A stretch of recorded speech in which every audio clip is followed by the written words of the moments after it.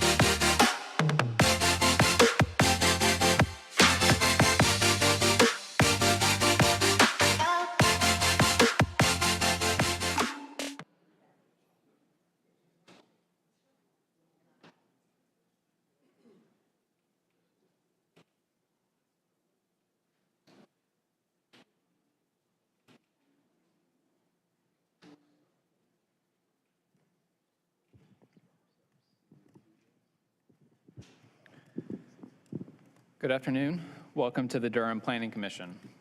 The members of the Durham Planning Commission have been appointed by the City Council and the County Board of Commissioners as an advisory body to the elected officials.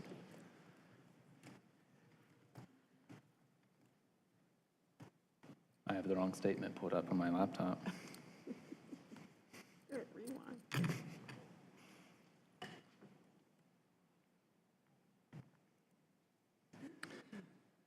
You should know that the elected officials have the final say on any issue before us tonight. While this meeting is being conducted in person, it is also accessible using the Zoom virtual meeting platform. In the virtual meeting platform, public participants do not have the ability to talk or be seen on video by default. To maintain meeting decorum and a discernible record of the meeting, the chat function has been disabled. For those attending in person, if you plan to speak on an agenda item tonight, please go to the table to my left and sign up to speak. When speaking, please state your name and your address clearly when you come to the podium, and please speak directly into the microphone. Specifically for tonight, if you are coming to speak in general about the urban growth boundary, there is a sign-up sheet specifically for that.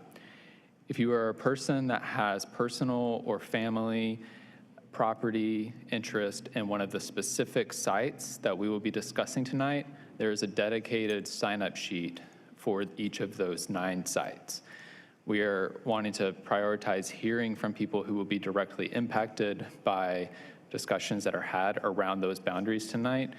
And for those that have broader comments on whether or not the urban growth boundary should be restricted or expanded, we'll have those comments held separately, since that is kind of a broader issue and not directly tied to specific property. If you are attending the meeting virtually, you will be given the time to speak at the appropriate time. If you have pre-registered, your name will be called for you to make your comments, just like in an in-person public hearing.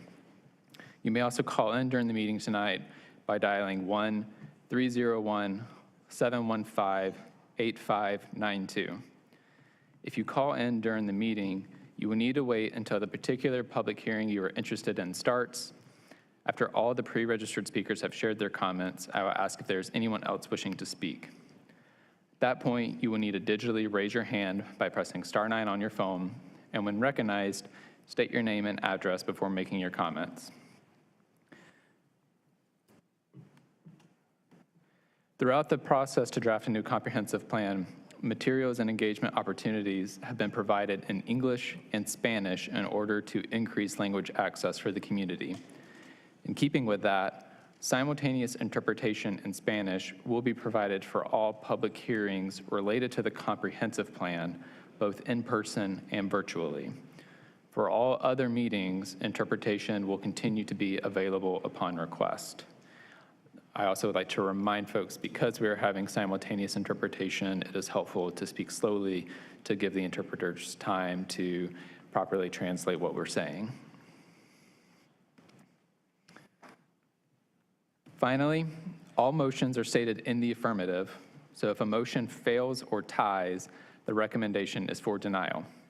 Thank you, and may we have roll call. Good evening. Chair Mondolia, Here. Vice Chair Cameron, Here. Commissioner Baker, Here. Commissioner Cutright, Here. Commissioner Chigaris, Here. Commissioner Davis is running a little late and is on his way. Commissioner McIver, Here. Commissioner Morgan, Here. Commissioner Cease notified us that he will not be here this evening and sent us comments ahead of time. Commissioner Trapp, Here. Commissioner Valentine, Here. Commissioner Carmen Williams, Here. Commissioner Zuri Williams. Here. Thank you.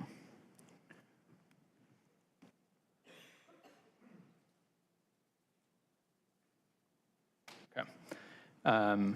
With that, we will go ahead and start moving towards our public hearing for the night. One note for everyone, we are having some internet bandwidth problems. And so to help us manage that, if you could not connect to the Wi-Fi, that would be incredible. Understanding that this is also a place where there's free Wi-Fi access. If this is your chance to get Wi-Fi, I understand if you need to stay on it, but if possible and able, keeping the Wi-Fi as open as possible so our virtual participants stay connected would be very much appreciated. Okay, we are going to go ahead and dive into our only agenda item for the night, which is on the comprehensive plan. And we'll begin with a presentation by staff. Before we get into that presentation, I did want to say a couple of things just to frame the conversation that we're having tonight, because I know there are a lot of folks that are very invested in this conversation for various reasons. And one thing I just want to make clear is nothing is going to be definitive tonight. We're not making final decisions tonight. Okay, we are an advisory body. We're looking at this from a policy lens, and we are going to have a discussion about what we think the policy direction should be with each of these areas related to the urban growth boundary. But the final decisions are still going to be contemplated and discussed after it leaves us, because the governing bodies, the City Council and the County Board of Commissioners, they have the final say. So this is not your last chance to talk about this and to have your input had in the process. We're going to have a couple more public hearings here, and then there's going to be more conversation with City Council and County Commissioners. We expect that this will get to the governing bodies in August, so we have several months to have more conversations about this. So I just wanted to frame that up front. Don't stress, this isn't your last opportunity. And also, I want to just frame, like, this is a policy decision, and we're going to be talking about what direction we think is best for the staff to take. City Council and County Commissioners may decide a different policy direction, and that is their right. And so take what we're saying seriously, because we care about Durham and we want to invest in making a great community. Also, keep in mind, we're not making any definitive decisions tonight. We are giving our best recommendation, and we have a wide range of reasonings and backgrounds that go into that. With that, staff, are we ready for our presentation?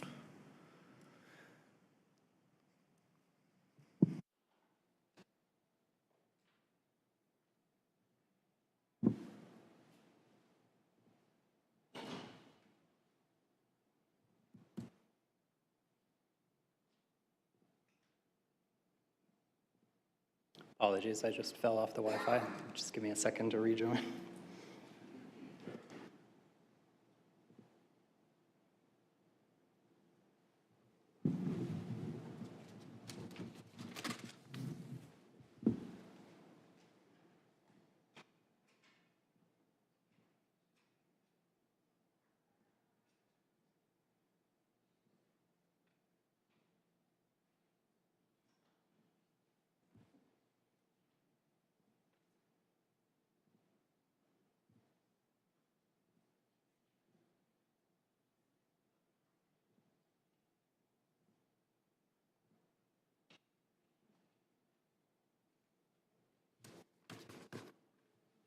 Okay, I think we're ready.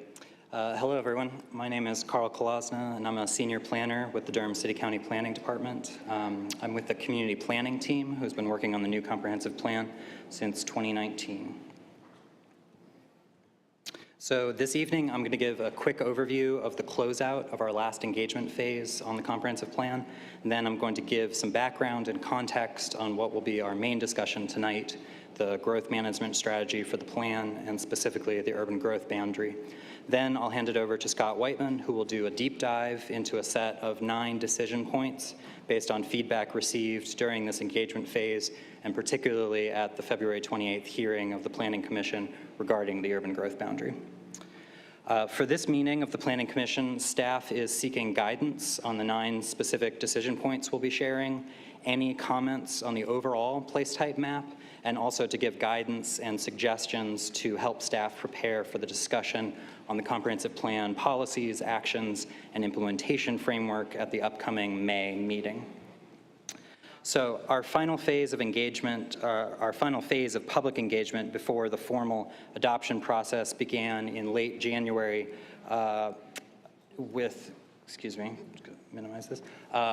began in late January with the release of a full draft comprehensive plan and the start of online engagement.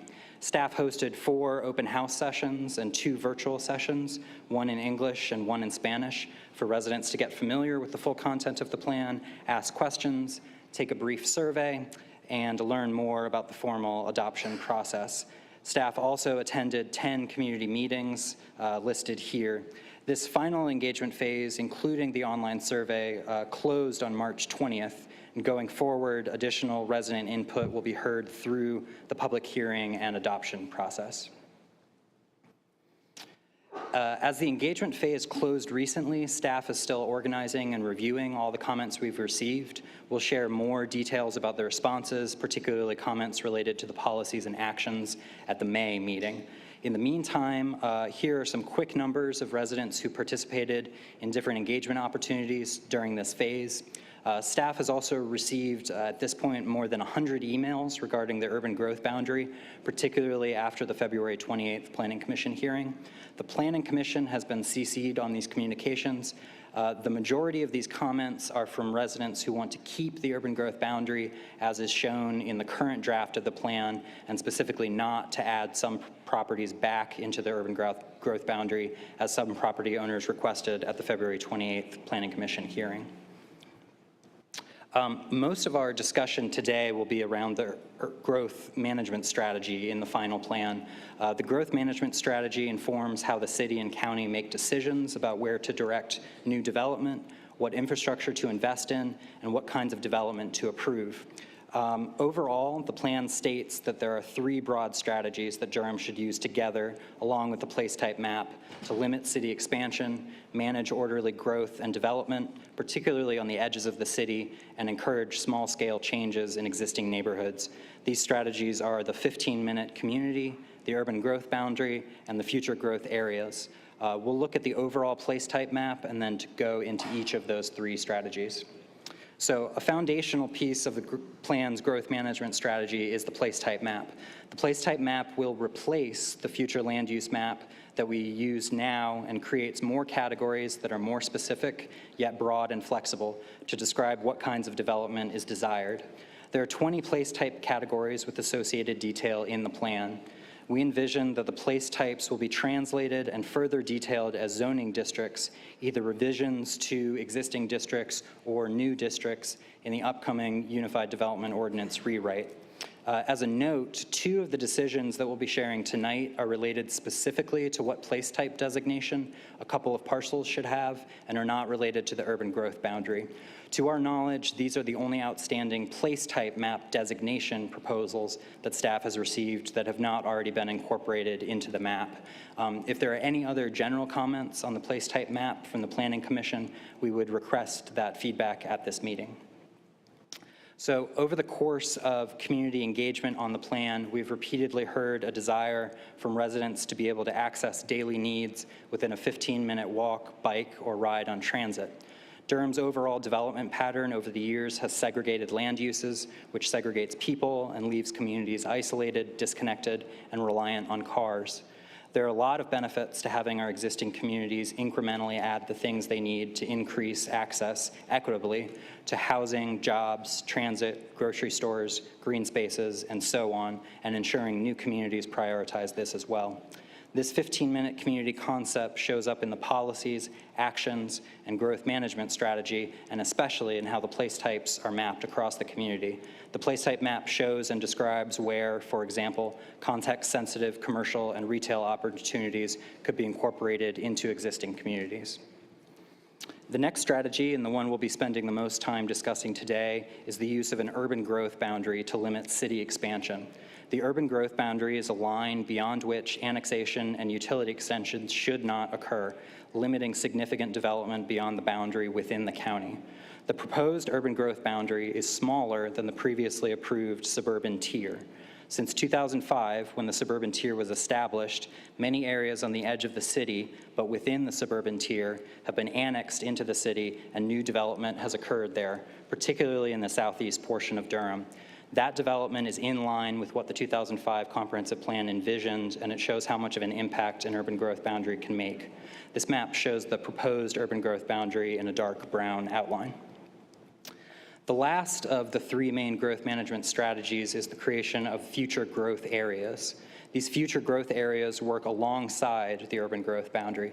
These areas could become the next places to see development activity and are generally found on the fringes of the city limits, shown as the red highlighted cross-hatched areas on the map here. Future growth areas are part of Durham within the urban growth boundary that are currently undeveloped or sparsely developed and that need critical infrastructure upgrades like water, sewer, or fire service to serve new development. These infrastructure upgrades could be provided through city and county departments' long-range service planning, funding the city and county capital improvement programs, or development by private investment. When development is proposed for these areas, specific funding mechanisms for critical infrastructure will need to accompany that development. Future growth areas are represented as discrete areas shown in the crosshatch on the place type map, with place types underneath to give guidance on what would eventually be desired in each areas. An example of this is shown on the map on the right. There are a couple of terms and concepts related to the urban growth boundary discussion that we want to explain before we jump into specific areas so that we all have the same understanding. First, the suburban development tier. The suburban tier is a line that was established in the 2005 comprehensive plan. The concept behind the suburban tier is functionally very similar to what is in the proposed urban growth boundary. Both are a line beyond which the city would not extend city services, and particularly important for land use development, would not extend water and sewer services beyond that line. The suburban tier and the proposed urban growth boundary are essentially interchangeable in terms of what they mean as concepts. The suburban tier is what is already adopted in the old plan, and the urban growth boundary is what is being proposed in the new comprehensive plan. Staff has received a lot of comments and emails from residents asking not to expand the urban growth boundary, particularly in response to requests from property owners at the February 28th Planning Commission hearing to be added back into the urban growth boundary. In the version of the comprehensive plan released for winter engagement, staff proposed to reduce the urban growth boundary as compared to the 2005 suburban tier by about 10.8 square miles. During the course of engagement, we've also heard from a number of property owners who wish to be added back into the urban growth boundary, and we will be going into those requests in detail tonight. As a point of clarification, these requests from property owners to be added back into the urban growth boundary are, in effect, a request to stay as is, as they were previously or currently in the suburban tier, not to expand the boundary. Also, even if every request we've received to date by property owners to be added back into the urban growth boundary were ultimately approved by elected officials later this year, this would still result in an overall reduction of the urban growth boundary as compared to the currently adopted suburban tier. The decision here is on how much to reduce the urban growth boundary overall. There is not any proposal to overall increase the urban growth boundary acreage as compared to the existing suburban tier. So for various reasons, there are some properties in Durham County that are either on city water or sewer or both services, despite being beyond the proposed urban growth boundary and the current suburban tier. In response to the letters that we sent out to property owners proposed for removal from the urban growth boundary, we heard concerns from residents who already had these services that their water or sewer services would be shut off if their property was removed from the urban growth boundary. We want to state very clearly that under no circumstances will property owners with existing water and sewer service have their water and sewer service shut off, even if these properties are removed from the urban growth boundary with this new comprehensive plan. So again, existing services like water and sewer will not be removed if they're already in place. Finally, looking county-wide, the parcels shown in blue on this map are the parcels that are currently in the suburban tier, but which staff has recommended via the draft comprehensive plan to be removed from the urban growth boundary. There are 660 parcels totaling an area of a little under 7,000 acres, or about 10.8 square miles. For reference, the total area of Durham County is about 298 square miles, so this area proposed for removal from the urban growth boundary represents about 3.6% of the total land area of Durham County. An initial letter was sent out to each of these 660 property owners on February 14th. A follow-up letter was sent out on March 15th, addressing some frequent questions staff had received in response to the first letter, and both of these letters are included in your agenda packet as attachment 6. So I'm going to hand this over to Scott Whiteman now, who will be going through the 9 decision points in detail.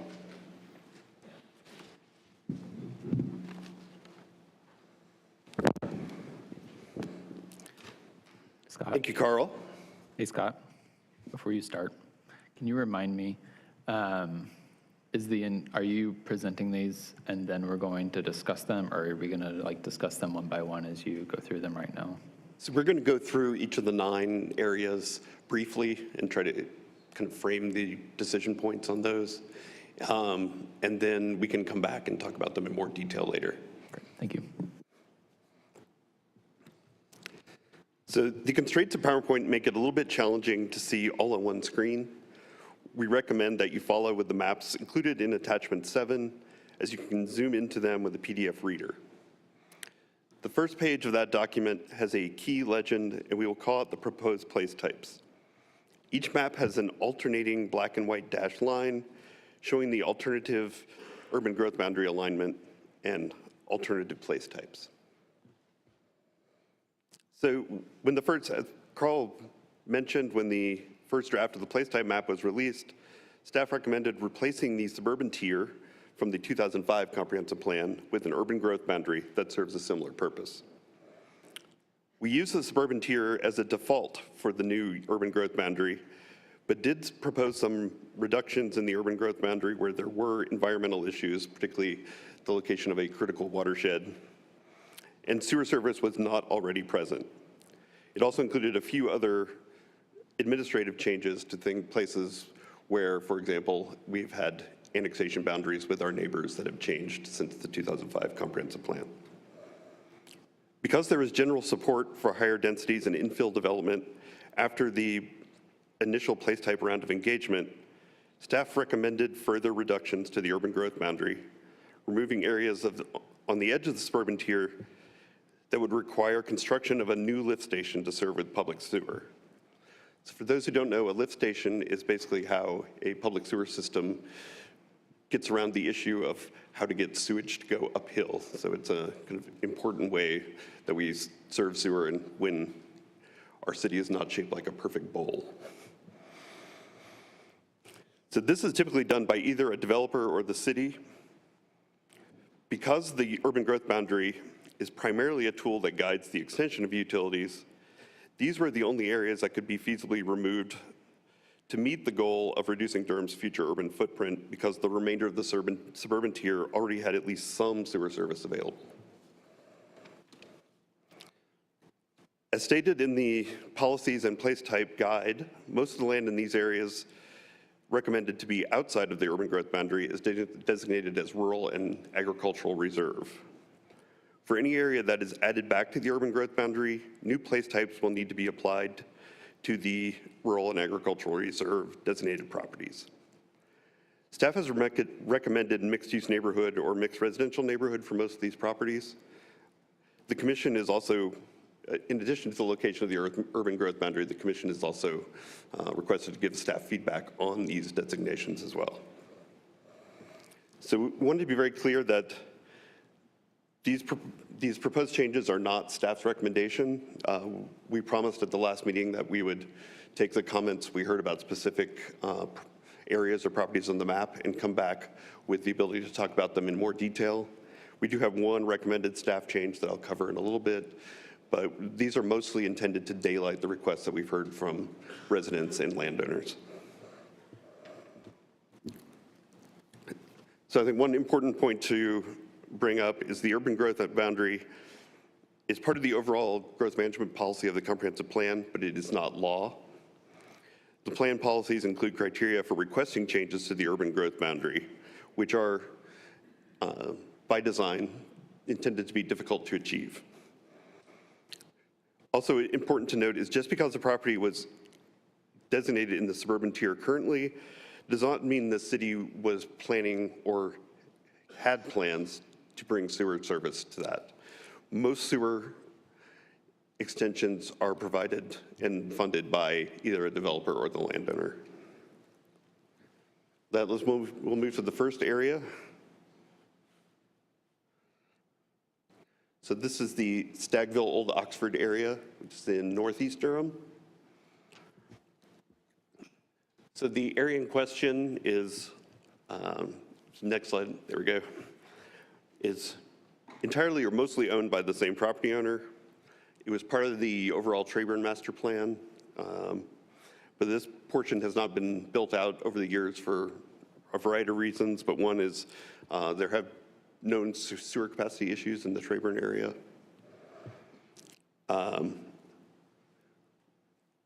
There is additional area that's adjacent to this that is currently in suburban tier that's also being recommended to be removed from the urban growth boundary that we have not to date heard concerns about. Carl, if you can go to the next slide, it might make that a little easier to see. So it's the kind of the northeast corner that you can see on this slide. The pink is the proposed urban growth boundary. The solid line is the current suburban tier boundary. So the rest of the area along Stagville Road, kind of north and east of Stagville Road, includes mostly the bulk of it is the Horton Grove Nature Preserve and the Stagville Historic Site.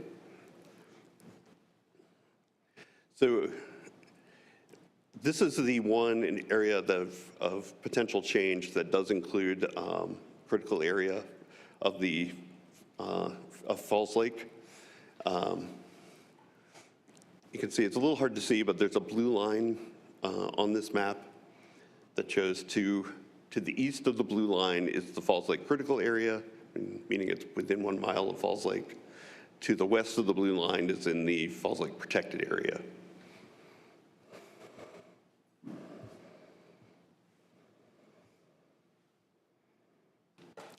So next we have the Farrington Mill Road area. This area is in southwest Durham. So this is another area that has known sewer issues. There's one large property and several smaller properties that are within this area.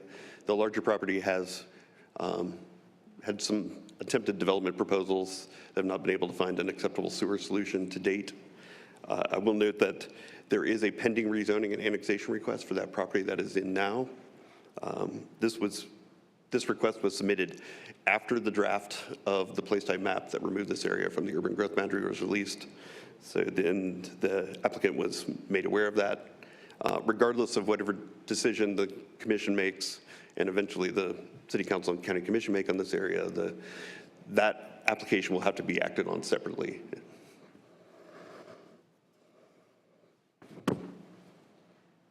If you want to take on the next slide, this shows effectively if this area were added back to the urban growth boundary, it would bring it back out to the extent of where the suburban tier is in this part of the county. So next we have the Patterson Road area in East Durham. This area, there were multiple property owners at the last hearing who requested to have this added back to the urban growth boundary. It is mostly larger properties, and staff would note that this, of all the areas we're considering, this is the one that's closest to commercial services since it's right off Highway 98. This one would also bring the urban growth boundary back out to the extent of the suburban tier. So next we have the Cheek Road, Redwood Road area, also in East Durham. So this area, we did hear from, at the last hearing, from the largest landowner in the area who had future plans to develop their property. This area, like all the others, would require a new lift station, sewer lift station to serve the entire area, and it would need to connect to existing city lift stations that are already at or near capacity.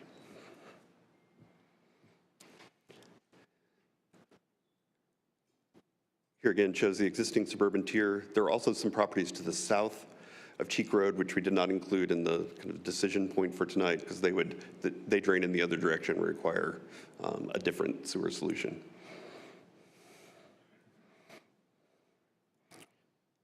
So next we have the Snow Hill Road area in northeast Durham. So this one is a little bit different. There are water and sewer lines that run through Snow Hill Road. However, these are main distribution lines for both the sewer and water system that don't allow individual connections. So in order to develop each of these properties, there'd have to be additional sewer lines extended to those properties. The property with likely the most development potential is the McFarland Farm, which is kind of around all the properties surrounding the intersection of Infinity and Snow Hill Road. It's about 80 acres. That property has a county-owned agricultural easement that prevents any development on that property other than agricultural uses. So the remaining properties tend to be in the 5 to 15 acre range and do not have the same level of development potential. We also heard since the February 28th hearing, we did hear from at least one resident in the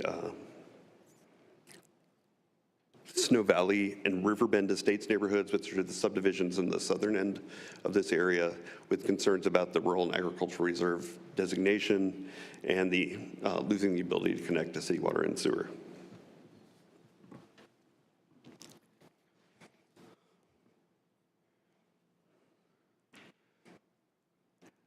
So the last of the urban growth boundary issues we have to cover tonight is the Arrowhead area in West Durham. In case you're curious, it's so named because it kind of looks like an arrowhead.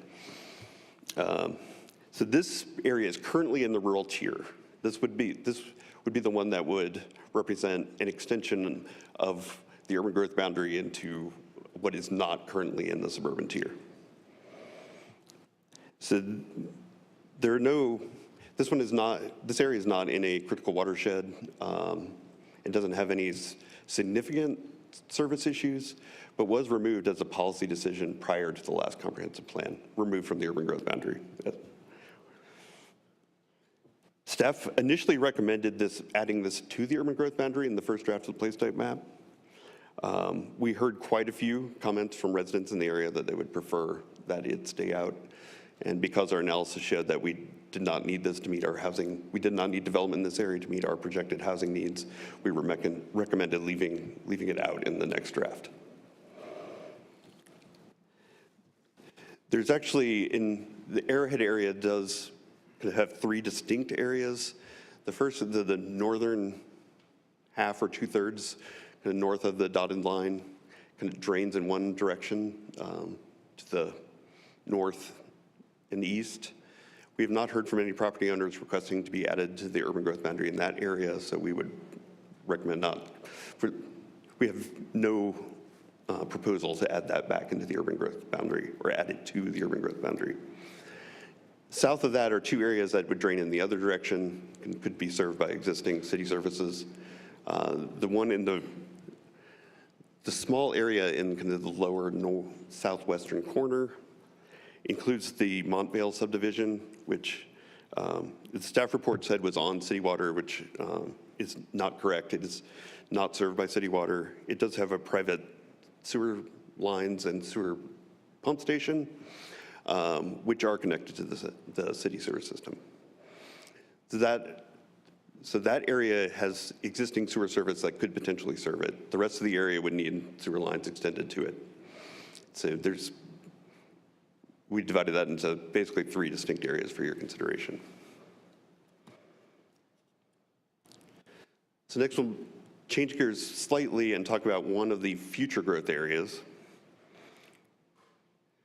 So the Southeast Future Growth Area was released as part of the Southeast Durham Focus Area, which was, if you recall, was a kind of a preview of the rest of the comprehensive plan that was developed in early 2021 as a way to provide some initial and interim guidance on the amount of development cases we were considering in that area, the city and county were considering in that area.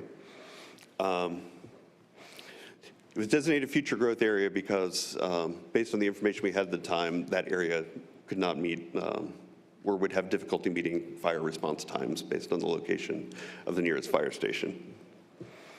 In the intervening months, years, and as many of you remember, there was a requested rezoning that it was in part of this area.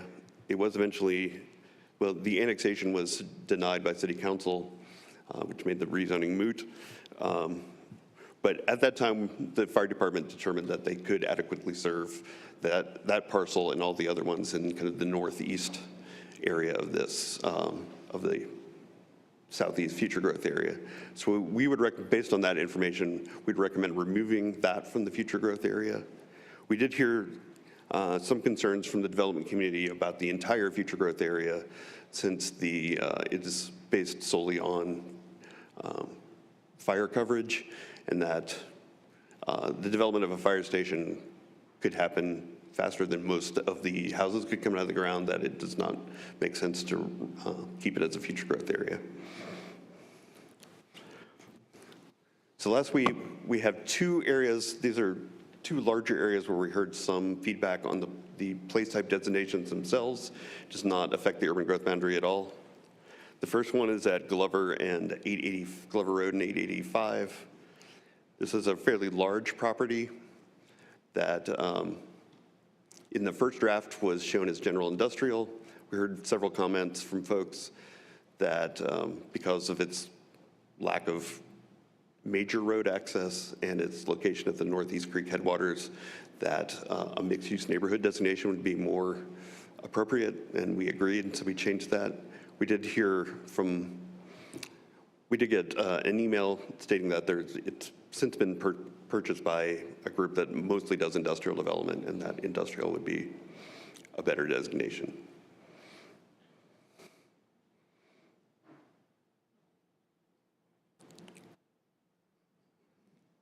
And then lastly, we have a property on the South Miami Boulevard, Hoover Road area. This is a former board and brick site.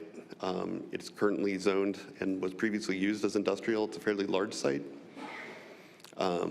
We heard concerns that it was, because of its previous use as a quarry, that it's got a lot of streams and wetlands on it that make it difficult to develop as an industrial site.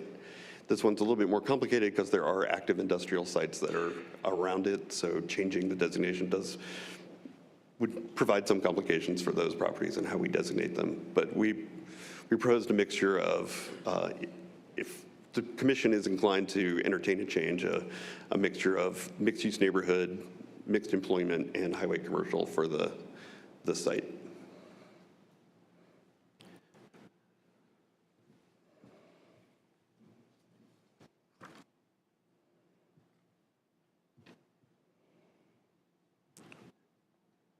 So as a reminder, we seek guidance on the 9 specific requested changes. And also as a reminder, as I mentioned, staff is not recommending any of these changes except for the change in the Southeast Durham future growth area. The general comments, and also are looking for general comments and feedback on the place type map, not only the two specific areas we highlighted, but any others the commission might have. And we happen to take any questions or information from the Planning Commission so that we can provide you with answers and or proposed amendments for the final public hearing in May. But happy to answer any questions, or I can sit down and you can ask me questions later. Let's start with any initial questions from planning commissioners on the presentation. We're not getting into the details of the 9 decision points, but any general questions about the presentation? Commissioner Morgan. Yeah, Scott, is the question I asked before. I mean, if a developer develops or purchases land outside of the urban growth boundary, what is the criteria there as far as services and other things? So it would typically mean, the policy is that public water and sewer would not be extended to that property. So that means it could still be developed, but it would have to be done under whatever the zoning allows and using some sort of well and septic system, whether it's individual or community. So it'd be both annex and water and sewer services if they don't exist? Yeah. Okay, thank you. Commissioner Carmen Williams. Thank you, Chair Amendolia. So I have a question. I guess the best way to put it is, with our city being heavily reliant on developers to provide city and water, at what cost is that a deficit to the residents that are existing? And what impact does that have on existing residents with developers annexing city and water? Because I'm a city resident now, and I know what my taxes look like. So what impact would that have for potential growth areas, and is that a consideration? Yeah. So I'll try to give you a little bit of an answer. Some of that, it would be, I don't work for our water management department, and so I don't have all the answers to that. But for most of the water and sewer is paid for by, it's an enterprise that's paid for by through the rates that sewer and water customers pay. So it's not necessarily related to your taxes so much as it is your sewer and water rates. Typically for new development on the edge of town, the sewer and water infrastructure to serve that development is provided by the developer and then turned over to the city or occasionally the county for maintenance. The things that are already on the city system are technically the city's responsibility. Sometimes there are ways for developers to pay for or provide upgrades to those. But oftentimes, when we do need to maintain or upgrade the existing city water sewer system, that gets paid for through the rates that are already being paid.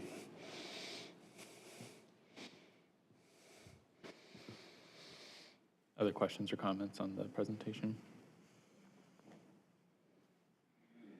Okay. Scott, you're off the hot seat for now.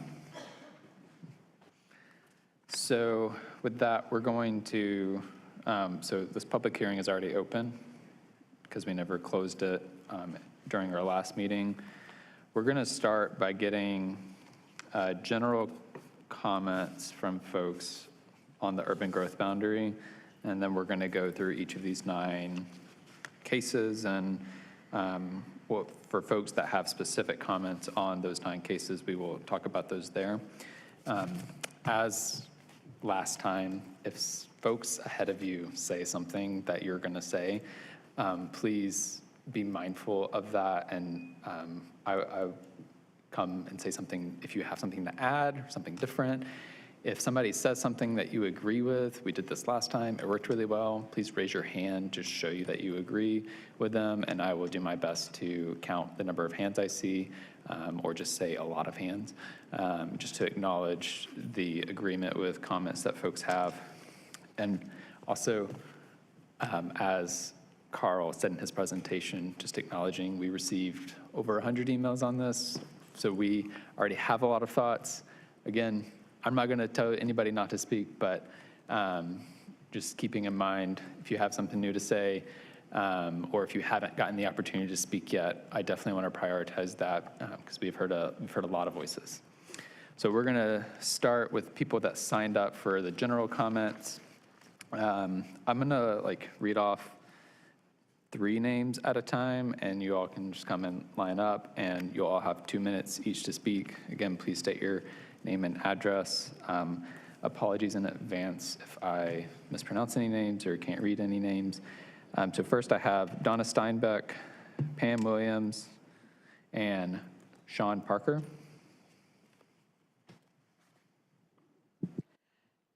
Good afternoon, Planning Commission.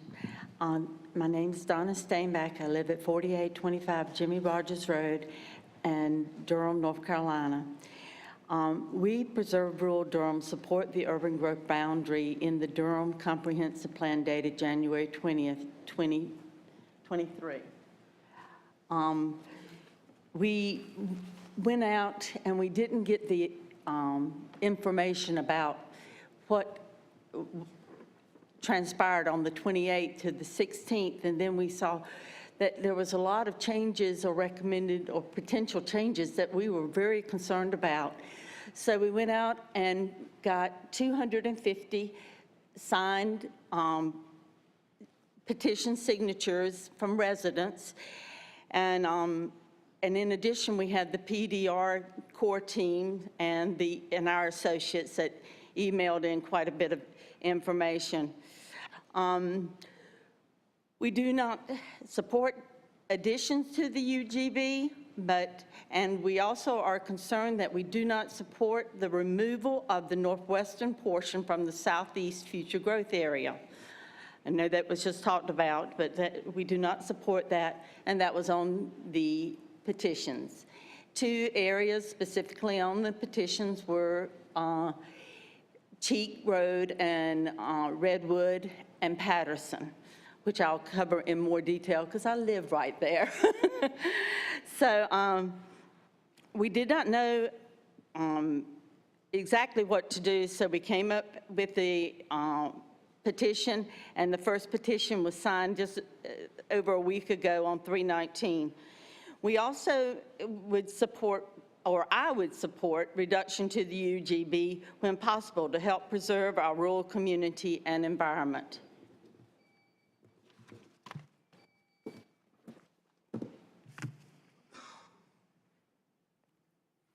Good afternoon. My name's Pam Williams, 2130 Adventure Trail, Durham, North Carolina. I'm against expanding the urban growth boundary, especially Patterson Road, Cheek Road, and also incorporating Kemp Road into the urban growth as proposed in Attachment 7. Expanding the urban growth boundary further into the county means that county residents have no representation, and its city council will approve whatever is proposed. And I'm basing this on history because I've been keeping track of it for some time now. And if property owners wants to sell, go ahead and sell, and if developers would like to develop land, then develop it as it's on now.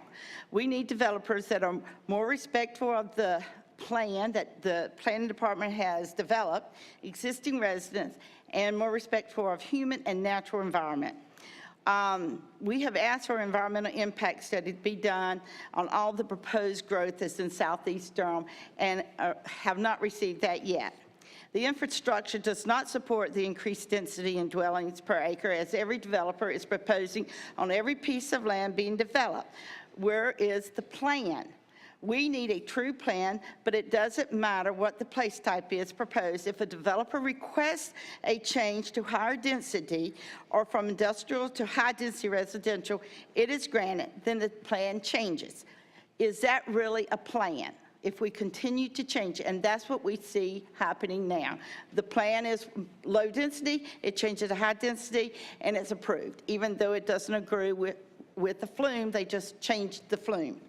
No increase in the urban growth boundary is what I am requesting. I would also like to note I am not pleased with the process of this comprehensive plan since Southeast Durham was not engaged until June 2022, and this was a new process to all of us. It wasn't clearly stated that we could oppose the place type location map until the developers opposed it on the 28th. Thank you. Thank you. And I saw about one hand raised. Oh, there we go. Saw many hands raised on that one. Okay, so next we had Sean Parker. Sean, I don't know if you're still wanting to speak. And then the three after that, we have Annette Love, Edward Brown, and Brody Riley. Or maybe it's Brody Riley.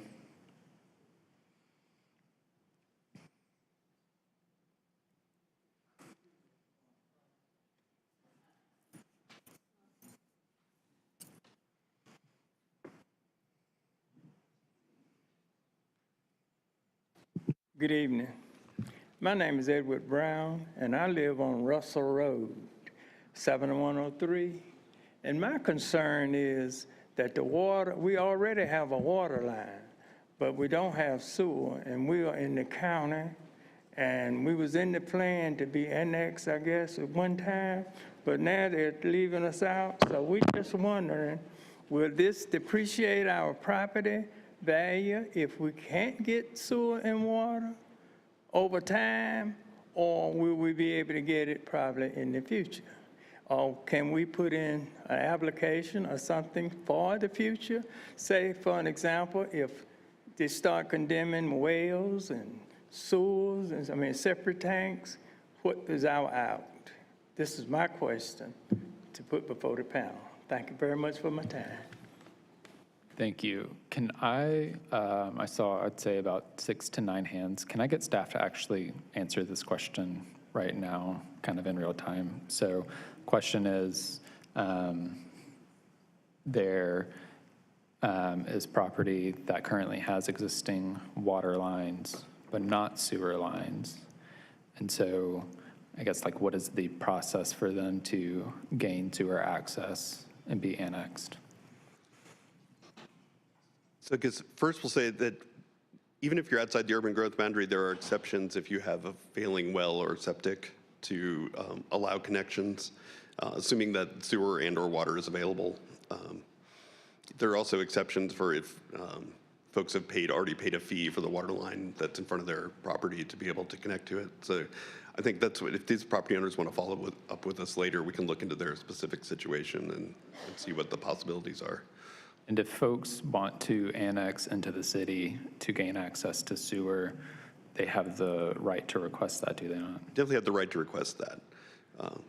The urban growth boundary isn't kind of intended to draw the line of where the sewer and water would be extended, but everyone has the right to request that for any reason. Okay. So, Mr. Brown, I would encourage you to connect with planning staff at either some point during this meeting or in an email later on to get connected about your specific case, and they can help. Is it a cost to the homeowner for that? That's a good question. Hey, staff, is it a cost to the homeowner to make that connection? Yes. I don't know the exact cost, but it's not cheap. So, sorry, come back, please. So explain a little bit about how that works, what that cost is, and if you have seniors that are on fixed income, does that make it unaffordable for them? Yeah, so some of that is beyond my expertise. Typically it's a responsibility of whoever is requesting the sewer line or water line to extend it to their property. You have to figure out if it's even possible to do that. And it's expensive. If it's already there, then you would have to pay their fees that are charged to connect to it. I'm not aware of anything that, for properties outside the city, that would provide relief for older homeowners or hardships of any type. If anyone knows of anything, Alexander. Yeah, I'll come add to that if that's okay. So just talking about cost, Mr. Whiteman's right, it's very expensive. The fee to submit an application for a single-family homeowner is about $862.88. They have to pay a utility extension fee, some other utility fees. Also, they have to pay to extend it themselves.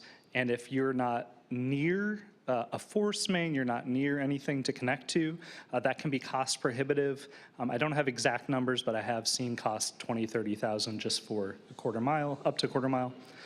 So it's expensive. I will say there are some relief programs from Public Works that help alleviate the costs for single-family homeowners if they are seeking annexation and they are within the current suburban tier or current urban growth boundary. Thank you.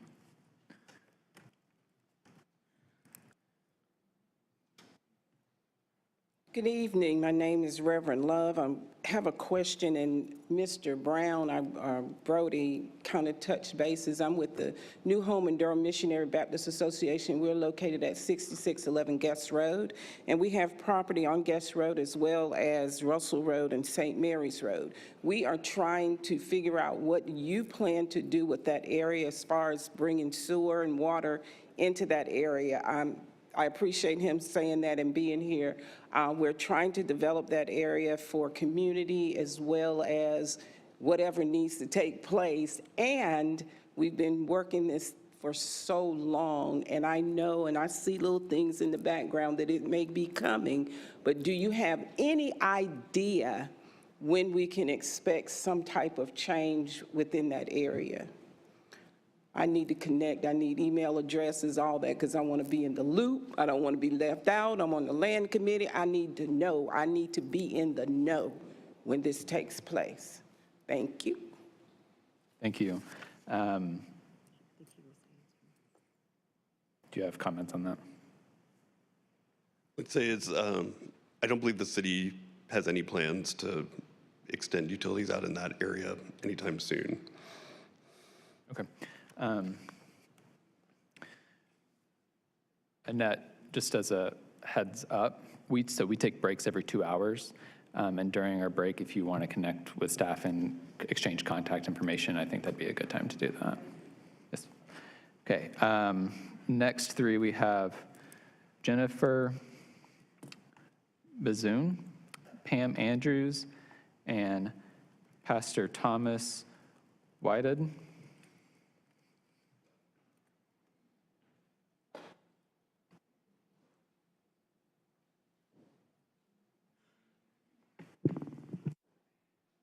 Good evening, Commissioners. I'm Jennifer Buzzen. I live at 3206 Cortlandt Drive. My comment is that I think there's a discrepancy or two in the maps. They really need to have plotted the watershed protection overlay boundaries on the maps, because in doing a visual comparison with the city's online GIS map with the maps in the Appendix 7, I noticed some place types that were inappropriate for the critical area of the watershed. The critical area is intended to be a very low-density development area, and there's a few spots where things like mixed residential neighborhood and mixed-use neighborhoods are planned, and that's not really, those aren't really appropriate land uses for the low-density areas. So I would just suggest, there's just a few I noticed in figures 1 and 2. There may be other ones in some of the other figures. The best way to find those out is to plot that watershed boundary and just make sure you don't have anything inappropriate in the critical area. I've submitted written comments that actually show where I think some of the discrepancies are, and the staff has a copy of that. Thank you. Thank you, Ms. Buzzen. Several hands. Close to a couple of dozen. Good evening, Pamela Andrews, 6108 Wake Forest Highway. This week, my teammate and I went out and we interviewed 4 residents. It's on our YouTube channel. You're welcome to go look at it. I want you guys to see what our neighbors are going through. It's not pretty. It's really not pretty, and I invite you to please come out. My group, Preserve Rural Durham, is asking you to not extend this urban growth boundary. Please come see. Do not take away the future growth boundary. It was designated that way for a reason. We have been promised a fire station, and I'll get into more of my numbers when we talk about Kemp Road specifically.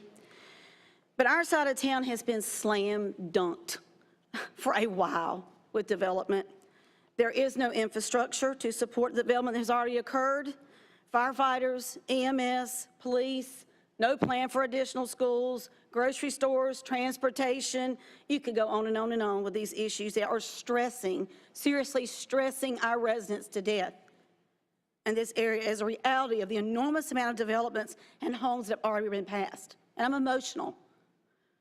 There is a list of developments that my friend Pam puts together. And if you go through those, I want you to listen to these numbers. In Lick Creek watershed alone, there are 10,198 dwellings already approved. 10,000.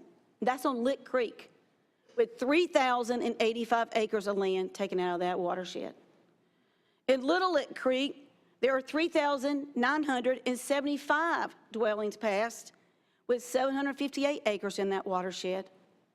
And then you go down to Briar Creek and Panther Creek, and all these creeks that drain into Falls Lake.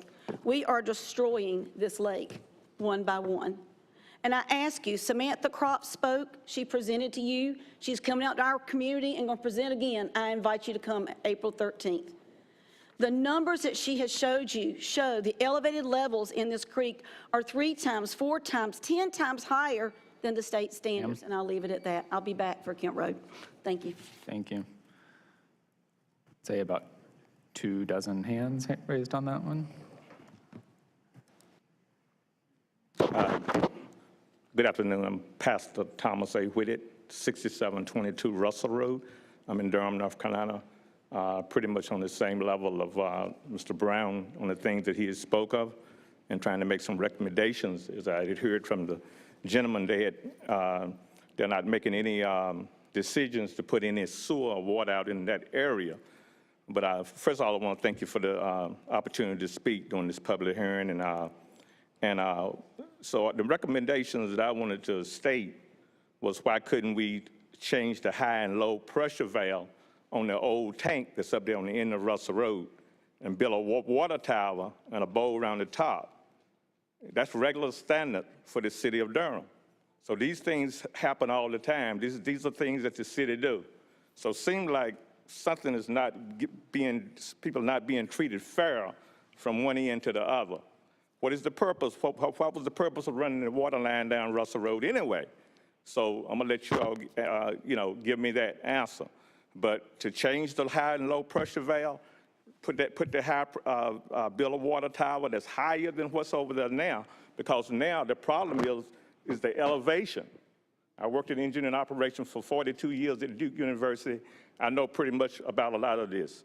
So that's one of the problems, is that we're not getting, the elevation is the biggest problem. Now, because if you all don't want to run it down that's based on personal decisions to me. Thank you all. Thank you. I'd say about 12.5 hands on that one. Next we have Denise Hester, Heidi Grable, and Eddie Belk.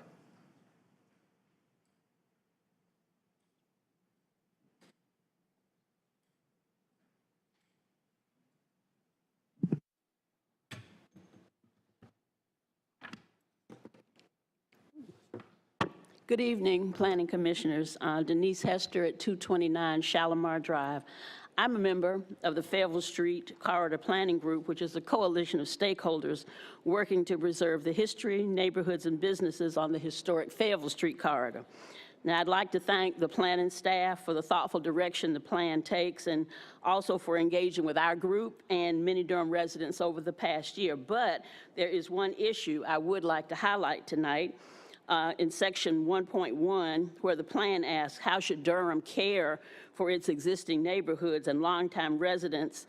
And I think our area falls squarely into that definition, particularly those who've been ignored or harmed by big decisions in the past. And again, the Fayetteville Street area falls into that category.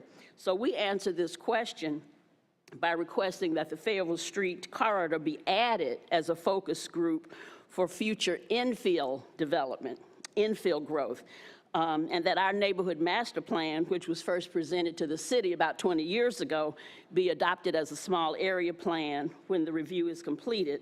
We are under unprecedented development pressure, which will add about 2 million square feet between NC 147 and Umstead Street. That's 2 blocks, approximately 40 acres.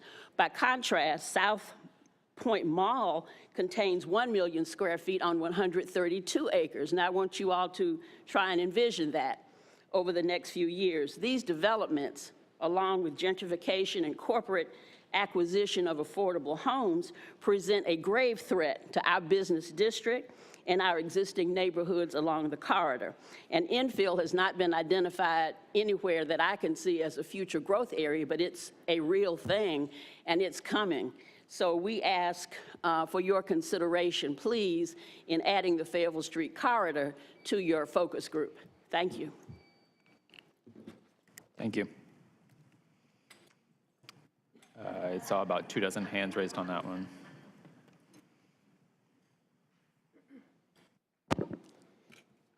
Okay. It says, do not adjust the microphone. Hello, my name is Heidi Grable. I am a resident of Durham County in the northern area. My address is 10607 Wilkins Road. I want to thank you all for your service. I know what you are doing is not easy. I am a real estate agent in the Triangle, but I stand for larger lots, better quality homes that feel better because they are respectful of the environment. Northern Durham residents also would like the parcels to stay out of and delay the growth, keep as the future growth boundary the way that you're holding them back in the northern areas. We are seeking responsible growth for Durham, not a race to growth. We love our land, the way that our area and wildlife feels and lives currently. A fact to be remembered is like a grocery store or restaurant sells food for profit, not because it is promoting a great diet or improving health. The developers bringing the council projects are doing so because they see profit opportunity, not what is best for Durham County, its residents' lives for the next 35 to 50 years, or to solve its initial and most immediate search for home solutions.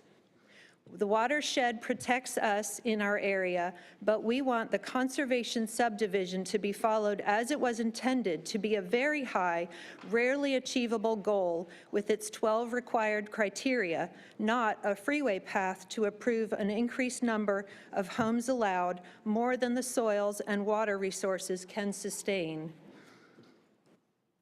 Please keep growth slower, respect the planning department decision to hold parcels back from growth, and let our area grow responsibly for our citizens, our environment, which includes soils and water, and our wildlife ecosystems, traffic patterns, medical, fire, and police resources. Thank you very much. Thank you.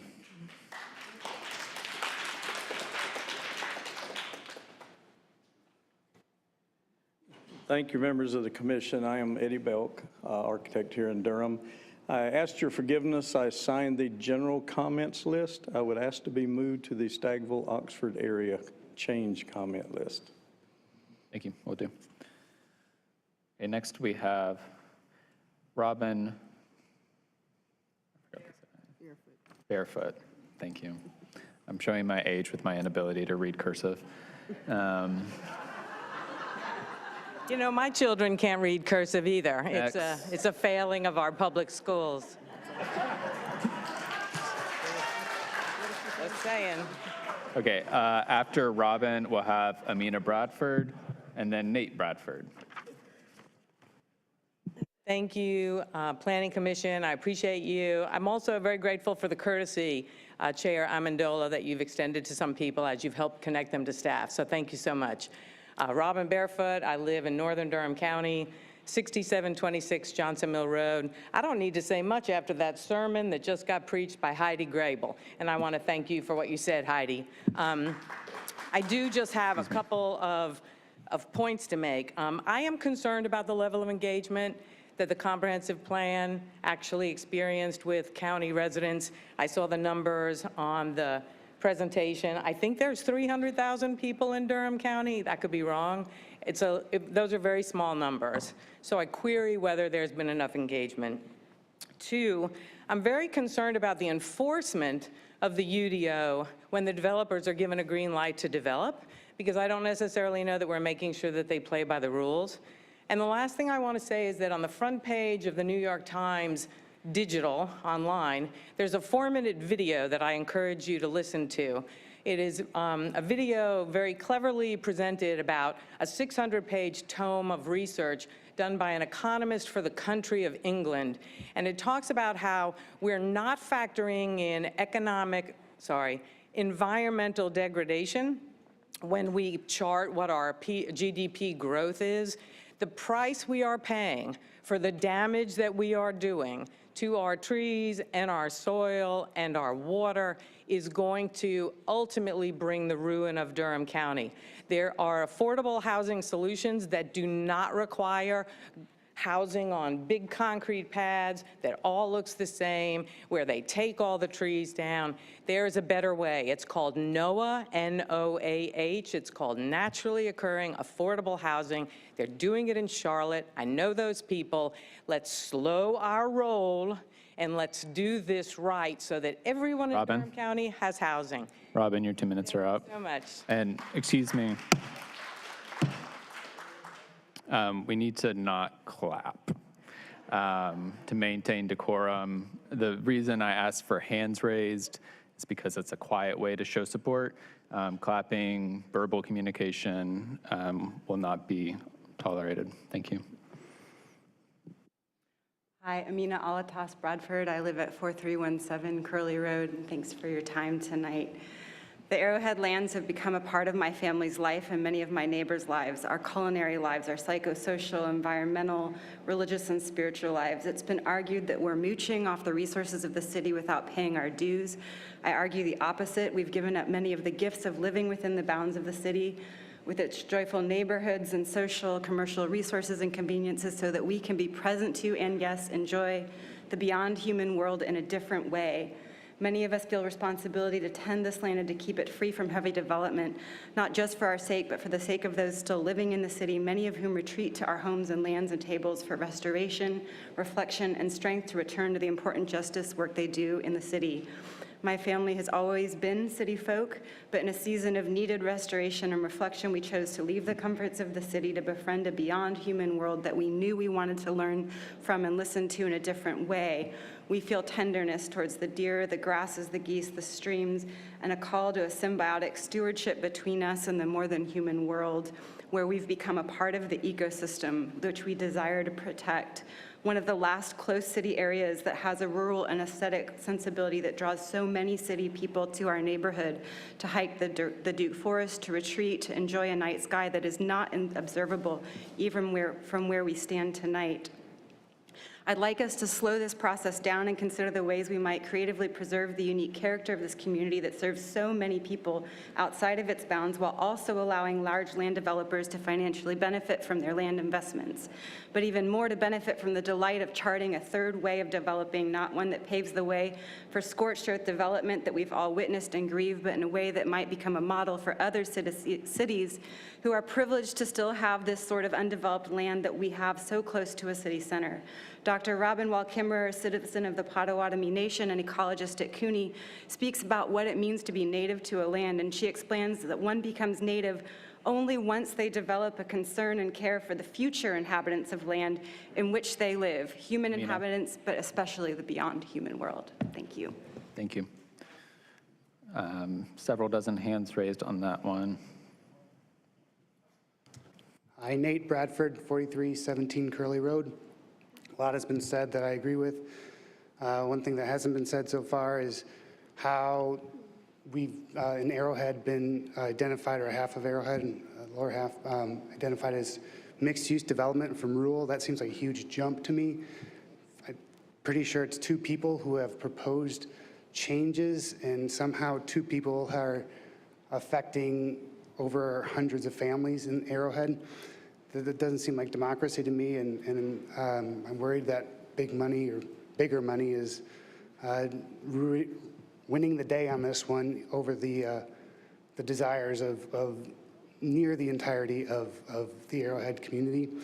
I'm not fundamentally opposed to water and sewer coming to certain developments around me. I understand that a specific developer can try to propose it and bring it in themselves. At least I thought I did there. It's very clear that sometimes the highest and best use for land is to have some density. But yeah, this vast designation of mixed-use development that just popped up on us in this new version of the plan seems like it gives a carte blanche to developers to just do as they would. I'd like to work with developers and see how a specific proposal, and then see how we can get the sewer water if that highest and best use requires it. But I hope that use would protect what is there, not do this scorched earth method of development. It is sad to see our tree canopy disappearing all around us where I live. Thank you. Thank you. I saw several dozen hands raised on that speaker. Next, we have Bibby Moore, LaToya Kerr, and Faye Cates.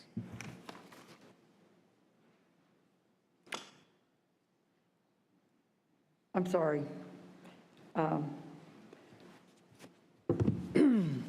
My name is Elizabeth Moore. I live in southwest Durham County. I have 3 comments to make. 1 general, 2 very specific. The goals for reaching many of these, or the year for reaching many of these goals is 2050. But 2050 is not acceptable to meet environmental goals. The United Nations March Report 2023 says the world is reaching the tipping point of no return with increasing CO2 rates. The last 8 years have been the warmest on record.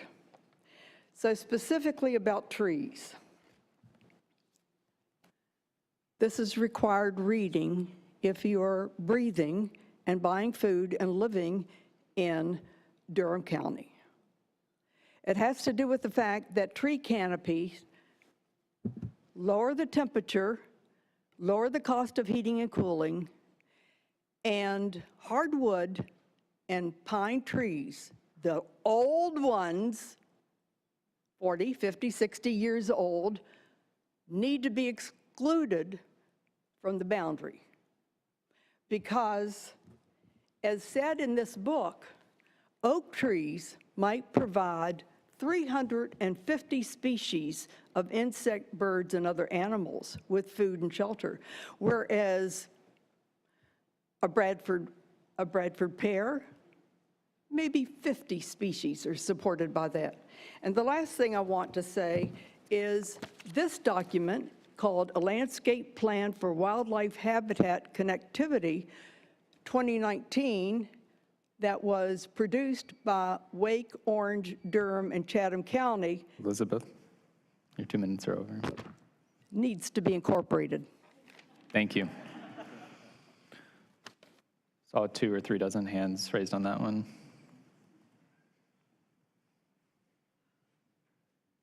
Good evening. My name is LaToya Kerr.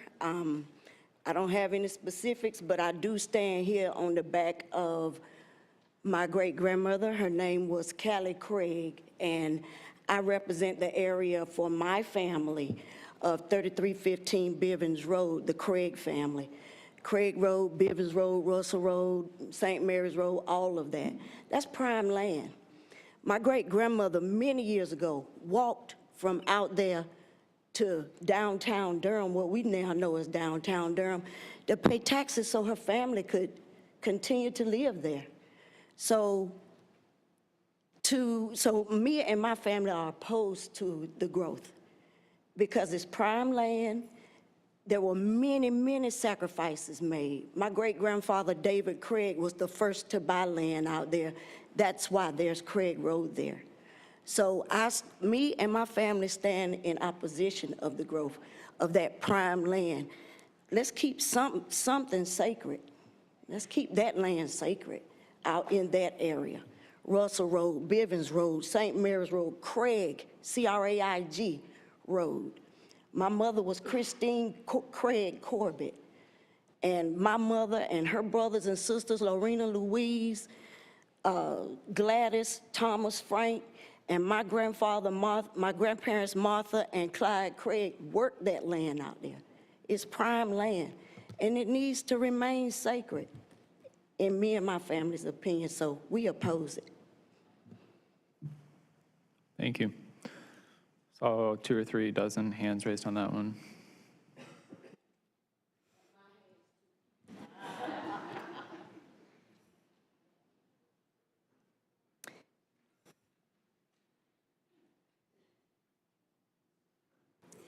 Good evening, Commission members.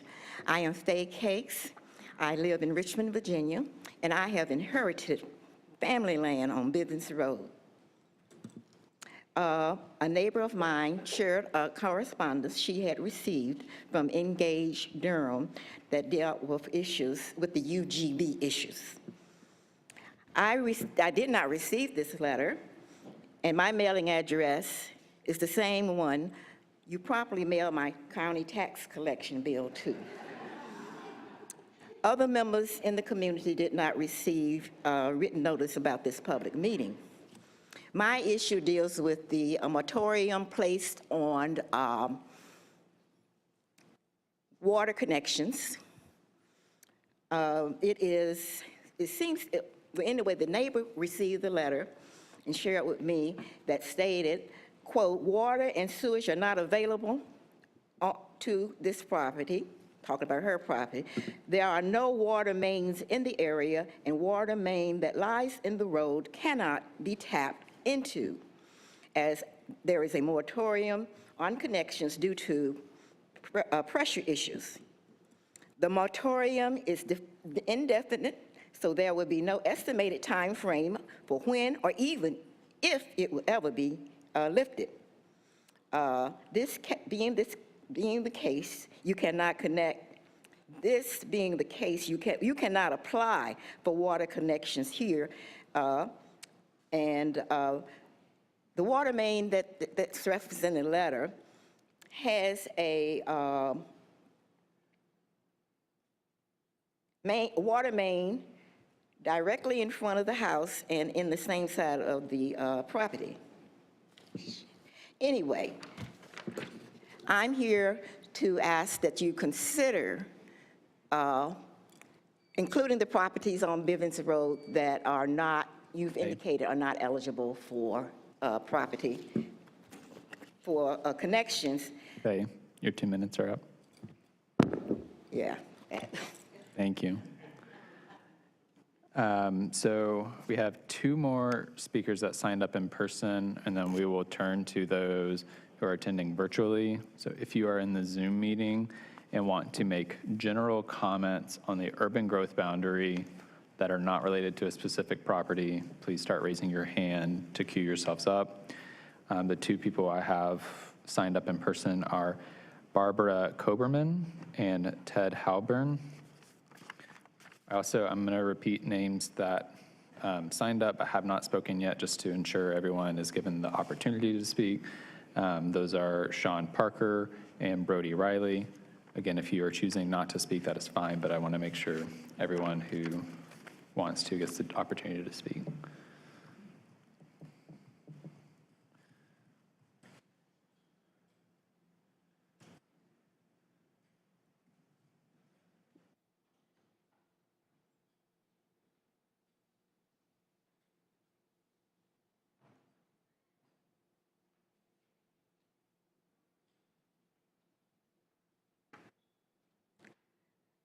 Good evening, Commissioners.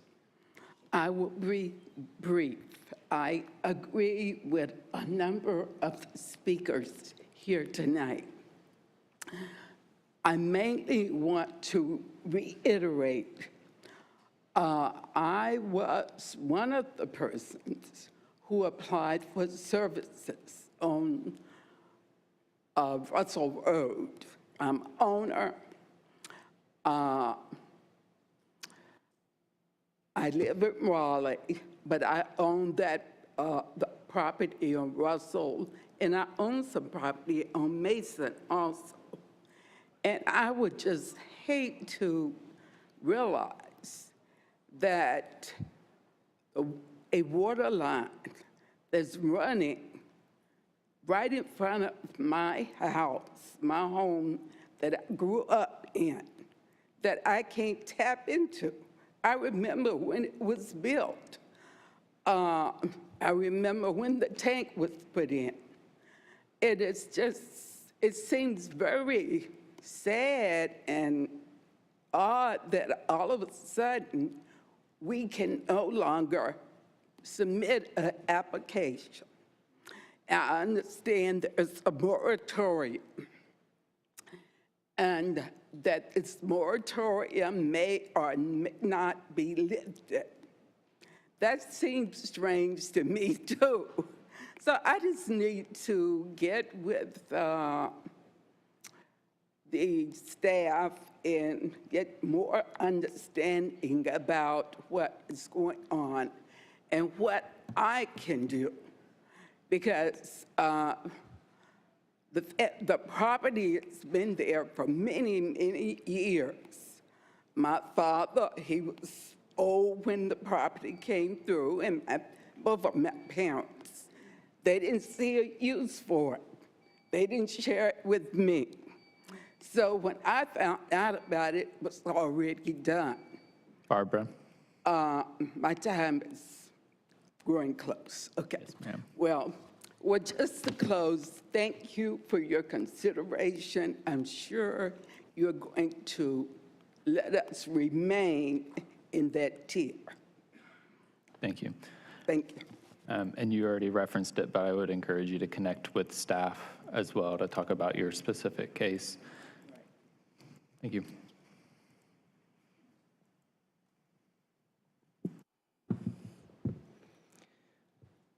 Good evening, Chair Mendolia, Vice Chair Cameron, and members of the Planning Commission. My name is Ted Heilbronn. My address is 912 Village Crossing Drive in Chapel Hill, and I'm an affordable housing developer here in Durham. Before beginning, I'm going to say I realize I have the luxury of getting to view city policy through the single lens of affordable housing. I know planning staff and the broader Durham community put years of work into the comp plan update, and I want to acknowledge that effort and the complexity of this conversation. The existence of an urban growth boundary that removes land outside watershed critical areas from being developed would adversely impact our affordable housing effort in two ways. First and most directly, there are sites outside the proposed boundary that would meet the criteria for a competitive 4% LIHTC project that a boundary would immediately preclude. Simply put, less land represents less opportunity for affordable development. The second impact is less direct, but arguably more important to affordable housing development citywide. Much attention has been paid to the impact of inflation on construction costs. The larger driver of increased housing costs continues to be increases in the cost of land. Establishing a growth boundary will limit the supply of development land sites available, and on the margin will increase competition and drive up valuations within the city. This will in turn increase financing gaps for affordable housing projects, gaps that the city will then be asked to fill with money it currently does not have. I'd encourage you to reconsider the growth boundary component of the comp plan amendment before you tonight. Thank you. Thank you. Saw 4 hands raised in agreement with that.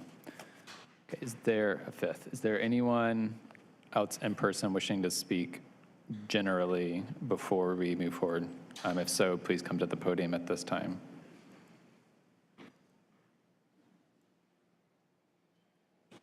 Yes, good evening. I did sign up, at least I thought I signed up for a general comment. My name is Thomas Freeman, lifelong resident of Durham, 1818 Southview Road, Durham. I'll be very brief. I'm part of a group, Preserve Rural Durham, and we're asking you not to extend the urban growth area, especially in southeast Durham County. Additionally, we ask you not to remove the future growth boundary designation from the Kemp Road area. I'll draw your attention to the fact that the Kemp Road subdivision has come before the City Council twice. It was defeated twice. Scott Whiteman made those comments just moments ago. I would ask you what happened. By all measure, we have all of the documentation required that poses the test to the city what it takes in order to the requirement to have a fire station. What happened?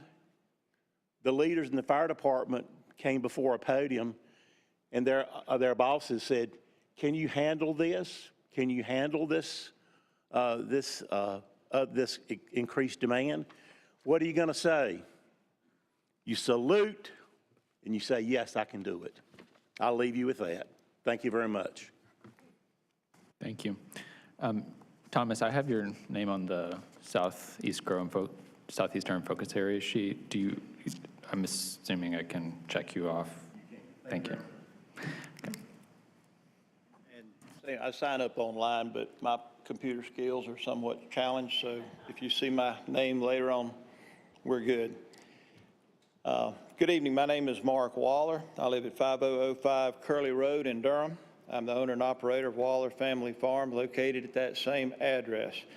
I'm here today to ask you to include our area into the urban growth boundary. I asked the planners how to get out of the rural tier designation, or 1 house per 2 acres, that we were unjustly put into some 20 years ago. I was told to get into the urban growth boundary, and then once there, we may select many options that would be available with the help of zoning changes. Most of my life, this area has been designated R20. I joined a fight with my neighbors to stop a high-density development at Daniels Farm, located at Cornwallis and Irwin Road, with the understanding that it was to stay that way. However, my neighbors took it upon themselves and to get the land into rural tier, which at the time was proposed 1 house per 3 acres. This was ignoring the desires of the landowners. Luckily, at the hearing, it was reduced to 1 home per 2 acres. That's where we are today. If you look at the maps, you see our location. We're 4 miles from Duke and Durham. We have very close proximity to all the major thoroughfares. We also have city and water very nearby. Hopefully one day, better and safer bike paths will be installed on Irwin and Cornwallis Road for those who already enjoy biking to those locations through our areas. Let me say this, I have no plans to sell my farm. I'm only 62 years old and plan on farming at least another 40 years or so. However, if the farm must be sold, designating it rural tier really doesn't make a lot of sense, and I'll leave it up to you to decide what is the best use of land for the city of Durham. I hope you won't let the voices of the many outweigh the rights of the few. And I thank you for your time. Thank you. I'd estimate about 8 hands raised on that one. Anyone else? Yep. Hi, I'm Wanda Allen. Thank you guys again for allowing me to speak. I did sign up online. I drove back in from Charlotte this morning, so some of working on the telephone and trying to sign up is very challenging. So when you see my name come up again, you can just take me off. I'm here again tonight to remind all of us, the decisions that we're making here at the local level is having an impact on this whole state. Don't forget that. It's having an impact on the taxpayers. It's having an impact on the economic growth. So in 2022 and 2021, $17 million have been funded to restore our streams and lakes. As a reminder, Little Lick Creek, they just started that project, I think last week. I may be mistaken on that. It's costing us as taxpayers $1.3 million.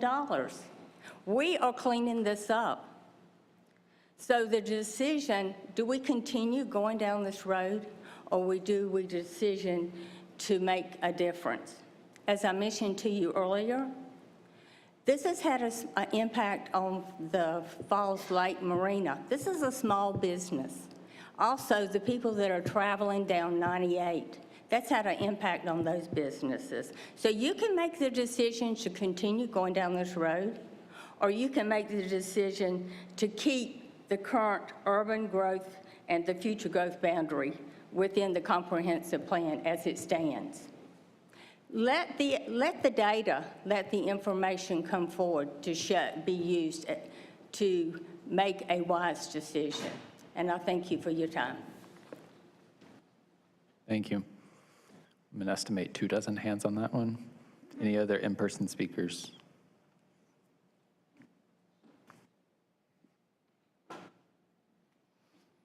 Hello, Commission. I'm Kerry Stainback. I live at 4825 Jimmy Rogers Road in Durham. I am a lifelong Durham resident. I'm coming up on my 70th young birthday. I'm proud to say I've been in Durham that long. Thank you for the work that you do. You represent a lot of people, not just the ones in this room, but all over this county, and I appreciate what you do to keep Durham safe. I am a retired agricultural education teacher. I started my career teaching in 1977. I taught environmental and natural resources. At the time I started teaching, what I told my students in the environmental was, we really have to watch out for large industry destroying our environment. Boy, has that changed. If I was teaching today, I'd have to come back and say, look at what we, individuals, are doing to this environment. It is no longer just smokestacks. It is no longer just this. We are developing to the point where we are destroying a lot of the natural resources and infrastructure, wildlife, soil, water, that we used to just take for granted. When I grew up in Durham, we used to never think anything, walk out in the woods, walk where you wanted to. Environment was safe, water was safe, air was clean to breathe. That is no longer the case. I think we are trying to push too fast, too far, too soon to get things that we need to just stop, look back and say, what are we doing now and what are we leaving for our future generations? The mess we have right now is not going to be up to me to clean up. It's going to be up to the kids that are coming through our public schools right now. They are the ones that's going to have the burdens to clean up the messes that we are making right now with the decisions we make, not even thinking what's going to happen 10, 20, 30 years in the future. Thank you. Thank you. I'd say 2.5 hands on that one. Okay. Any other in-person speakers at this time?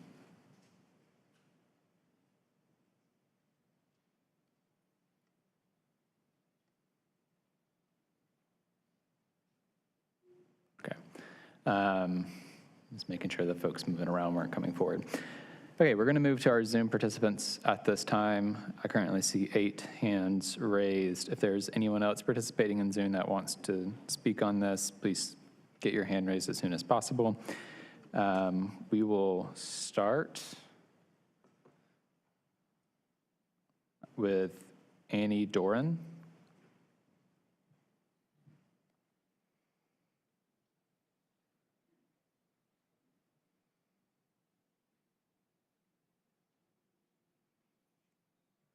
Annie, are you able to unmute yourself?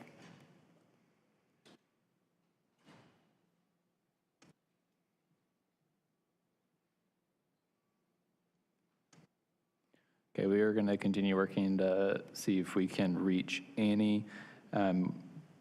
Instead, we will move to Summer. Hi, can you hear me? Yes, could you please state your name and address and then make your comments? Yes. My name is Summer Wilder, and I live in Eastern Durham County, 2712 Little Rogers Road.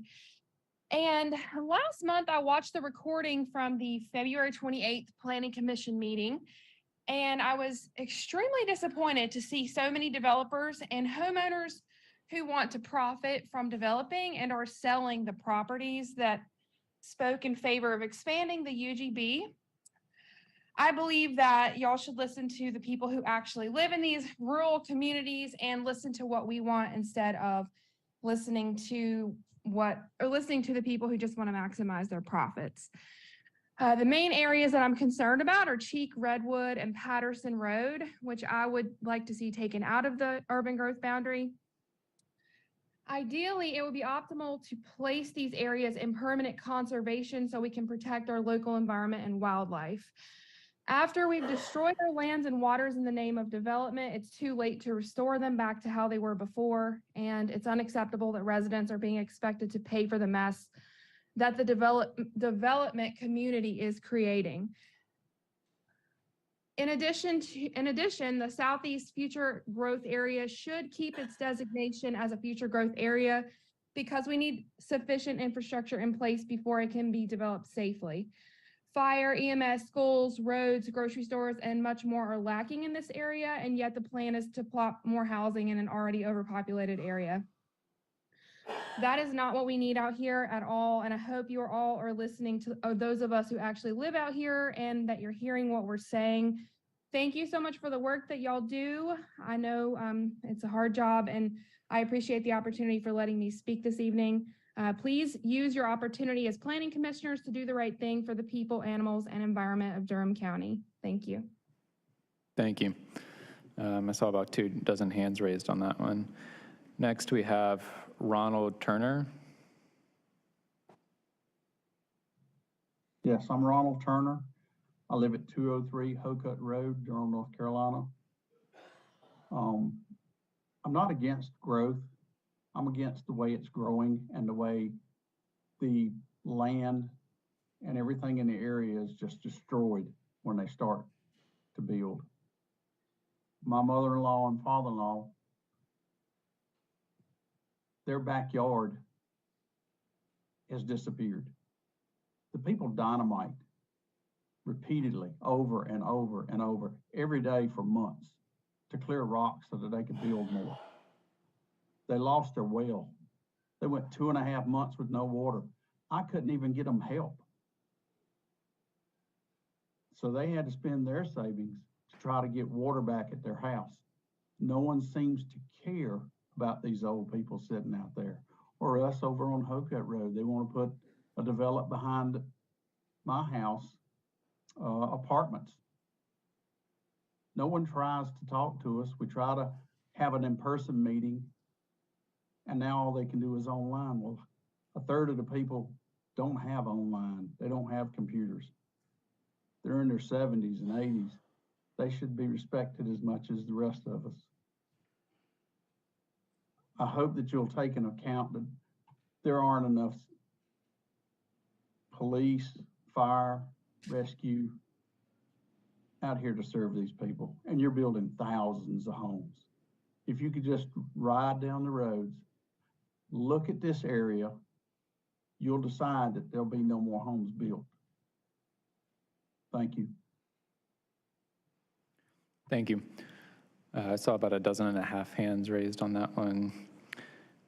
Next, we have Rachel Greenman.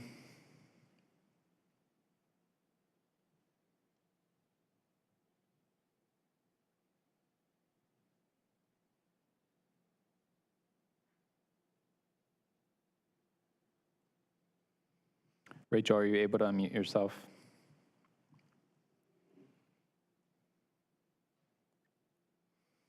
Okay, we will come back to Rachel. Next, we have David Wilder. Hi, y'all. My name is David Wilder, and I live in Eastern Durham County at 2712 Little Rogers Road. First off, I just wanted to say thank y'all for everything you do. I recognize that you have a tough job trying to balance all the varying priorities and perspectives of everyone in Durham, and I know you don't get as much appreciation and recognition as you deserve. I wanted to express my support for the reduction of the urban growth boundary. The areas most important to me are Cheek Redwood, Patterson Road, and the Southeast Future Growth Area.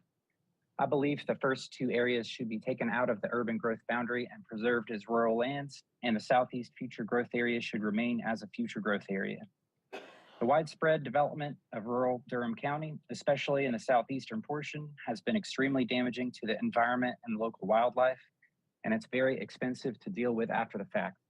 The developers are already on to their next projects by the time the taxpayers are left to foot the bill to clean up the disaster that they created. So residents have to deal with both the inconveniences of higher density, like insufficient infrastructure, increased traffic, unmet emergency response time standards, wells caving in, walls and foundations cracking from the dynamite blasting, etc. But we're also being asked to pay for it financially too, and that's just not fair at all. Please go ahead with the original plan to reduce the urban growth boundary so that it does not include Cheek Redwood and Patterson Road, and leave the Southeast Future Growth Area designated that way. This is the best choice for the betterment of Durham's lands, waters, animals, and people. Let's not make decisions based off of what is best for the developers, but instead decide based on what is best for the residents and the environment. Thank you for your time and the opportunity to speak today. Thank you. I saw about 2,500 hands raised on that one. Next, we have Holly Fricaro. Good evening. My name is Holly Fricaro. I am the CEO of the Home Builders Association of Durham, Orange, and Chatham counties. Thank you for the opportunity to speak today. The Home Builders Association of Durham, Orange, and Chatham counties has been actively engaged in this process for many months with staff. It is our desire that the communities where we live and work have balanced and diverse housing options for all of its current and future residents. It is our professional observation that a change to the existing urban growth boundary will seriously limit Durham's ability to offer balanced and diverse housing options. As a reminder, this is not about expanding the urban growth boundary. It is about removing it from the land map. A change to the urban growth boundary will push future residents, many of whom will be RTP workers, to Alamance and Johnson County, which will result in long commutes and increased polluting emissions. Prior to joining the HBA, I was an affordable housing developer and continue to have a passion for housing affordability. A previous speaker said it perfectly: less land means less affordable housing. I would also challenge the argument that the landowners have no right to make a profit on their property. In many of these cases, the families have passed on the land as a way to ensure generational wealth to their family members. Thank you very much.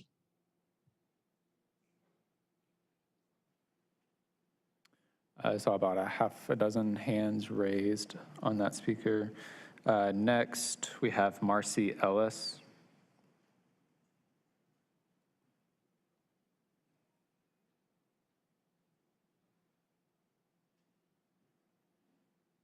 Marcy, are you able to unmute yourself?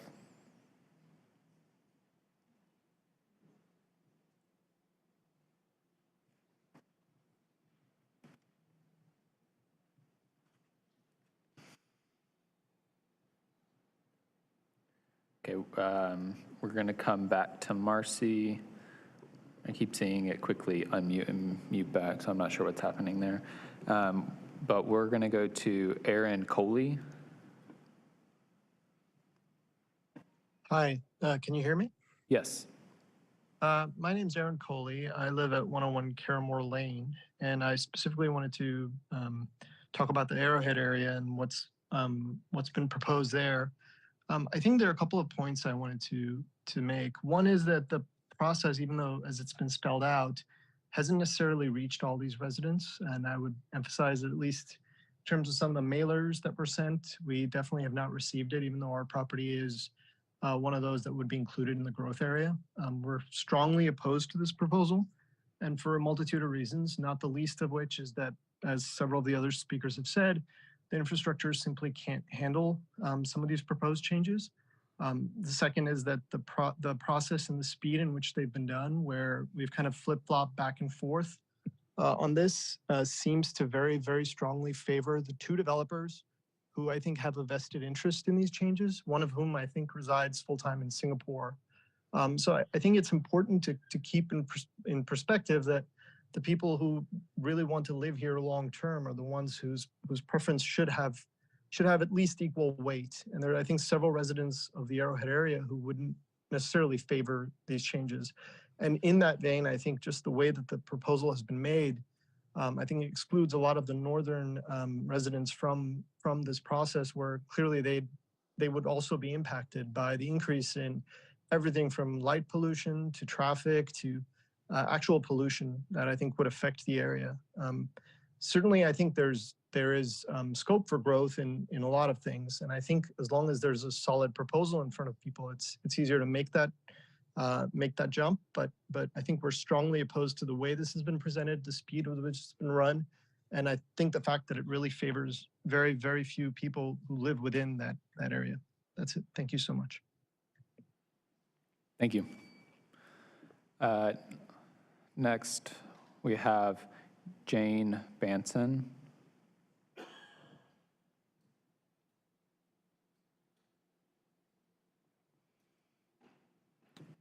Jane, are you able to unmute yourself? I can, but I actually did not sign up to speak. I apologize. All good. Okay, then we have Tristram Vanson. Can you hear me? Yes. Great. I want to thank the Planning Commission for their diligence and care with this process. I'm speaking now in support of not changing the designation of the Arrowhead area place type, which has been characterized as rural and agricultural and recreational and open space, and I am a resident of Arrowhead. That designation made sense and acknowledged the actual character and use, as well as the unique nature of this region as it abuts the Orange County rural tier, has no current infrastructure, no city water, and no city sewer, and is used by citizens of Durham for bicycling, hiking in the adjoining and close tracts of Duke Forest, and many other things. This area has remained one of only a few with rural character that are also located relatively close to the business and employment centers of Durham. The proposed changes really would be very dramatic, and as Aaron said, there are really no specifics offered. I support much of what has already been said regarding Arrowhead and the need for a measured and responsible development in general, and just have a couple quick points. Firstly, high-density residential development is already ongoing in close proximity to Arrowhead on Cornwallis and Garrett Road South and east of Irwin, as well as on Randolph and Pickett Roads, all within a mile of the Arrowhead region. As the Planning Commission already acknowledged, it would seem that this should satisfy the need for high density and affordable housing when considered in combination with the flurry of development around Duke East Campus and in Durham proper without a need to fundamentally change the Arrowhead region. So why spoil Arrowhead? It would seem to be important to preserve at least some areas close to Durham business centers that have lower density to maintain diversity and balance in the housing options for Durham, given the apparent overweight and high density cookie cutter development that we're seeing happen quite a lot. So in summary, I submit that it will be important to maintain balance. Sorry, your 2 And I minutes thank are you for your over. attention. Can you also state your name and address for the record?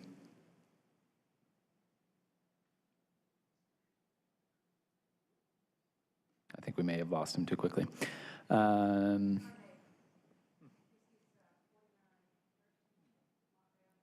Thank you. Next, we have L.E. Tatum.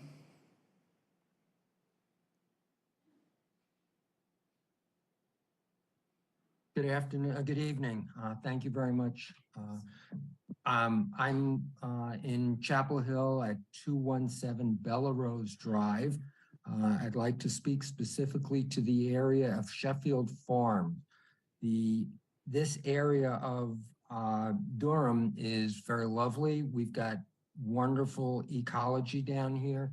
And for the 950 units proposed at Sheffield Farm area, the infrastructure here cannot support it.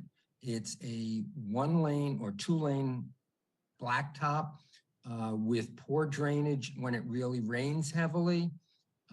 The water pressure would drop significantly, and there is only one way of accessing, and that would be along Farrington Mill Road, which already backs up during commuter times, and the area just cannot support 950 units. There is already, appears to be a rather large construction project at 5598 Farrington Road, right next to the over 55 community at 54 in Farrington. You're just going to bury us, and then what you will realize in tax revenue you'll lose because you will have to shell out more money to support the infrastructure, and it's going to heavily impact the environment. I thank you for your work, and I thank you for your time this evening. Thank you. Next, we have Ann Hyman.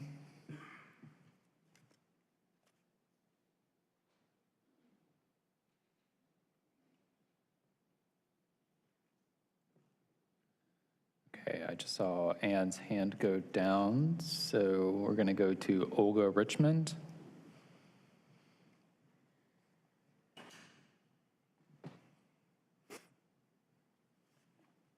Olga, are you able to unmute yourself?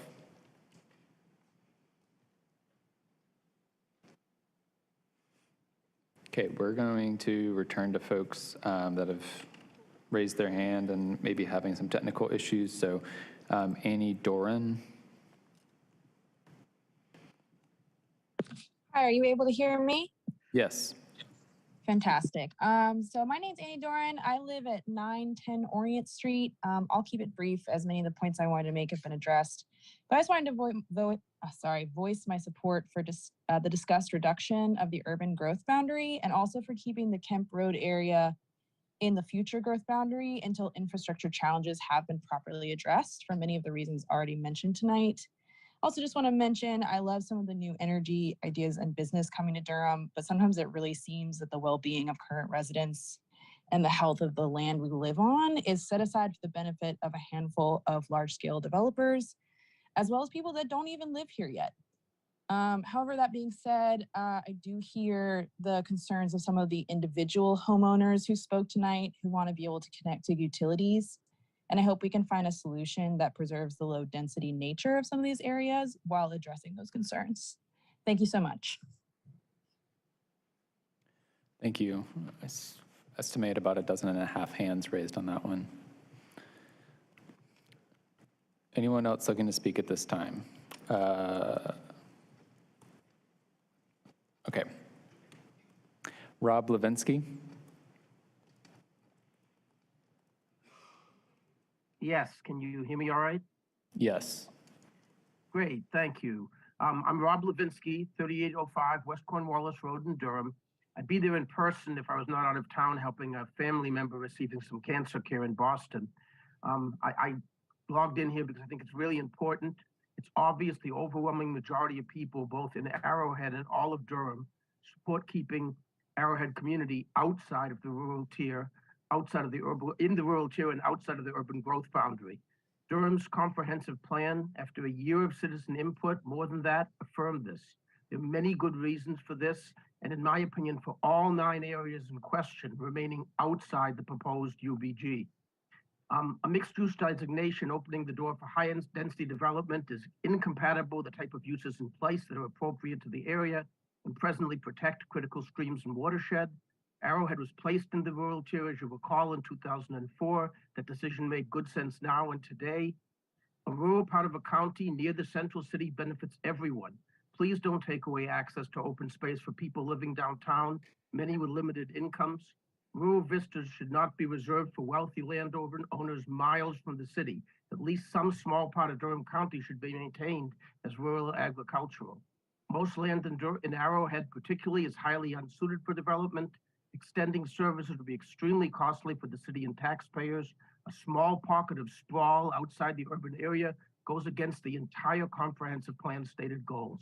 This is 2 people trying to change an entire neighborhood for their benefit. I myself own multiple parcels of real estate. I respect the right to make use of property. That's not what this is about. Those people bought their land knowing it was rural. They have by right the ability to develop multiple homes on it. This is an attempt to subvert a lengthy process which accumulated with the comprehensive plan after extensive study, discussion, and input showing Arrowhead remaining outside the UBG. Please put the needs of the large community above those of self-interested parties looking to gain at the public. Rob. Thank you. Thank you. And I estimate 2.5 to 3 dozen hands raised on that one.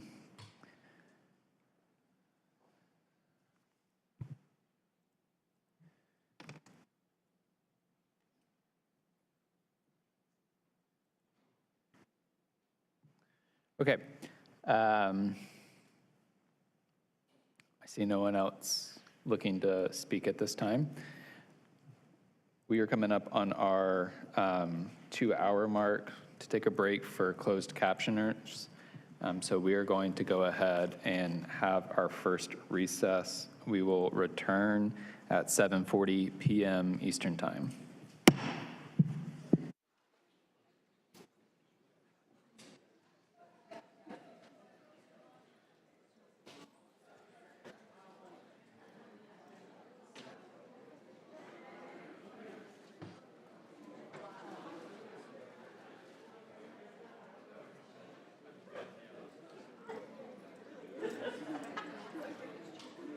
No, it's not.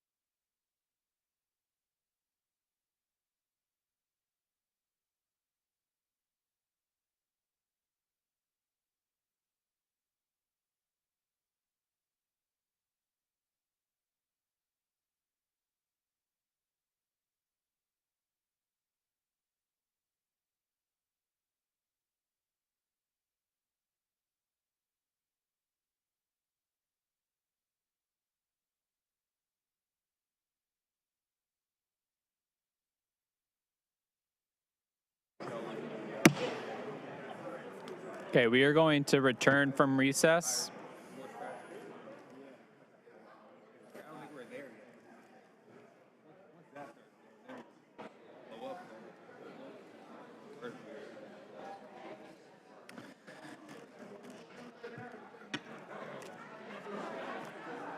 Okay, we are returning from recess.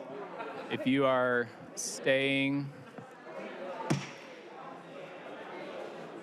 excuse me, if you are staying for the remaining comments, please sit down and lower your voices. My mic is on. Believe it or not, it does not sound that loud.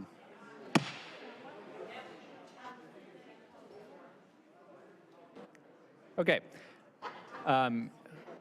Everyone could find their seats. We're going to dive into the first item. If you are wanting to have more conversations, please step into the hallway to finish those conversations.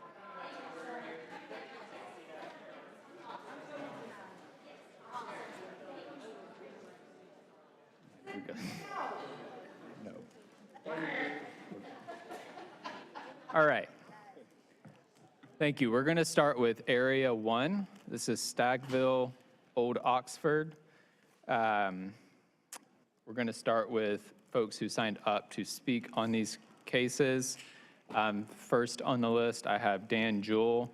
I also have Eddie Belk. You asked for your name to be swapped over. And then Heidi Grable, you spoke earlier. Do you want to speak for this as well, or did you give all of your comments earlier? Okay, great. So we've got Dan Jewell and Eddie Belk. You'll have 2 minutes. Thank you, folks. Chair and commissioners, thank you again for having this special meeting. I know you spent a lot of time on the Planning Commission. I'm Dan Jewell. I reside at 1025 Gloria Avenue. I'm a landscape architect in private practice, but I am also a good friend and collaborator with the Sanford family for many, many years. The Sanford family, as you may know, owns most of the property involved in the Stagville, Old Oxford area, but not all of it. And the reason I'm here this evening is to say that most definitely all of the land that's owned by the state, that's in conservation with TLC and in conservation easements, definitely needs to be pulled out of the urban growth boundary. But the Planning Department's potential changes map, we think, is a very good step forward in designating these lands that were shown at your last meeting as being pulled out of the urban growth area as mixed-use neighborhood, and there's a big reason for that. About 18 years ago, I led a day-long design charrette to look at the entirety of the Horton Grove lands. And there were 100 people present, a lot of Trayburn residents, there were county commissioners, there were historians, there were property owners, and what they came up with was an amazing plan. And that was to take that acreage, set most of it aside as permanent conservation, expand the Horton Grove, Stagville historic areas, and set a portion of that land aside for something other than large Trayburn type development, smaller homes, townhomes, apartments, and a small retail service area. And the land that I'm saying is now in permanent conservation and expanding Horton Grove was donated by the Sanford family and their other purchasers to expand those areas. So that has happened. But I ask you to please keep the land east of Stagville Road up to Jock Road that is not in that within this mixed-use neighborhood, because that's in spirit of what the charrette had. Thank you for your time. Thank you.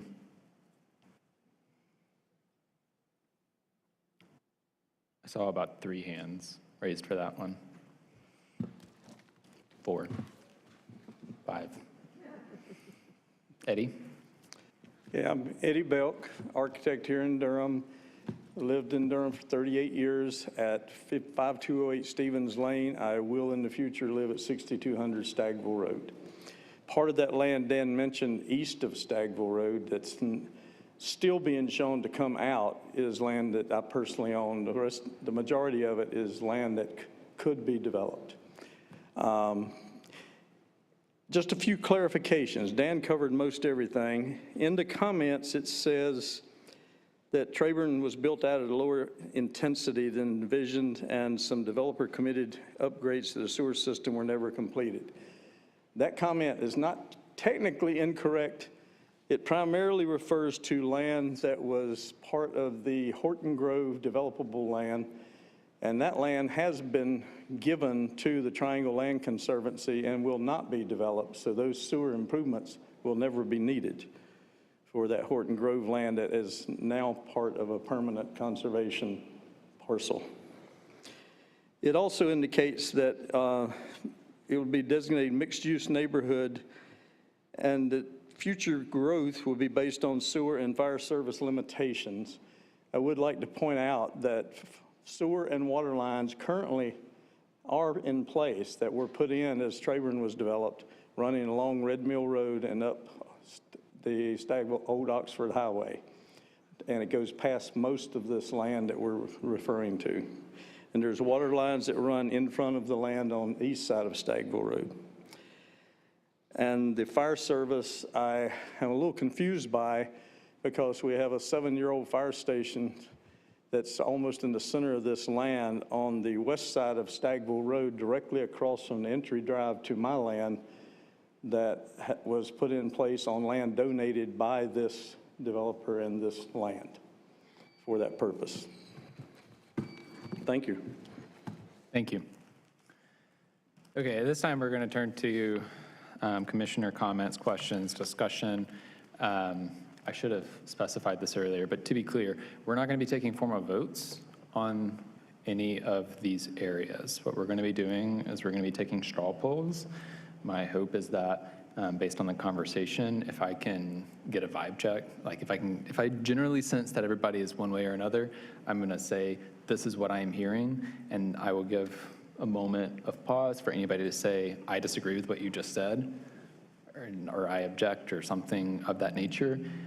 If that happens, I will then just do a quick hands up, hands down on either case, just so we can provide staff with guidance on how many commissioners see it one way or another.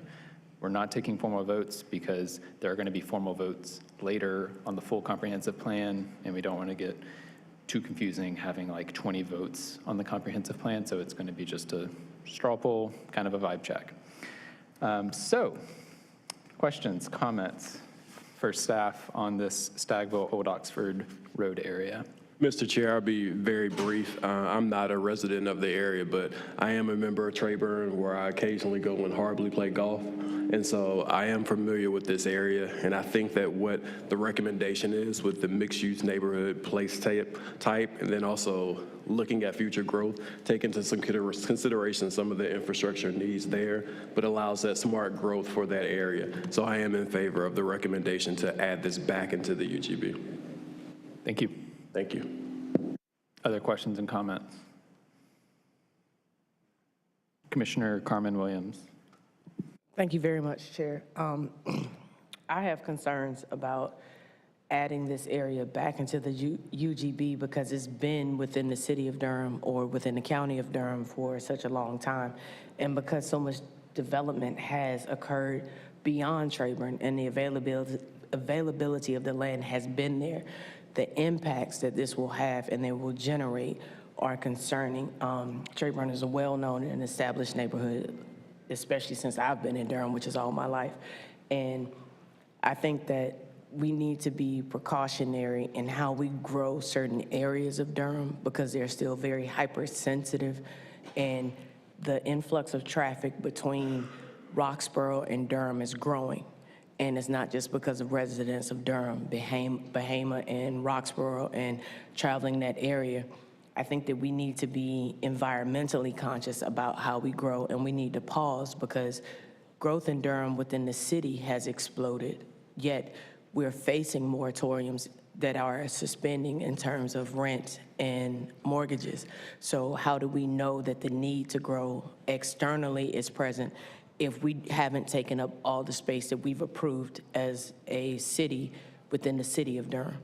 So I think that if we pause and we hold on these areas until what we've approved and we're trying to develop is fully occupied, then it makes more sense to be strategic in how we move and opposed to encompassing all areas at one time. Thank you. Commissioner Baker. Thank you. My apologies for stepping out for a bit there.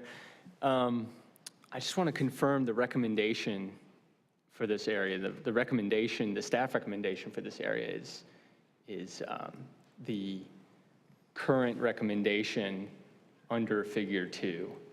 That is the staff recommendation, correct? That's correct. Well, what's shown on the right side is what if Figure 1. Yeah, what's shown in Figure 2 is if the commission would choose to recommend putting it back into the UGB, then that would be our recommended changes to the place type map to reflect that it's inside the UGB.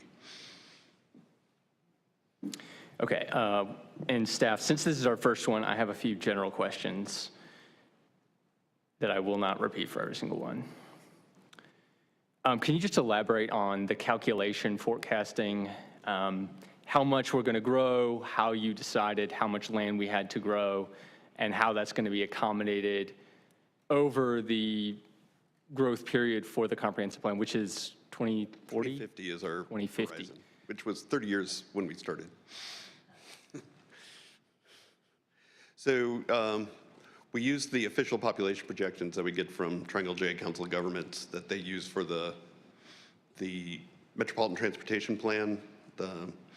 And so they project out 30 years, since that's what the federal government requests. So we use those 30-year population projections and the housing unit projections that are related to how much population growth we're expecting, which it's about 130,000 people additional in Durham County by 2050, which it's give or take a few hundred, 60,000 dwelling units would be needed to accommodate that. So after we did our first round of engagement on the place type map, we took the predominantly residential place types, calculated the area that was of each one, tried to figure out a reasonable but still small c conservative build out. So those are mixed residential, mixed use neighborhood, transit opportunity area, downtown, established residential. So we assumed most of the mixed use neighborhood and mixed residential areas would build out because those are typically larger, vacant or mostly vacant, greenfield or large infill properties. For the transit opportunity areas in downtown, we assumed about 20% build out, since we know that's a new market that we haven't seen a whole lot of, so we didn't want to overestimate that.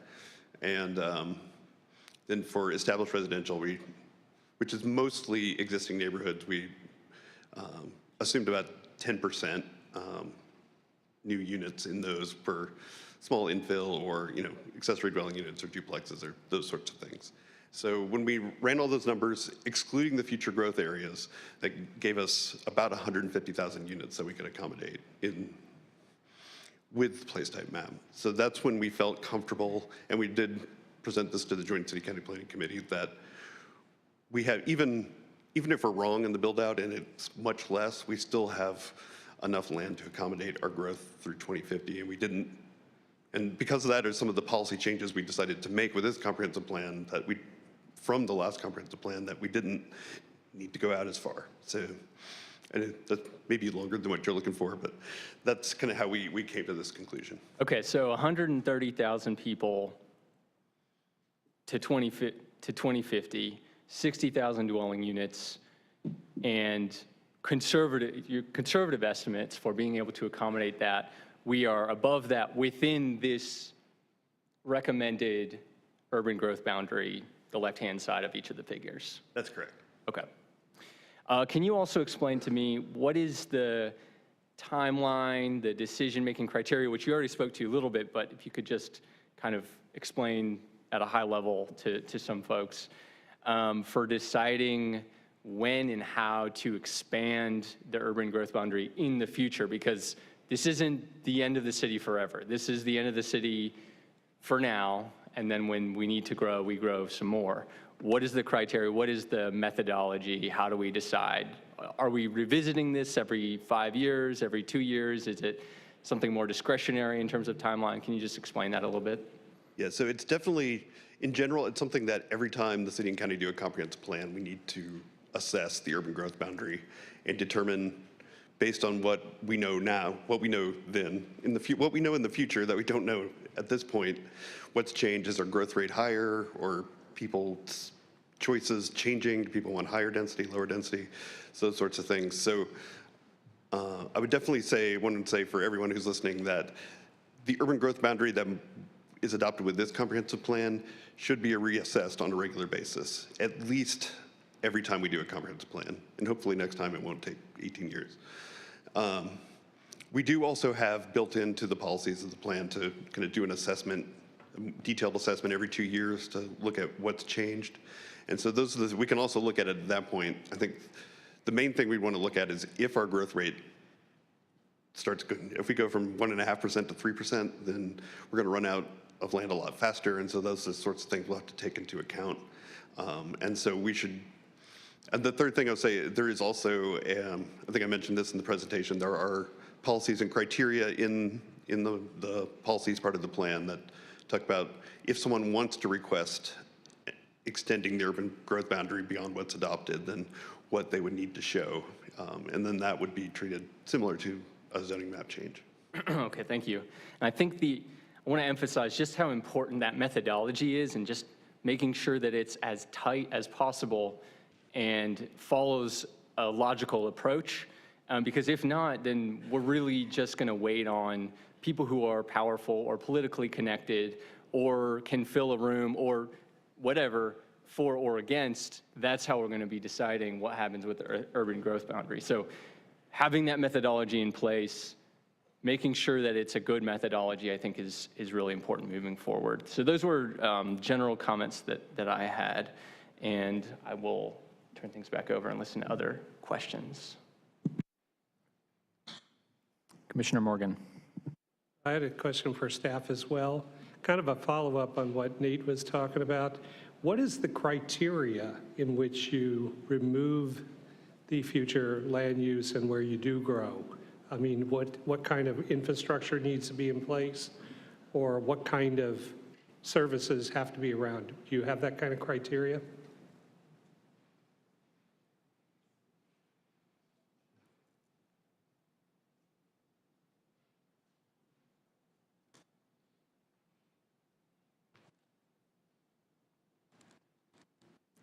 So the criteria that in the draft plan for requesting an increase in the urban growth boundary is that it doesn't expand further into a critical watershed, doesn't significantly increase long-term infrastructure maintenance costs for the city and county. That would be particularly related to sewer and water infrastructure. And the change would address a clear need for the community based on the adopted comprehensive plan policies. So, I mean, as far as any kind of specific types of things that need to be in this for future land use area or future growth area, there's no particular proximity to commercial or roads infrastructure or anything like that. I'm just asking because I think that would be certainly criteria to say, are we ready to move or grow into that area?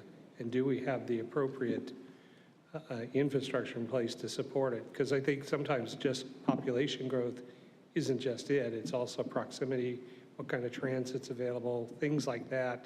And I'm wondering if we would have any of those type of things in place. So the urban growth boundary is just the kind of the extent to which we anticipate the urbanized area growing within, by 2050. Sure. For each decision, each annexation and rezoning decision, we do an assessment of what services are available or need to be available. So those decisions still need to be made even for properties within the urban growth boundaries. If a developer purchases land in that area, wants to develop, they would have to prove, or they would have to provide some criteria for that, or provide some proffers to support that infrastructure. That's right, yeah. We do that analysis with particularly with every annexation case, since that's where the city is obligated to provide new services to land that previously wasn't in the city. That they do determine the availability and costs of providing those for each annexation case.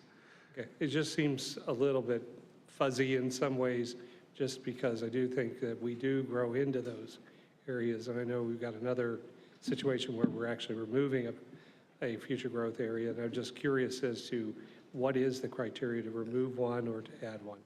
Yeah, and so the future growth areas are the different, those are the areas within the urban growth boundary that have, where we've identified some infrastructure service deficiency, which is usually related to sewer or city fire service. So those are the two things that are designed to generally serve a specific geography, where things like solid waste are citywide.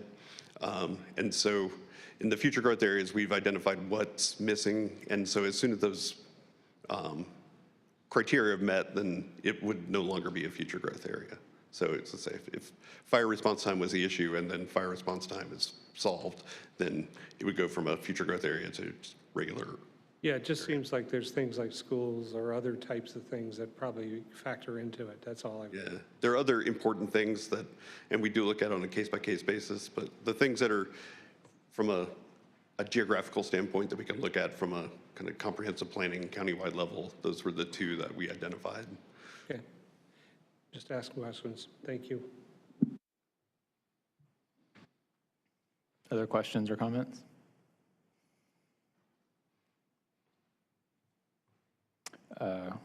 Commissioner Shigaris. Yes, maybe this is for city staff. I see that the fire station that was referenced is a Bahama fire station, so county. So how close is the closest city station? The city station is also in Trayburn, but kind of on the other, it's on Snow Hill Road near Durham Tech. Okay.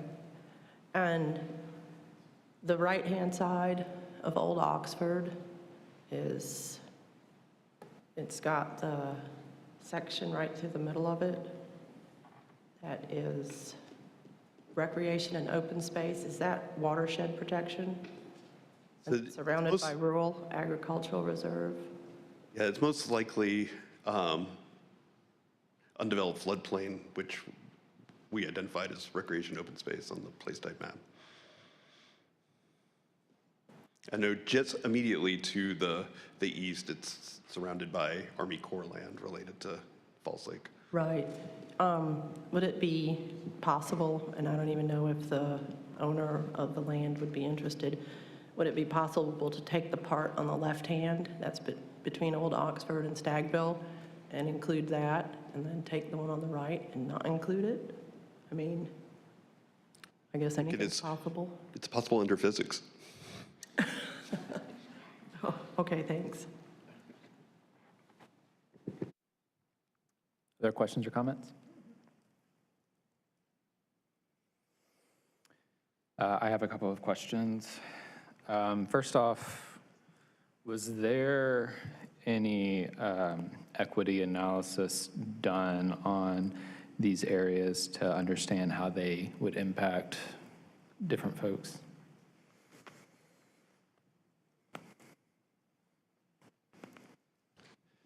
So we have not done an equity analysis specifically about the urban growth boundary changes. Okay.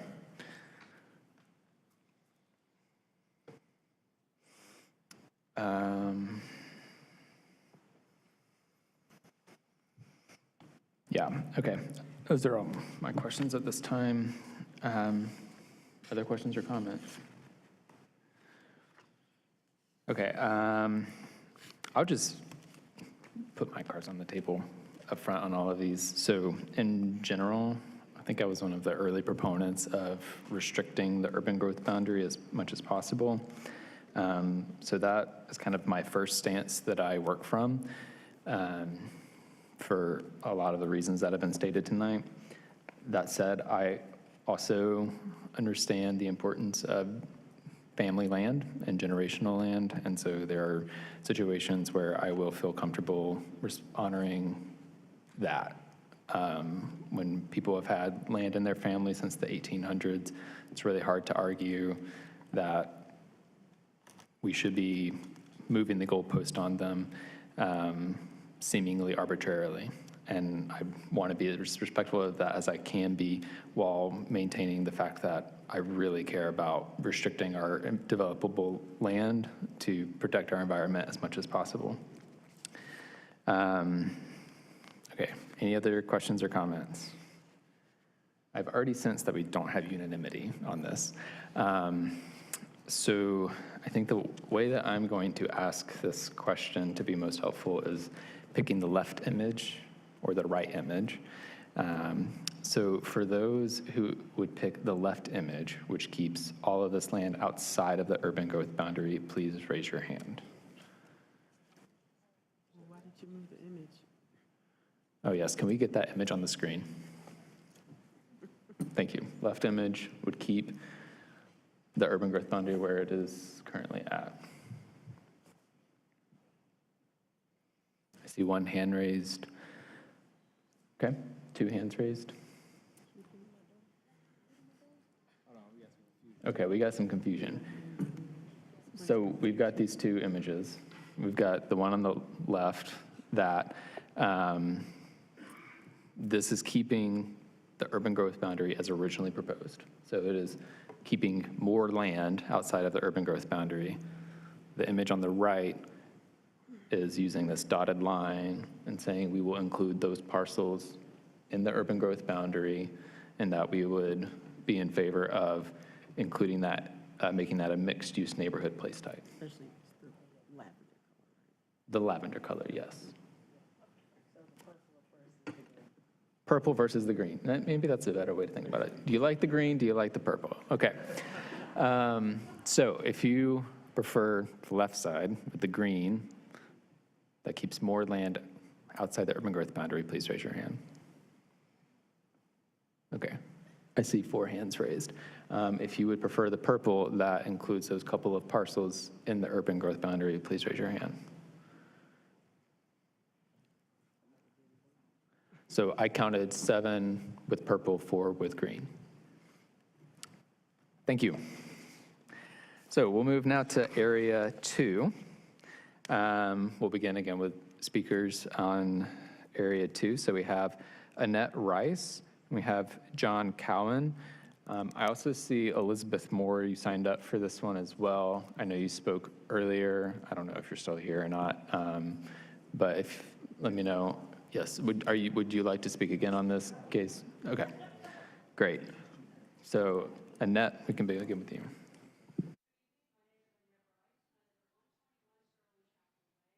Specific area. You can't hear me? The current recommendations of the draft remove the part of Farrington Mill from the future growth area.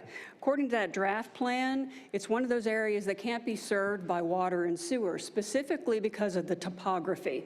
If this area were to be incorporated back into the urban growth plan, what you would be doing would then be allowing certain areas to be developed that would require multiple lift stations because of the elevation of the property surrounding it. Additionally, we don't need to be pumping sewage uphill from that specific area. The current sewage pump stations in that region, the Celeste Sewage Basin, is currently overwhelmed. And it's in the process of being relocated. And additionally, there are several apartment complexes that have been approved and built on the cusp of the I-40 corridor on Farrington Road proper off of 54. A lovely woman here earlier mentioned that there doesn't seem to be a lot of correspondence between the protected watershed areas with the areas within the new urban growth boundary. The overlays seem to be quite off here. A lot of the proposed changes to the boundary and the development areas are actually within protected and critical watershed areas. Those areas are obviously already influenced by the stormwater running down and off of the steep slopes into the critical watershed areas, the runoff into that area off of any additional impervious surfaces that development would cause are basically going to be poisoning the water down that supplies our water supply from Jordan Lake. Thank you. My time?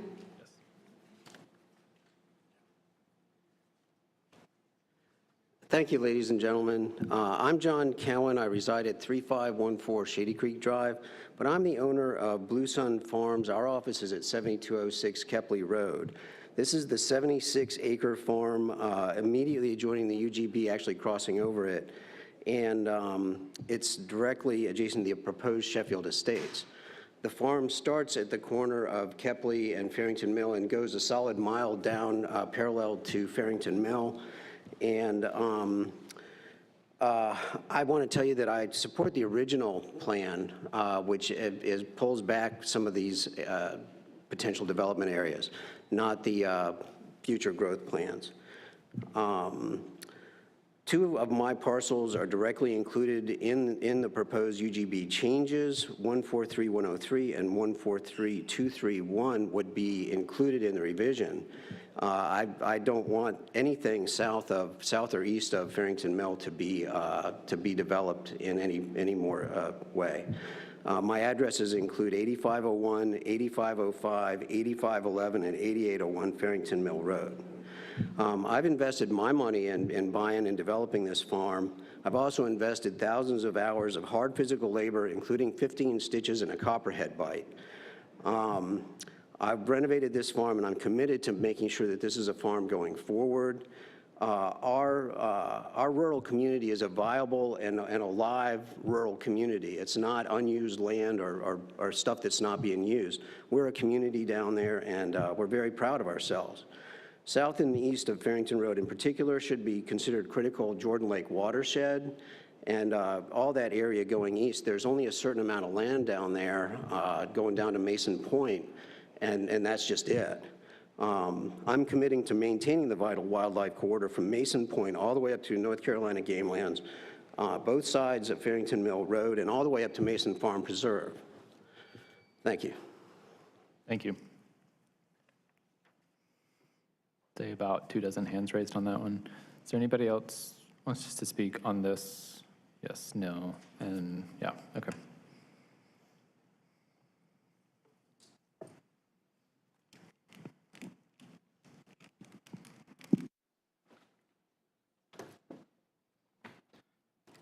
Good evening. My name is Randy Few. My family has owned Sheffield Farm for almost 90 years. And over the course of that period of time, the farm has been shrunk significantly by Jordan Lake acquiring 400 acres of it for the Jordan Lake project. And another 50 acres of it is in the critical watershed. And this proposal now would encumber another 140 acres of it, leaving essentially 80 acres of the original 670 acres. And obviously, I would like for the UGB boundary to be left where it is right now. That is the purple side of your voting map. And there's a number of reasons. You know, this area is close to employment centers, much closer than any of the future growth areas except the one that's adjacent to it. There's a water main in the road. In spite of what's been said, there is a sewer solution that does not involve pumping it through 4 lift stations and pumping it half a dozen miles in a big loop to the waste treatment facility. There's preliminary approval to run a line directly to the wastewater treatment plant with a lift station that would also be able to serve a number of other residents along Farrington Mill Road that have failing septic systems and would be useful in that. It's also our fire station 2.5 miles away. 2 minutes are up. All right. Thank you. Thank you. Vote purple. I see one hand raised in support of that speaker. Good evening, everyone. My name is Neil Ghosh, attorney with the Morningstar Law Group. I have a slightly different take on this particular piece of land. The statement was made that, keeping this in the UGB or put, would somehow allow developers to build here. Well, the reality is this land has been in the suburban tier for a while. It's not been developed because it is a challenging site. So simply keeping it in the UGB or adding it to the UGB does not allow developers to do anything except try to figure out how to get water and sewer to this site. So on the one hand, keeping it in doesn't necessarily pose any risk of change. On the other hand, if you were here at the last hearing on February 28th, there was a strong vocal support from other property owners in this area who have been waiting exactly for that, for a developer to figure out how to bring water and sewer to this area because they have been deprived of water and sewer for a long time. And they are very interested in remaining in the urban growth boundary, which means adding it to the urban growth boundary in this setting. I think that's exactly what should be done here. There are historic property owners here who are very interested in remaining in the urban growth boundary, especially on the cusp of a potential proposed development that might actually be able to bring water and sewer here finally. Now, in the staff report materials, there were two different place site map recommendations or suggestions if this area is put in the UGB. One of them was mixed residential neighborhood, the other is mixed use neighborhood. I would argue that mixed residential neighborhood makes the most sense for an area that also is being considered for maybe not being developable at all. Maybe commercial shouldn't be going there as well. Thank you. Thank you. I see 5, 6 hands raised in favor of that speaker. We're going to move to folks who want to speak on this item in the Zoom meeting. First, we have Susan Patrick.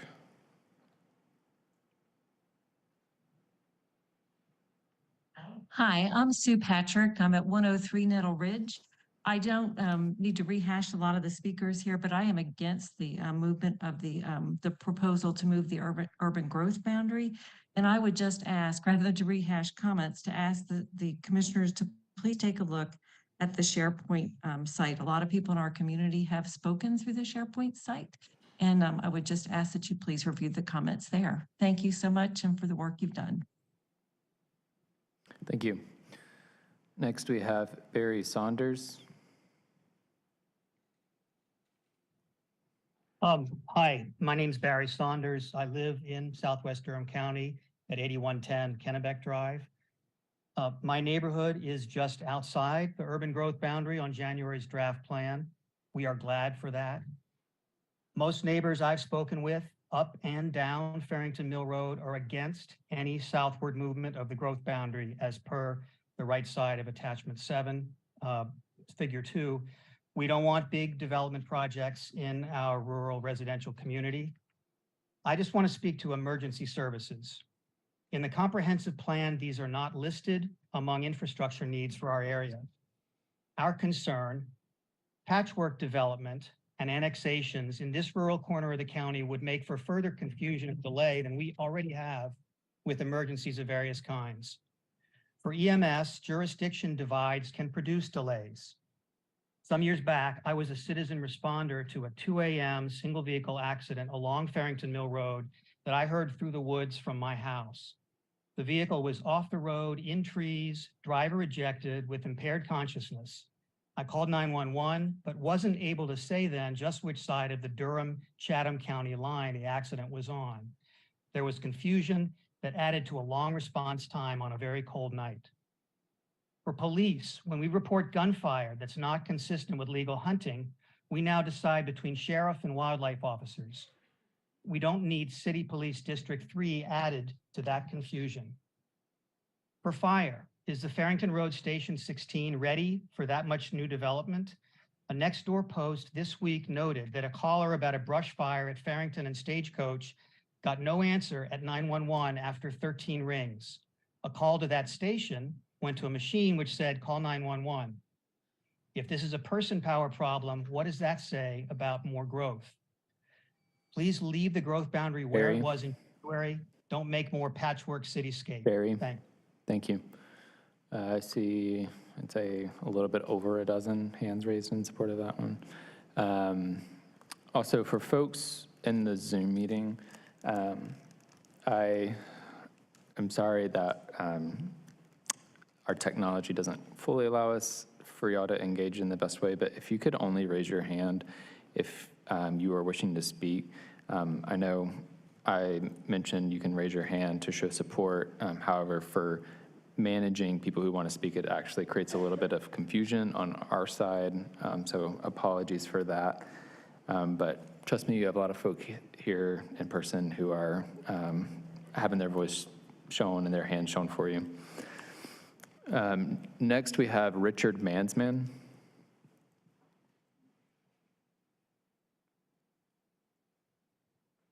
Can you hear me all right? Yes. I'm Richard Mansman at 8809 Farrington Mill Road. My wife Linda and I have owned a horse farm there for 25 years. When we arrived in 1998, traffic was still rural and safe along Farrington Mill Road. Since then, Chatham County has developed several neighborhoods and 2 shopping centers just immediately south of us. They built fast and perhaps didn't consider the impact on our area roads. Rural 2-lane Farrington Mill Road is now a local and commercial artery between the parts of Chatham County, Chapel Hill, and I-40. From Farrington Mill, Barbie Chapel and Stagecoach roads bear the brunt of this traffic, and then some with dangerous congestion during commute times, especially at the 2 existing traffic lights designed to control traffic flow. The increases in traffic on these roads has led to rapid road wear and piecemeal patching of potholes and degraded road shoulders. These Band-Aids won't solve the underlying traffic issues that currently exist and certainly won't help accommodate future growth.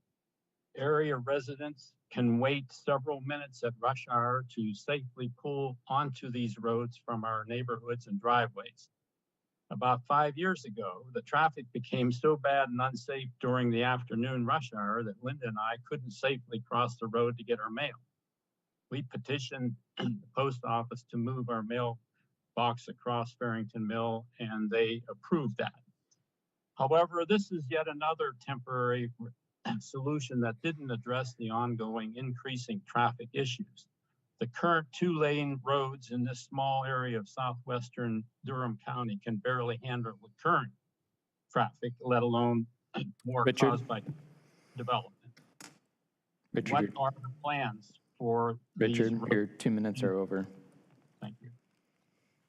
Thank you. Okay. I see no one else wishing to speak at this time. So we're going to turn it over to Commissioner questions and comments. I have one question for staff. So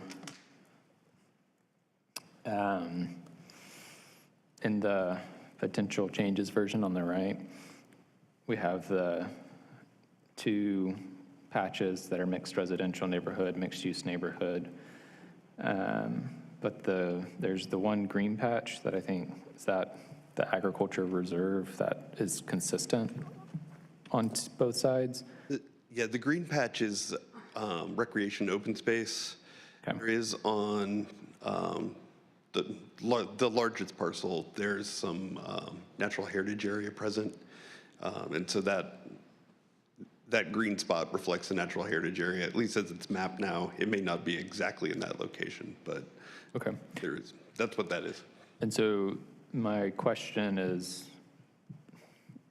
my intuition on this would say, draw the urban growth boundary around the mixed residential and mixed use pieces because those feel more urban to me than open space in this particular context.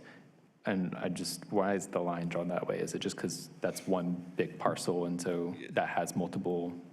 Yeah, it's one big parcel, and then the natural heritage areas, a lot of them are mapped very generally from, they were drawn from aerials or something like that. And so we don't know exactly where it's located in most cases until someone submits a development application and has to go out and field locate all that. So my concern, I understand where you're coming from, Mr. Chair, but my concern is that if we drew the line just where that green spot is, we'd have to come back later, and the green spot's going to move. Okay. Who manages the green spot? So it's data that's provided to us by the state Natural Heritage Program, which is part of cultural resources. I can't remember. One of those big state departments. And so we do have a process for zoning changes and other development requests that if it's present on the site, then there's procedures to go out and look at the actual, go out and field locate what the sensitive environmental features are and make the maps more accurate. Okay. And so to translate that to development, what does that boundary mean for development? Does it mean nothing can go there? Does it mean only certain things can go there? What is the implication? It's not regulatory, so it's something in a discretionary, and Grace and Alexander, if I said anything wrong, let me know. But in a discretionary application like a rezoning, we would request that the applicant minimize or not have any development in the areas that are identified as natural heritage area. But since it's not regulatory, it could be the council or commission could approve development in those areas. Okay, understood. Thank you. Other questions or comments? Commissioner Trapp. I just have a quick one, a clarification on the great question that Commissioner Baker asked earlier about the residential needs and the projections moving forward. So 2020 is when we started this process. So we would base those residential needs off of 2019, correct? Yeah. So they wouldn't have been updated with recent developments that have happened in the city or the county? Yeah, they would not have been updated. I think it's safe to assume, I know not supposed to assume, but I think it's safe to assume that the yearly population growth, unless something drastic happens, is going to be relatively the same every year. So we could just slide that 130,000 out. Okay. Starting from 2023. I think I heard something, the last time I heard a projection, it was somewhere around 68 people moving to Durham every day. Yeah. It seems like, I don't know, this seems kind of high, but I don't have anything better to share with you, so I'm not going to argue. Yeah, that was the last number I heard. It was 68 per day. I think that might be the region. It may be the region. Okay. But I would just assume, not to assume, but I would think if that number was based off of 2019, it would probably be a little bit higher after recent job announcements and other economic development growth that we've had since the pandemic started. It could, yeah, we don't have a new projection, but it's a possibility for sure. Perfect, thank you. Commissioner Morgan. Question for staff again. Scott, you're getting a lot of exercise I'm earning here. my salary tonight. There, that southern portion of that area, on either both right or left, there is an application already in place. I see that on Social Pinpoint, there's a lot of activity on that, for that. When is that due to come forward, or is that kind of? Luckily, someone else can answer this one. Okay. Hey, thank you, Commissioner Morgan, for that question. I don't want to speak to it too much because it is in process. It's just in the first round of review. Staff completed our review, sent it back to the applicant, so it has 90 days for the applicant to resubmit. You're correct, and I can share that with the planning commissioners. It is very active on Social Pinpoint. One clarification is that that project probably wouldn't be coming to Planning Commission until August, September, October. The applicant was made aware that it is outside the draft urban growth boundary, but they are allowed to proceed with their application anyway. Okay, thank you.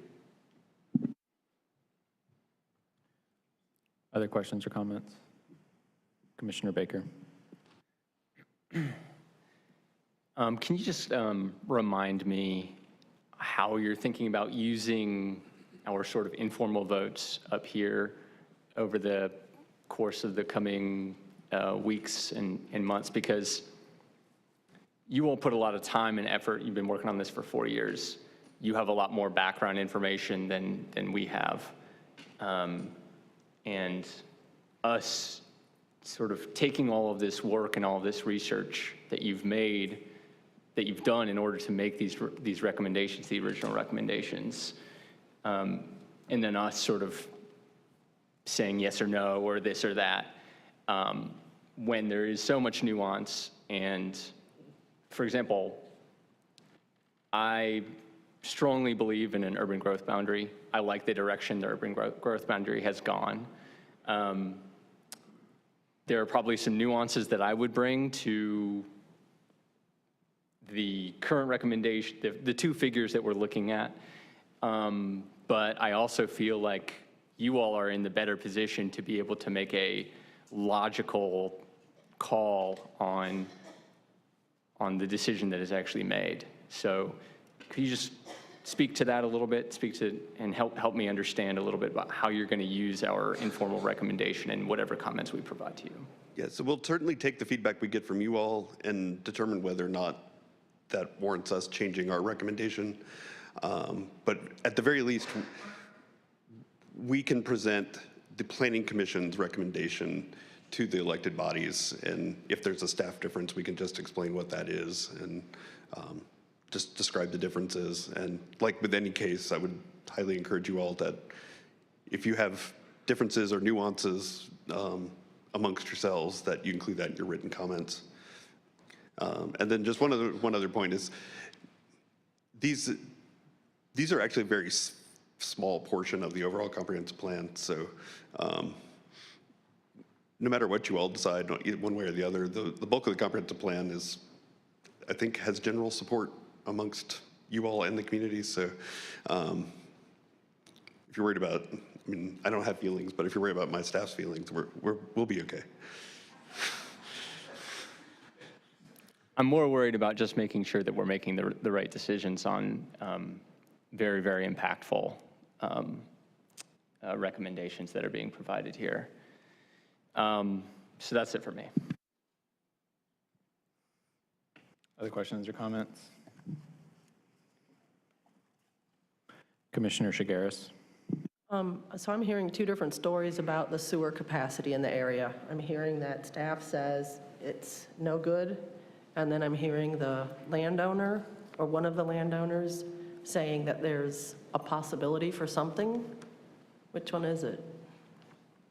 So anything can be served with sewer. It's almost never impossible. So there's definitely a way to serve this area with sewer.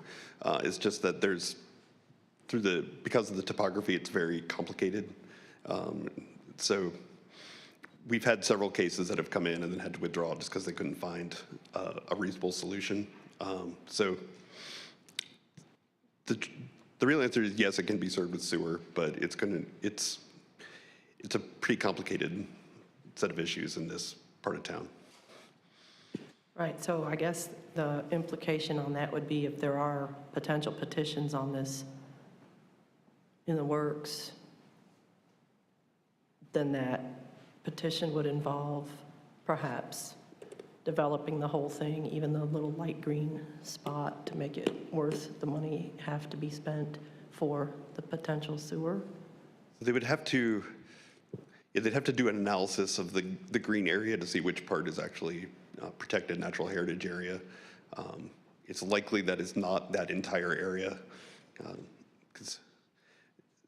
but as far as I know, the application we have in is for the entire property, including the southern tip that's shown green on the map.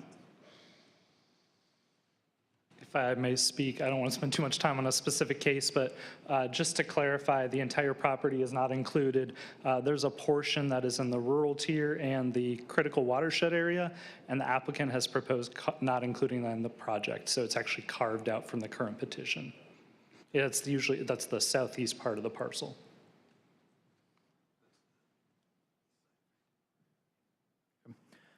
Other questions or comments?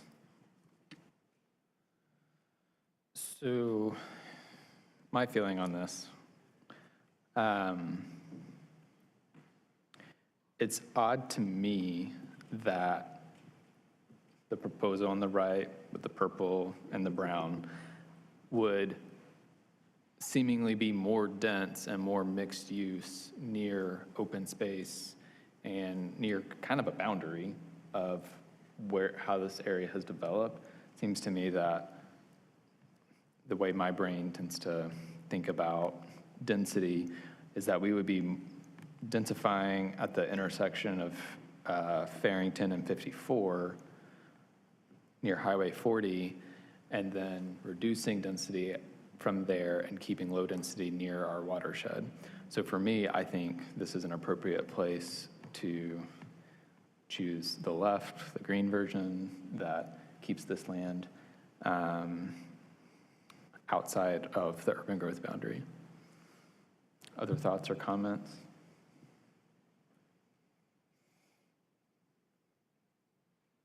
Commissioner Baker. One thing I'm thinking about in all of this is that the tools that we're using, the mapping tools that we're using. So we have the place type map, and then we have sort of urban growth boundary. The place type map helps us understand what and how are we developing. When development happens, what does it look like? How does it happen? The urban growth boundary is sort of when and where are we growing? So they're sort of answering two different questions. And so one thing I keep thinking about in all of these different figures is, what if City Council does end up saying, hey, look, we don't care that this is outside of the urban growth boundary. We're gonna approve whatever development's coming before us, and all of a sudden we don't have any direction in a place type map for that. So part of the nuance that I'm struggling with is that the changes are both to the urban growth boundary and to the place type map, rather than saying, this is our place type map, so when we're at full build out, this is what the city, when it expands to the boundaries of the county, will look like, in 200 years over time. And these are the areas that we want to make sure we do not grow in over the next 20 years. So that's something that I'm struggling a little bit with on some of these, and I think some of the nuance that I'm going to present in my comments when we get there. Yeah. So Scott, is that a viable option that we could pursue, is saying we like the recommended place types, the purple and the brown, but we want to maintain the existing urban growth boundary that's on the left side? I think it's, probably possible. It kind of wreaks havoc with the policies in the place type guide. And,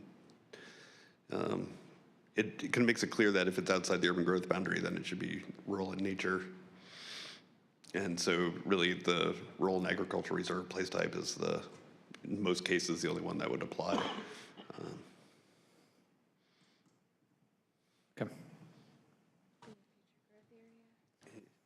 And we do have the future growth areas, and I think if you all put this back in, I think we put this in the report, we'd also recommend making it a future growth area so that they could find an acceptable sewer solution for the whole area, not just for the most developable property. That may be a possible way to make this work. Yeah, that is clear, because the future growth area does have a set of criteria that we need to meet before, from a policy perspective, before recommending developing in that area. Commissioner Baker, does that address your concern at all to be thinking about this as a future growth area? Yeah, I think I'm probably just going to be voting to stay consistent with the staff recommendations on the urban growth boundaries, but I'm gonna have some nuances in the comments that I that I end up providing. Other questions or comments? Okay. I guess before I ask the green or purple question, does anybody want to think of a third option here? Great. Okay, so if you like the green option on the left, that keeps all of this land outside of the urban growth boundary.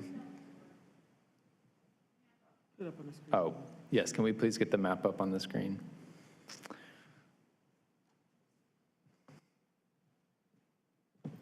Yeah. So I don't know how many planning commissioners have this up in front of them already, but if you prefer the green version that keeps the urban growth boundary as originally drafted, would you please raise your hand?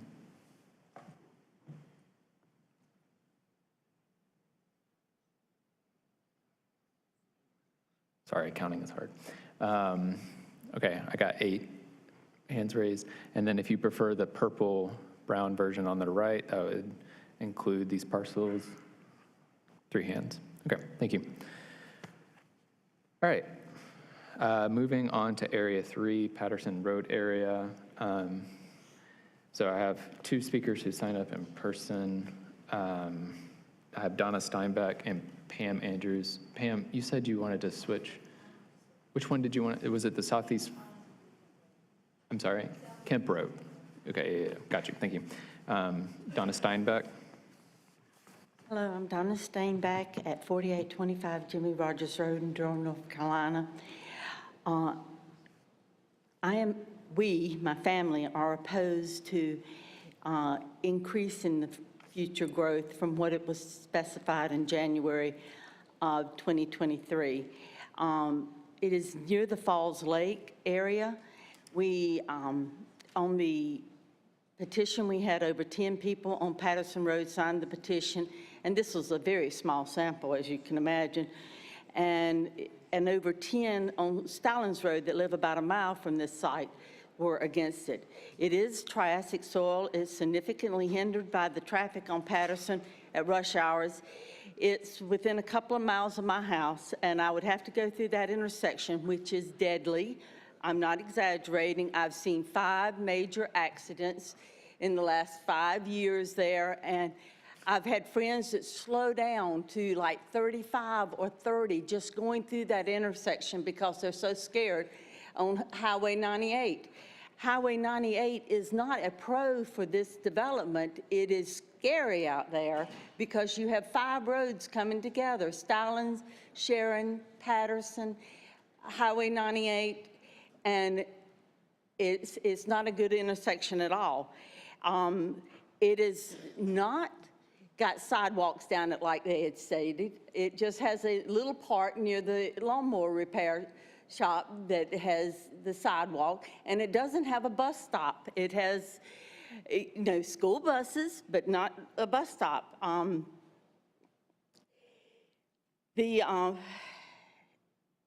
This is very important to keep as much of this area near the Falls Lake in a protected area, and not to have all the red clay and all that we would have Donna. if it is developed. Thank you. Thank you. I see about 12.5 hands raised.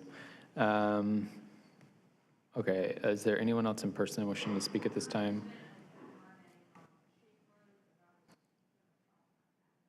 Okay, you can come to the podium at this time.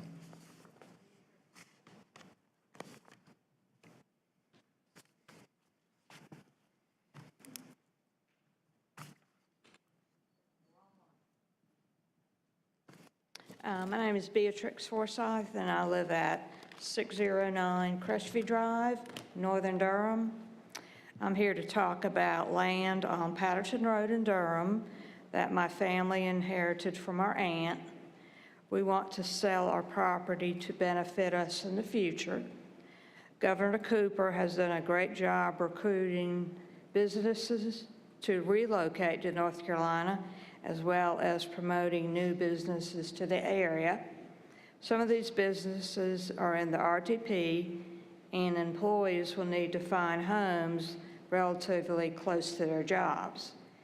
Patterson Road crosses over to Sharon Road, which brings you to Highway 70 and South Miami Boulevard. South Miami Boulevard then brings you into Research Triangle Park. We do not want our property removed from the urban growth boundary. Thank you. Thank you. Is there anyone else in person wanting to speak on Area 3? Please come to the podium. This is for the Patterson Road area. And if there are folks in Zoom that want to speak on the Patterson Road area, please start raising your hand at this time. Good afternoon. My name's Pam Williams, 2130 Adventure Trail. I grew up in this area along Patterson Road, Cheek Road, Jimmy Rogers Road, NC 98. My family, which is the Rickses, a whole slew of us still live out in this community. We all have to pass through this intersection at 98, Stallings and Patterson. This is a very dangerous intersection. On the NC 98 corridor study, there was a proposed improvement. There is no improvement for NC 98 on the MPO MTP 2050 transportation plan. NC 98 in this area is already over capacity, so is Sharon Road. And there, I have witnessed myself 2 accidents at this intersection where the vehicle overturned in the last 6 months. So it is a very dangerous intersection, and I think everybody can agree with that. The land is rural, so it can still be sold for 1 dwelling per acre, and if it's 20 acres, I don't know how much, but you know, that's 20 homes or something like that that can be put on it. So I am against including this in the urban growth boundary. Thank you. Thank you. I see a little bit over a dozen hands raised. Okay, I'm not seeing anyone in Zoom wishing to speak at this time. So I'm going to turn it over to Commissioner questions and comments.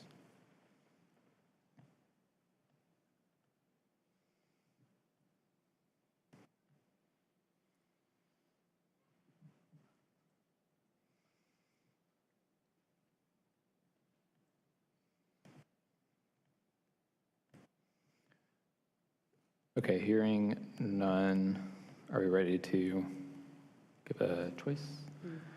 Okay, so on the left, we have the green option. This keeps more land outside of the urban growth boundary. If you would think that is the better direction to go, could you please raise your hand at this time? I see 5 hands raised. If you prefer the purple, I heard 6 in the audience, so sorry, I'm going to go back. Can we do the green option so I can count again? Green option, raise your hand.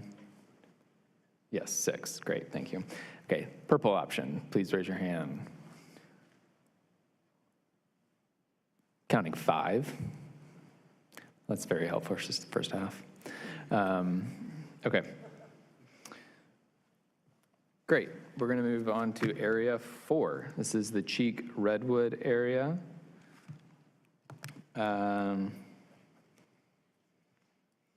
So we have Jason Mabry, Jared Edens, Carol Budd. We have Donna Steinbeck signed up. Donna, I have a feeling we know what you're going to say, but so do you want to speak again on this case? Okay. Begin with Jason. Hello, my name is Jason Marbury, and I live at 2614 Hillendale Road. I'm the owner of 3115 Redwood Road in Durham County, which is approximately 54 acres. This property is currently in the suburban tier and available for annexation and connection to municipal utilities. However, this may soon no longer be possible, for my property was not included within the urban growth boundary. This is why I'm here today. I'm born and raised in Durham. This property has been in my family for many years, starting with my great-grandfather. It was passed down to my grandfather and my great-uncle who then passed it down to me. I remember both my uncle and my grandfather telling me to keep this land as long as I want, but to sell it when the time is right because we want to take care of you and your family financially. They were all tobacco farmers, and we all know here that that is a thing of the past. I live here in the city and work here as well. I can't farm this land to make a living, but I've always relied on this property for it ensures that I can retire or provide for my family even if I no longer can work. If my property is not added to the new urban growth boundary, the value of the property will be significantly less than if it had development potential, and me and my family will no longer have that financial security that it provides. My neighbors to the west of me are in the proposed boundary area. The Panther Creek subdivision is behind my property, which already has sewer and water. Durham isn't getting any smaller. It will need land for new development. The property is 15 minutes to RTP, and grocery store and drugstores are about 10 minutes away. Please reconsider. I feel like what my grandfather and uncle wanted for me and my family will be taken away. Thank you. Thank you. I see about 7 hands raised. That speaker. Jared Edens.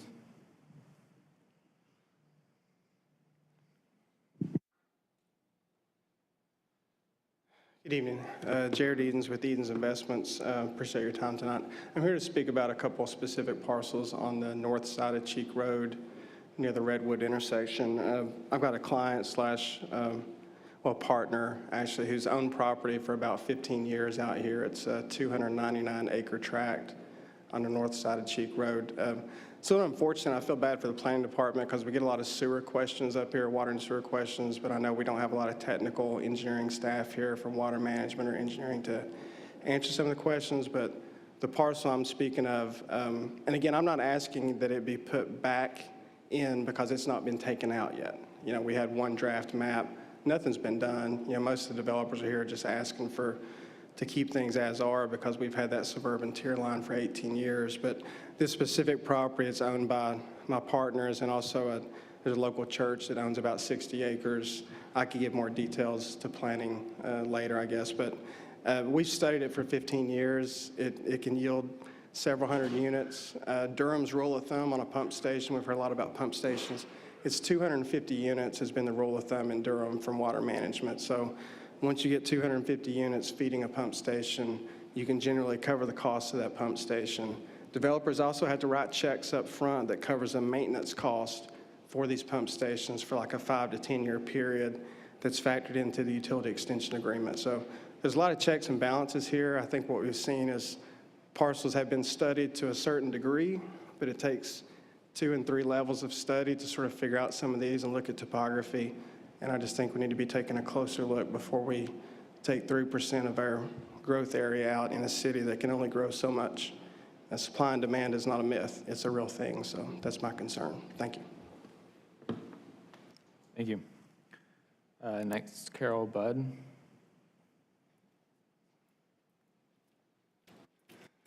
All right, hello, I'm Carol Budd, 3504 and 3316 Redwood Road. I've lived on Redwood about 30 years in my life, my husband around 40, and I would like for you to keep Redwood and Cheek outside of the growth boundary. We've become accustomed to certain luxuries living in the county provides, like hunting and shooting, living our farm life, sitting outside by a fire, being surrounded by nature, away from the city. Annexation and development would prohibit this way of life.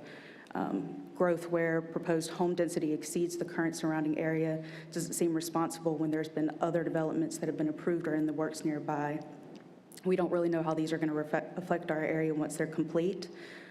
This is unfortunately a little bit more personal. EBX purchased part of our family's property under the guise it would be protected and preserved for Falls Lake, Petty's Lake, and the connecting streams to never be developed. My father-in-law unexpectedly passed away before the parcel sale was complete. We learned ulterior motives, and they intimidated my mourning mother-in-law with litigation until she caved and completed the sale. EBX then transferred to the current owner and developer, drained Petty's Lake, mitigated the streams, and now we find out that they want to use our parcel as an entrance to the development that they were planning all along. This obviously is heartbreaking.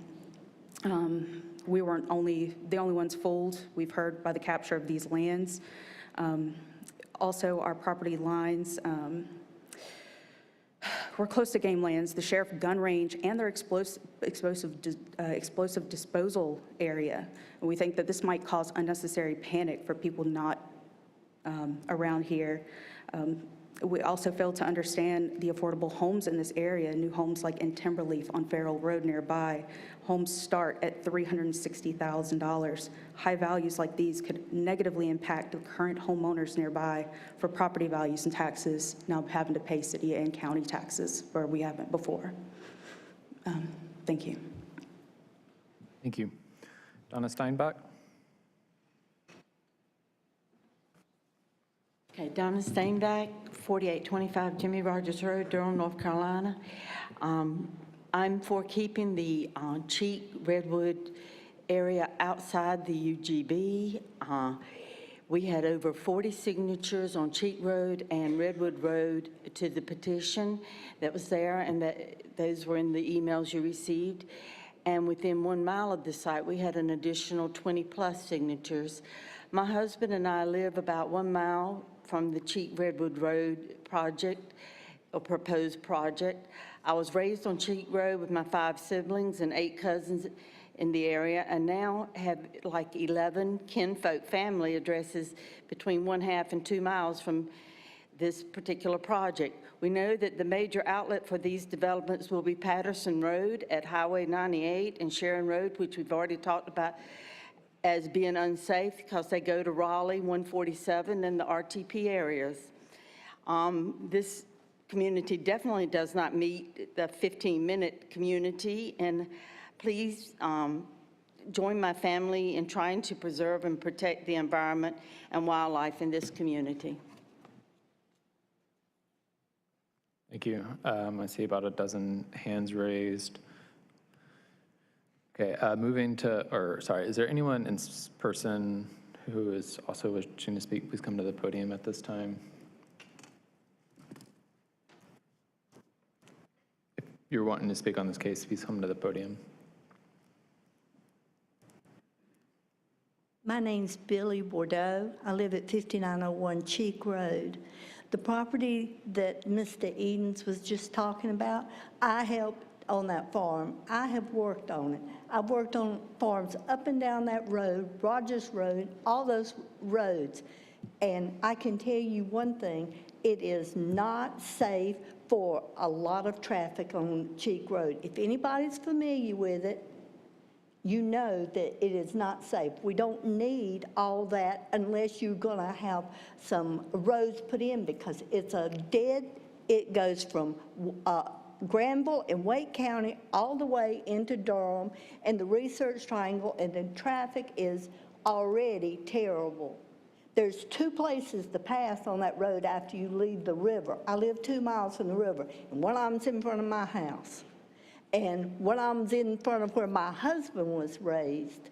And there's only 2 places that it's safe to pass. So it's like a speedway out there. And I can tell you something else. We own 15 acres out there, and I wouldn't sell my soul for money.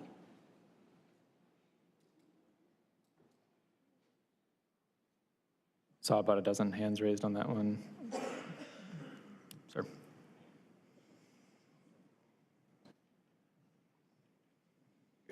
I'm Christoph Boschoff. I'm one of the owners on the 300 acres, 299 acres on Cheek Road, Redwood Road.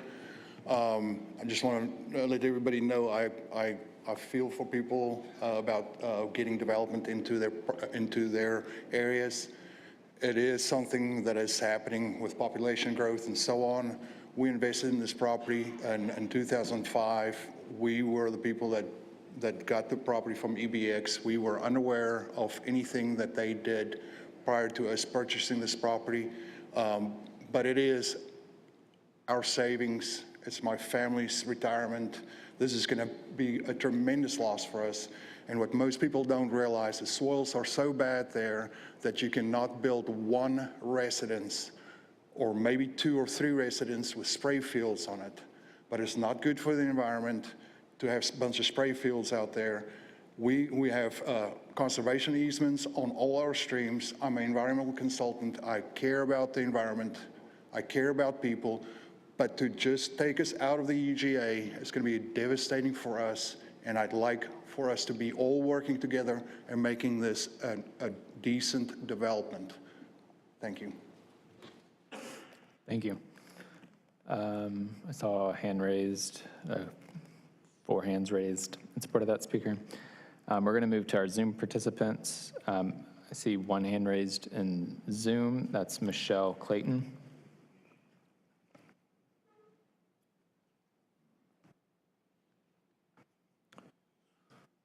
Michelle, are you able to unmute yourself?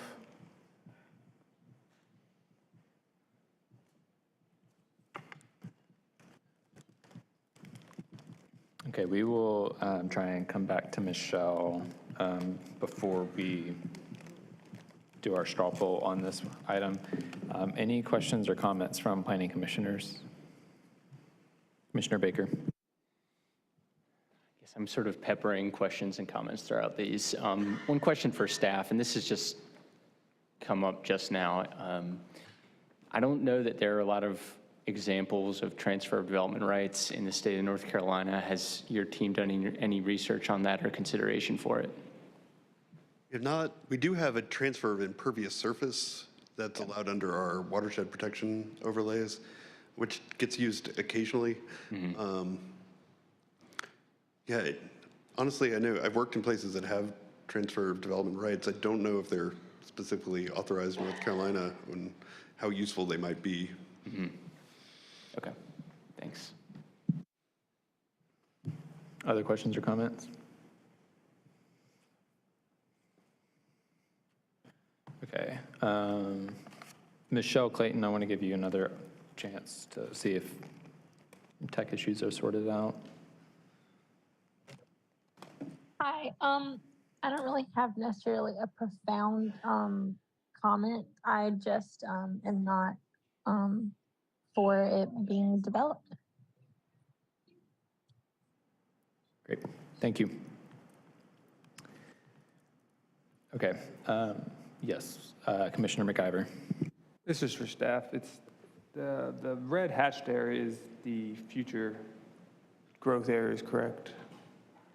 I'm just confused as to why south of Cheek Road, it's not proposed to be extended there as well, like there's a, basically goes from the future development to the green area back to the mixed use area, and why there's that patch.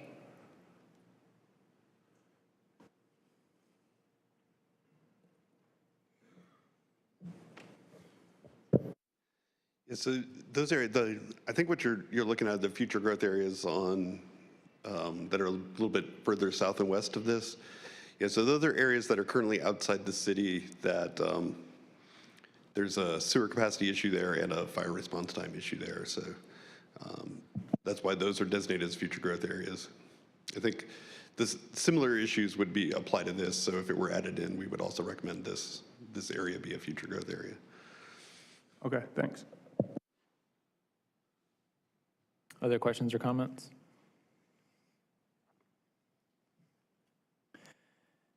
Okay, my general thought on this is, to me, given that the potential changes with the purple color would be also a future growth area under this potential change, I would be in favor of going that route because we still have certain criteria we will have to meet before that land gets developed. And I feel comfortable with that personally. Any other questions or comments? Okay, if you prefer the green option on the left that keeps all of this outside of the urban growth boundary, please raise your hand. I see 5 hands. If you prefer the right option with the purple that makes this a new future growth area, please raise your hand. I see 6 hands. Thank you. Okay, we're going to move to Area 5, Snow Hill Road area. We have one person signed up to speak in person. This is Heidi Grable.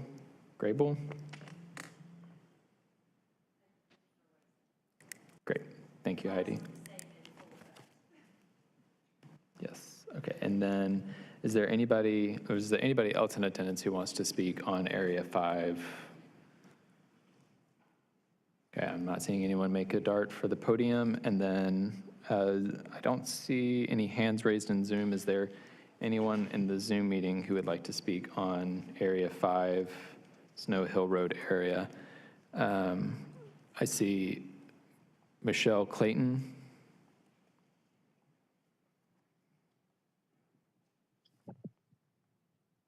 Yes, I actually grew up on this road growing up, and I think at what rate it's already developed has been plenty. I remember actually living there as a teenager, and they were blasting, making way for the Lucas Middle School, which is fine, you know, that was okay, but it actually caused my parents' well to completely cave, and so they actually had to get a whole new well, and some other people actually didn't even get theirs covered, and so that was a big concern for the surrounding neighbors. I actually don't think most of them know about this being developed. I think that's why there's a little bit of a lack. So right now I'm in the Cheek Road, Redwood area, but I just wanted to touch on that on behalf of my family.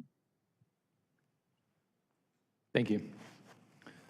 And I see about a dozen hands raised.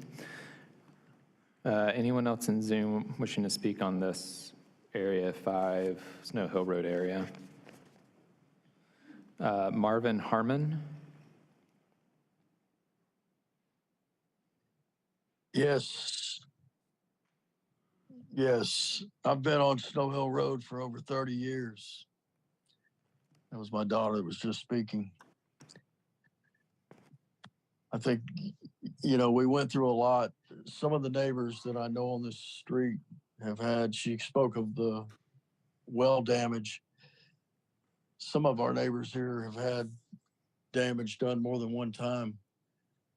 Our house also, as did many others during the building of Lucas Middle School with the blasting, had foundation trouble that had to be repaired. We've been through enough. You need to think before you do this. You're affecting a lot of people. And I'm well aware that most of my neighbors are not even aware that this meeting's going on tonight. And I wish I could have warned them. You take it very seriously. This area's got enough going on. We've had enough damage. It's not fair. Thank you. Is anyone else wishing to speak on this item? I saw about 5 hands raised on that one. Okay, seeing none, I'll turn it to Commissioner question and comment. Any questions or comments?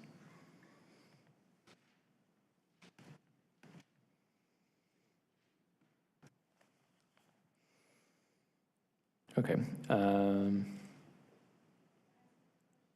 You can come to the podium and ask a question.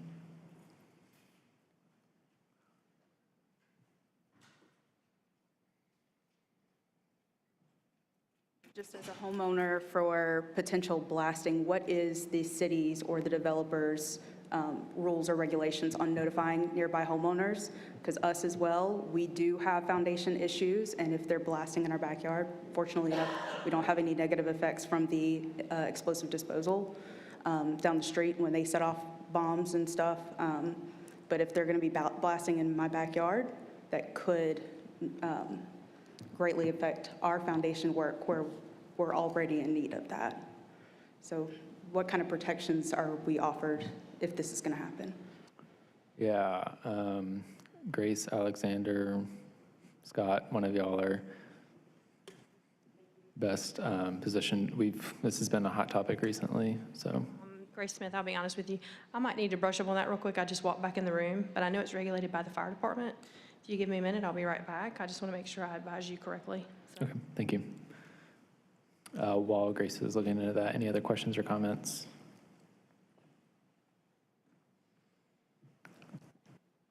Commissioner Shigaris. I guess for city staff, it says that part of this is encumbered by a county-owned agricultural easement. How much? What is? A little over 80 acres. It's really the biggest site in this area. So is that a legally binding? It's unless all owners decide to sell the easement, it's legally binding forever. Okay, thank you. Thank you. I don't feel like the blasting question is going to change anybody's decision on this. It's kind of just more of a matter of fact. So I think we can go ahead and move forward with our straw poll. So if you prefer the option on the left, that is all green and keeps all of this segment outside of the urban growth boundary, please raise your hand. Look at us. That's 10. And if you prefer the option on the right with the brown that adds a portion of this into the urban growth boundary, please raise your hand. Commissioner Morgan, it's 1. Okay. Thank you.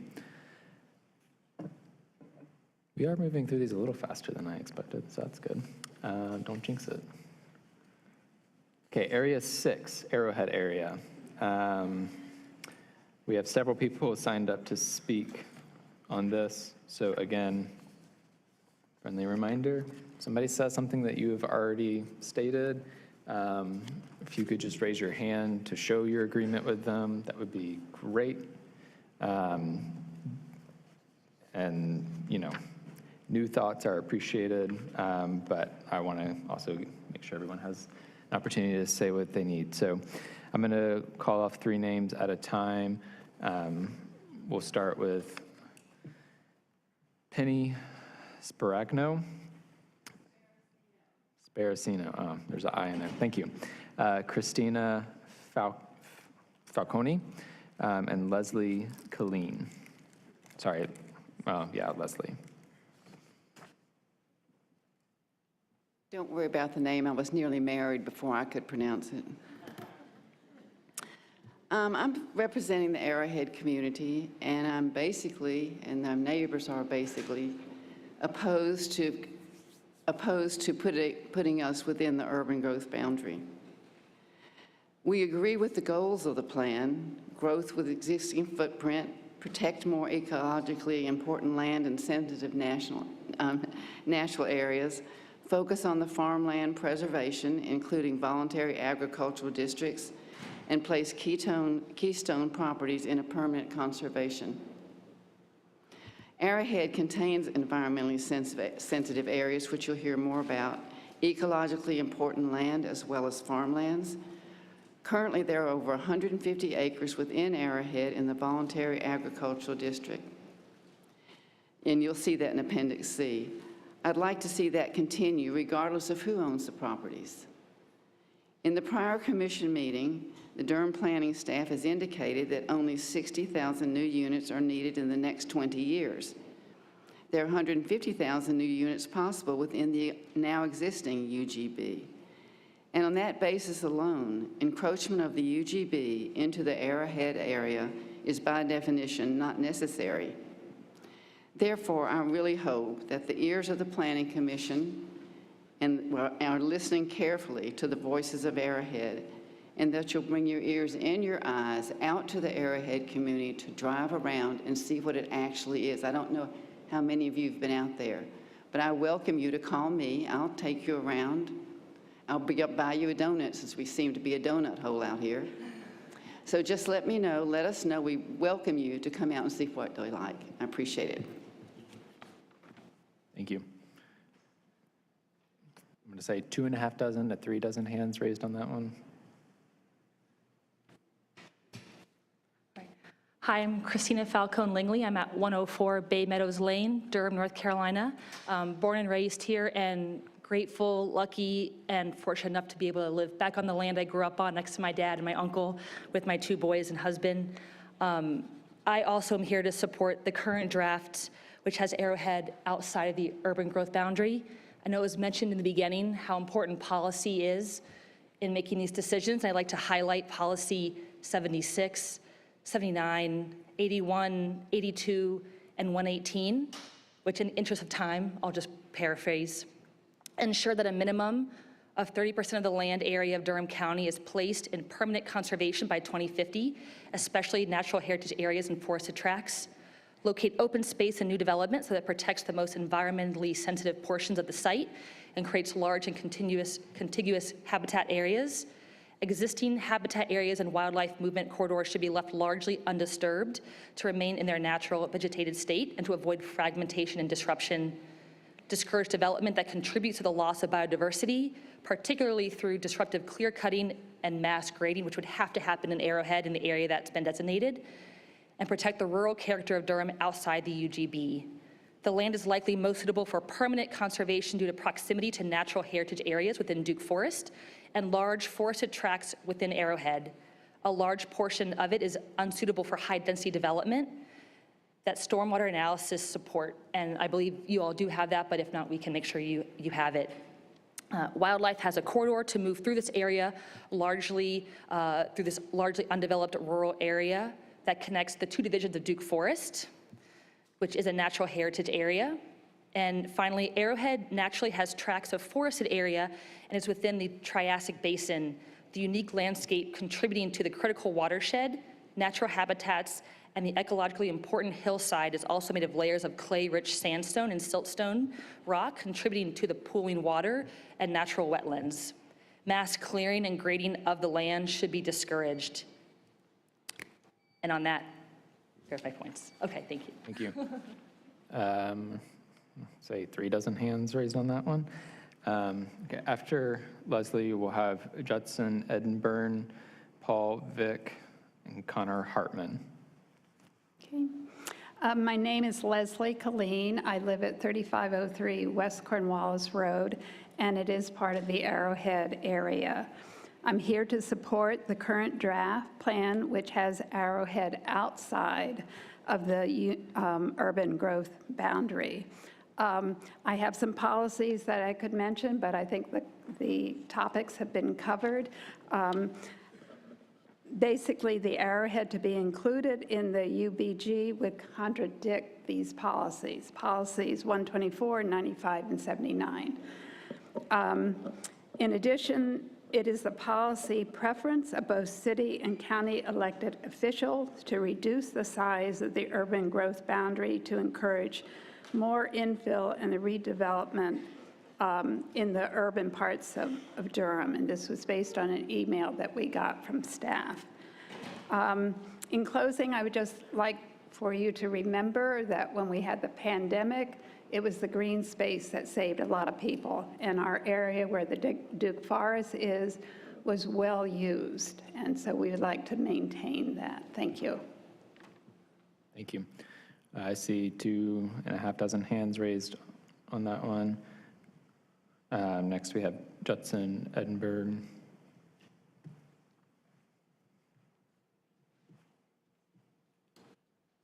Hello, Judson Edinburgh, 4110 Curley Road. I'm here to support the current draft comprehensive plan, which does not include the Arrowhead area within the urban growth boundary. The proposed change to include the Arrowhead in the UGB would create an encroachment into the last area of rural Durham County that is largely surrounded by the Duke Forest and the Orange County Rural Buffer. This is an important part of the natural landscape and ecologically important land extending from the Duke Forest, which contains natural heritage areas recognized by the City of Durham and the state of North Carolina, to the New Hope Open Space Corridor boundary. The proposal is inconsistent with the community need to protect the greater assets these lands provide. Regarding the policies and goals of the draft plan, I'd like to highlight policies 77, 96, and 100, and paraphrased are: 1, protect Durham's most sensitive natural areas, including wetlands, wildlife habitats, hillsides, critical watersheds, and natural heritage sites from impacts from development. 2, encourage the creation and preservation of natural wildlife habitat on both public and private land. And 3, decrease and mitigate light pollution to reduce its impact on humans and wildlife. Development that is allowed within the UGB will substantially alter habitats for native wildlife. It is a special place deserving our stewardship to preserve. In closing, until recently, I did not intend to speak tonight. However, the statements made by Adam Abrams and Patrick Baker Biker, at the February meeting changed my mind. I believe that much of what they said was incorrect and thus misleading. It is vital that those who are making decisions here are all informed and that what they are being informed with is correct. Thank you. See about 3 dozen hands raised on that one. My name is Paul Vick, 4518 Irwin Road. I live in Arrowhead, and I came to speak about, at the conclusion of the meeting last week, I heard when it was someone mentioning Duke and what Duke stood for. Duke faced this issue in the late 1980s when there was some discussion at Duke about bringing development across 15501 in portions of the Duke Forest which could be commercially developed. In addressing the issue, the university turned, and I am not speaking for Duke at all, this is just knowledge from personal experience. The university turned to the Urban Land Institute to do a study. As a part of that study, there was developed a community concerns committee. It was made up of citizens of Durham who were asked by the university to listen to the community and to assess what the people in the total community, not just people around the Duke Forest, felt. I chaired that committee, which is what I can speak about. The consensus of that committee, ultimately leading to recommendations by the university to adopt the land in the Duke Division and the Corsican Division, the two divisions that bound Arrowhead, that it would be education and recreation and research. That is what that land is for. Part of what was made, the point that was made during these discussions was how the importance of those two parcels affected this entire area and its ability to be preserved, how they were interconnected, and they still are to this day. And the university's commitment continues, and I hope you will continue the commitment to preserve Arrowhead and the lands around it in its current state. Thank you. Thank you. See about 3 dozen hands raised. After Connor, we have Duke Williams, Bill Castello, and Maggie Savage. Thank you. My name is Connor Hartman, and I live with my wife, Melora, and our 3 children, ages 4, 3, and 1, at 4406 Curly Road, Durham, North Carolina. We're on the Orange County Rural Buffer side of the road. My neighbors across the street live in Arrowhead, and the road actually tracks with the county line, kind of weaving in and out. I'm here to oppose the extension, as all my neighbors are here. And the one thing I'd like to highlight for the committee is Policy 166. And this is particularly pertinent because it defines how the UGB can expand. And I quote, "Proposed changes to expand the UGB should only be made when the proponent can demonstrate all 3, not one of the 3, all 3 of the following conditions. 1, the change does not expand the UGB further into a critical watershed." The city of Durham issued in March of 21 its Durham Critical Areas Protection Plan for New Hope Creek, and that identified 2 keystone riparians in Arrowhead, as well as additional riparian areas. The parcel numbers are 137743 and 133745. On the second point, the change does not significantly increase long-term infrastructure maintenance costs for the city or county. We have an email from staff documenting the city water management assessment that necessary upgrades to the sewer system would be extremely expensive. And lastly, and very importantly, the third condition, the change would address a clear need from the community based on the adopted comprehensive plan policies. This extension contradicts our needs, I think, as you're hearing very clearly here. The policy is a very good one if it's applied. And I think what we would see here is an exception to this policy being damaging. So thank you for your consideration. And I would note also there are 13 additional policies that are worthy of consideration in all of this. Thanks. Thank you. See about 3 dozen hands raised. Hi, my name is Duke Williams. I live at 4409 Curly Road and own an adjacent piece of property that fronts on Cornwallis, so we total about 20 acres. My wife and I have lived there for about 40 years. My family has been in the Durham County area for a little over 300 years, and most of the pieces of land we're talking about have been in my family from time to time. Unfortunately, they keep leaving it to the church instead of the next generation, so it's not continuous. There are a couple of things that I'd like to point out about the property. One is there's an immense elevation gain from the lowest part of this property of Arrowhead to the top, and it's about 400 feet. And if you look at the map behind you, the stream in the gold area to the left is a large ravine. And when I was building the Duke School for Children, we looked at this property to buy, and it was disqualified in our minds because of the cost of moving water on the elevation and just the grade of the land to build on. The other thing about the elevation is I work in town, so I know this. The temperature winter and summer between my house, which is at 900 feet, and my office in town is anywhere between 5 and 7 degrees. And since our weather comes from the west here, the Arrowhead area is the last part of the Piedmont before you get into Durham. It's very unique in that it is part of the Piedmont, and it is a weather buffer. It's sort of like a barrier island for weather. And if you develop it densely, it will raise its temperature, which will have the effect of continuing to raise the temperature in the heat islands in Durham. And I think that's a very important thing.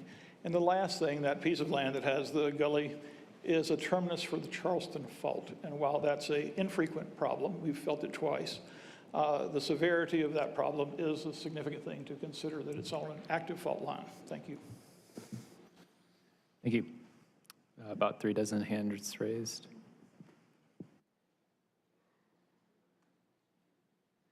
Good evening. I'm Bill Costello, and I live at 3523 West Cornwallis Road. I live in the Arrowhead area. And I'm also going to echo some of the comments previously mentioned. I support the current draft plan, which would have Arrowhead outside of the urban growth boundary.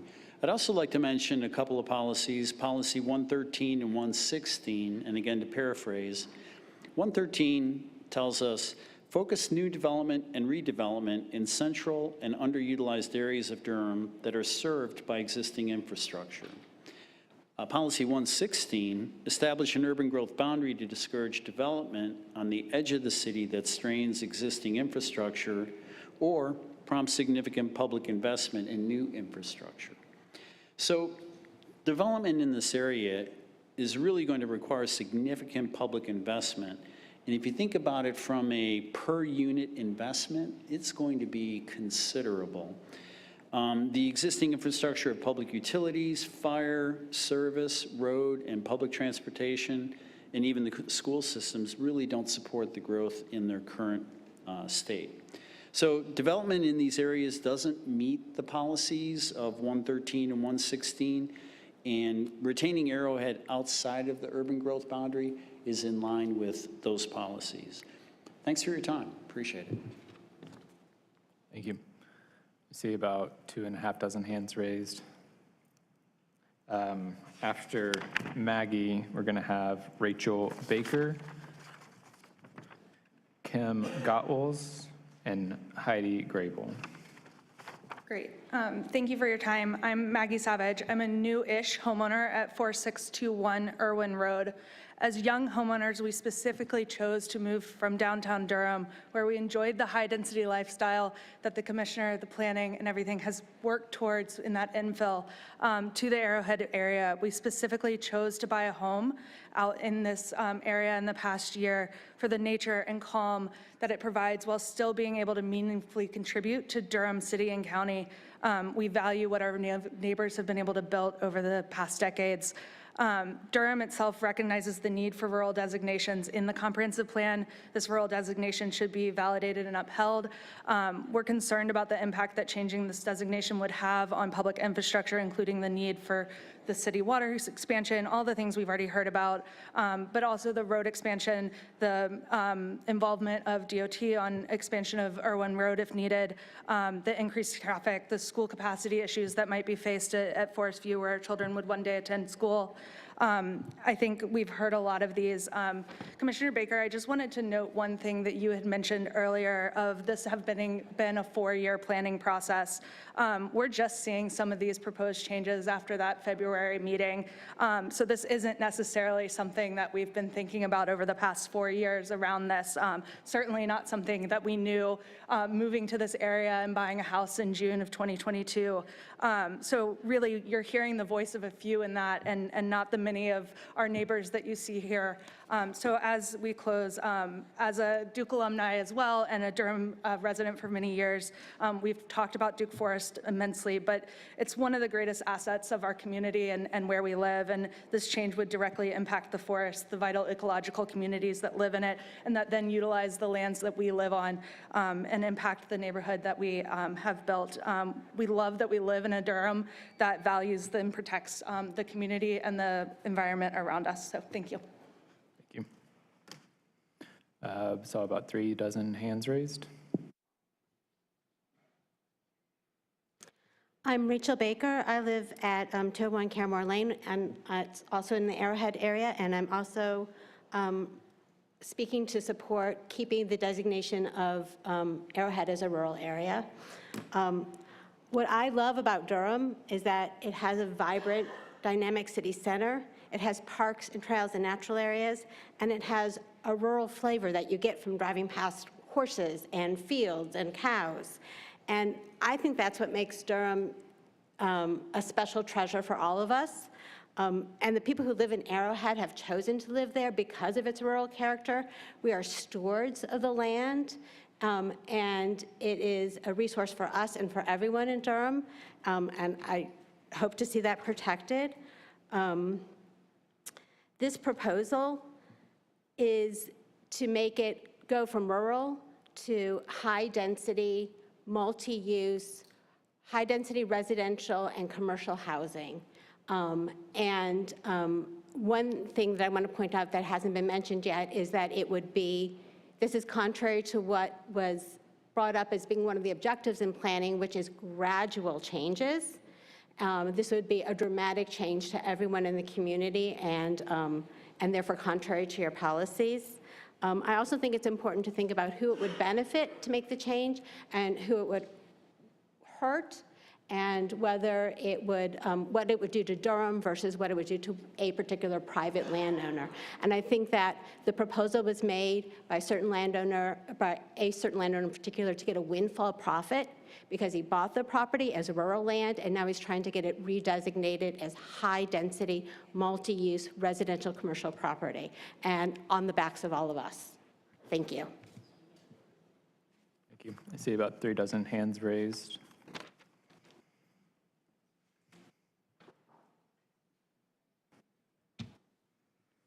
My name is Kim Gottwals, and I live in the Arrowhead community. I also support, like many here, keeping Arrowhead out of the urban growth boundary. I did want to just mention a couple things that other people haven't brought up yet. I want to thank the long-term, multi-generational farming families in the Arrowhead who have faithfully stewarded their land, contributing so much to the continued rural nature of the area with its significant agricultural heritage. Thank you. And you know who you are, Mark and Pam and Stuart. Next, I appreciate you listening to us tonight. You listened to us back in 2004 and 2005 when most of the Arrowhead's residents requested that it be placed in the rural tier.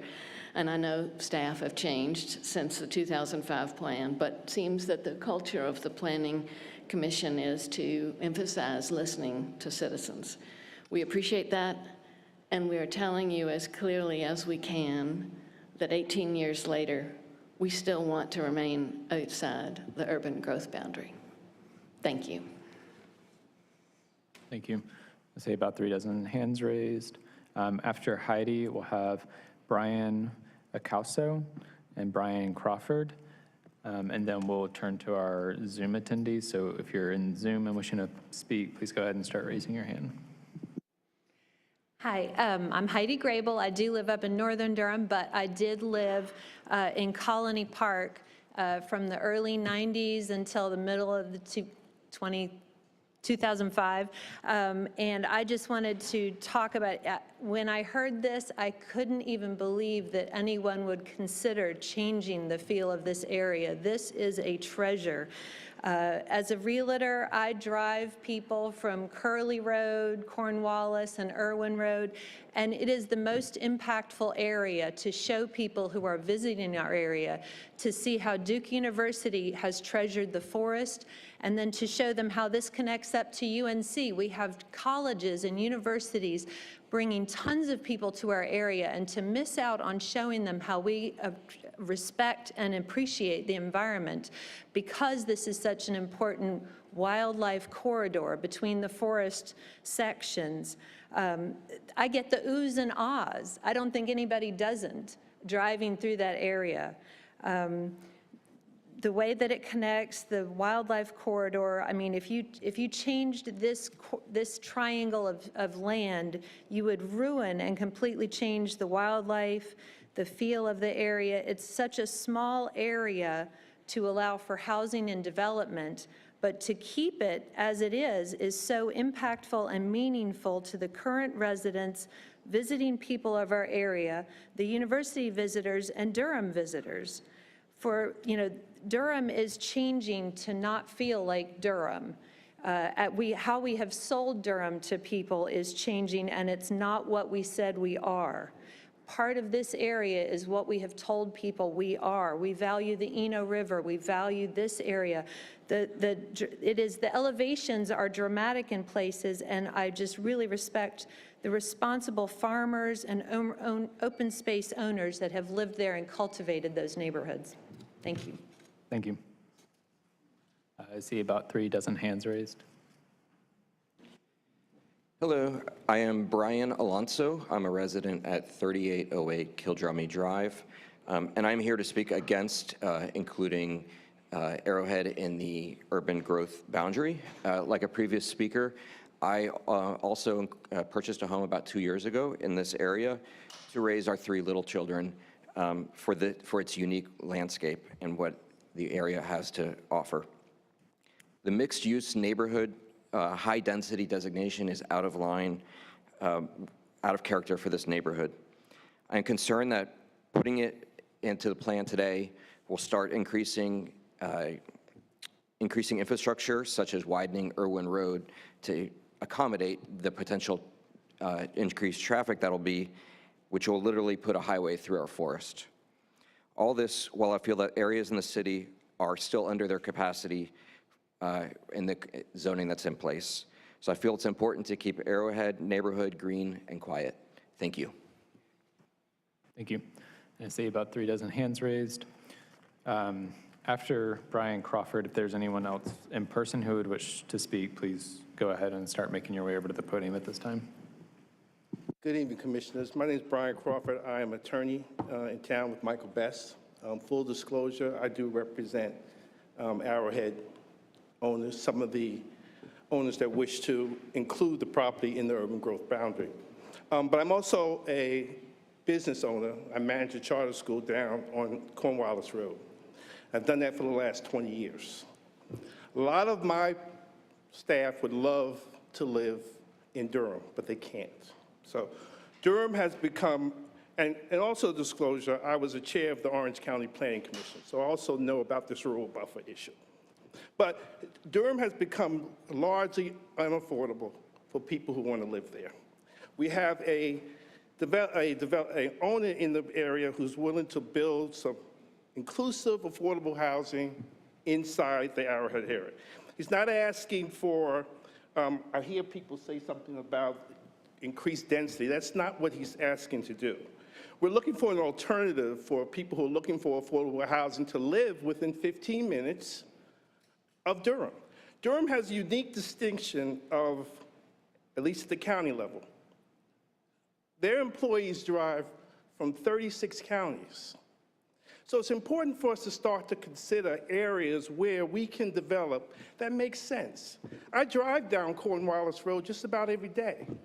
I leave Durham, I come back into Durham. It seems it's reasonable if we have smart growth to include it in Cornwallis. Now, I know that these people have a long-time love for the land, But it's not necessarily mutually exclusive to have smart development and inside this corridor. Arrowhead would be a perfect property. It's right next to Duke. Forest View has some water, and so it's not like we're extending things 15 miles, and it doesn't have the density of some of the other areas. So just please consider an alternative when we talk about smart growth, thinking about this. Ryan? Thank you. Thank you. We're going to have just one more speaker, and then we need to break for recess. Could I have the slides up, please? The first slide, and I'll tell you when to change to the other slides. I'm sorry. Okay, we're working on it. Okay.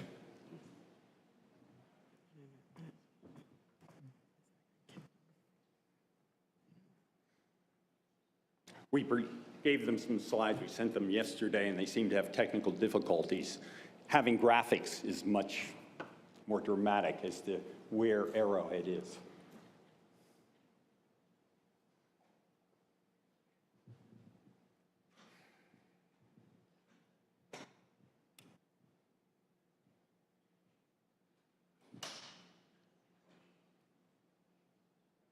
Okay, I'm seeing it on the Zoom meeting. Can we get it on the screens in the chambers? There we go. Okay. So the next slide, please.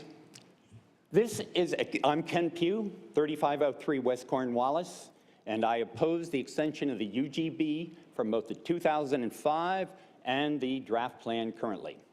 This is to show Arrowhead in context with the Duke Forest and the rural buffer. As you see, it is separate. It's next to and surrounded by the Duke Forest and the rural buffer. So it's a unique area. Somebody said, oh, it's surrounded by the city. It is not. It's surrounded by rural area already. If we were to put in the urban, mixed use, it would be a donut hole inside of an area that is already forested and so forth. Next slide, please. In fact, this is the same about Duke Forest. You can see the rural area. You can see that it only connects by a very thin slice of road to the rest of the city. And so therefore, all utilities or anything else would have to go mile, or at least not miles, but at least a long way, which is why the cost is so high. Next slide, please. As we already mentioned, here is the watershed. The properties, some of the properties which were proposed for development are riparian properties that should be protected, okay? The gray one right in the middle is actually part of Adam Abrams' place. We shouldn't be developing that. And the final slide, please. You'll notice that the only areas that people have asked to develop is the tan one in the middle and that light green one on the other side, which in fact is undevelopable due to topography. Thank you very much. Thank you. Okay, I see about 3 dozen hands raised with that. We are going to take, hopefully, our final break. For recess, we will return at 10 a.m. Eastern, or 10 p.m. Woo! 10 p.m. Eastern Time.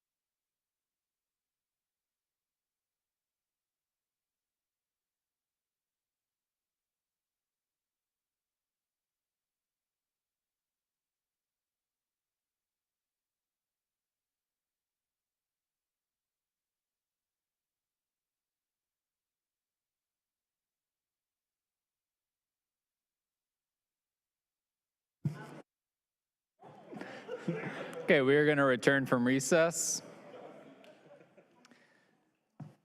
If there's anyone else wishing to speak in person on Area 6 Arrowhead, please come to the podium at this time. And seeing none so far, we will turn to our Zoom speakers. We'll start with Tom Admay.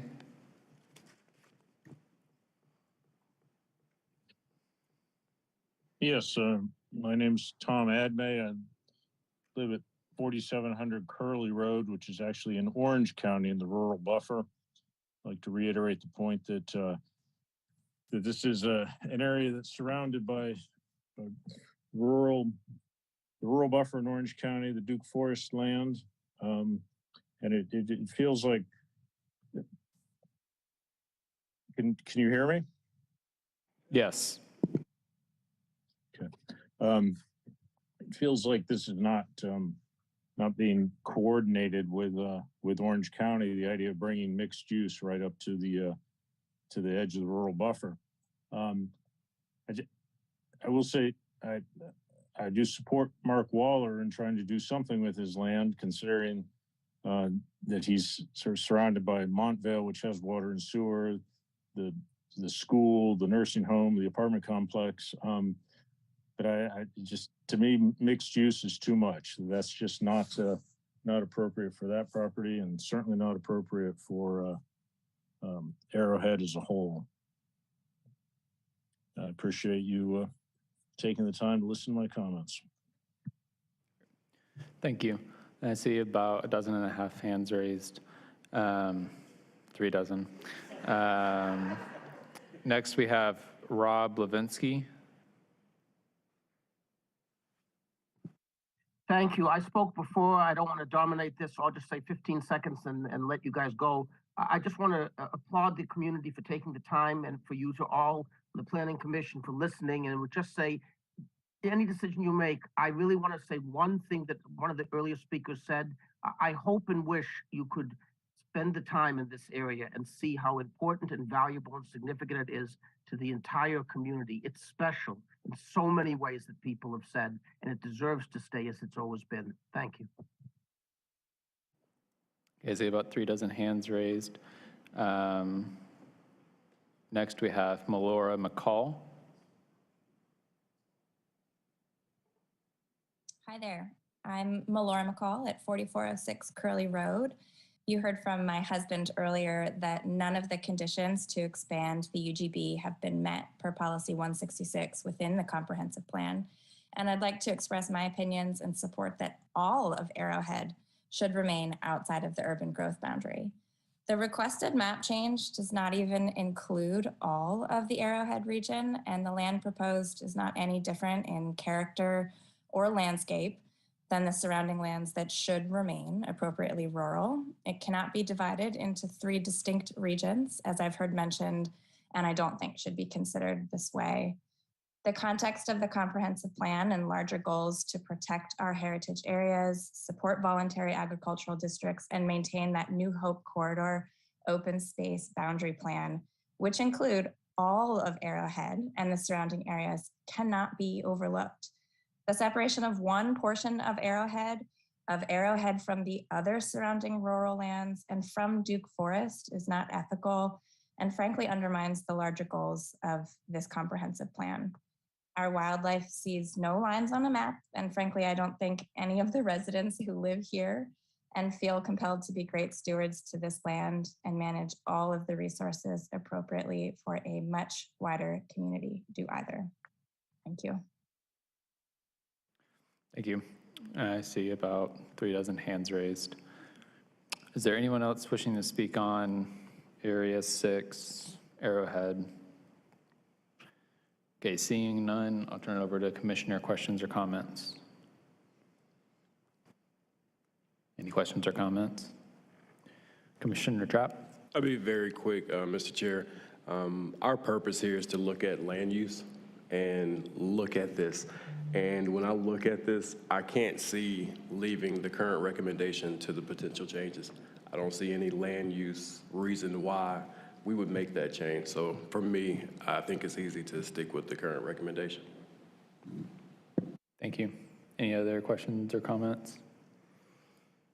Commissioner Carmen Williams.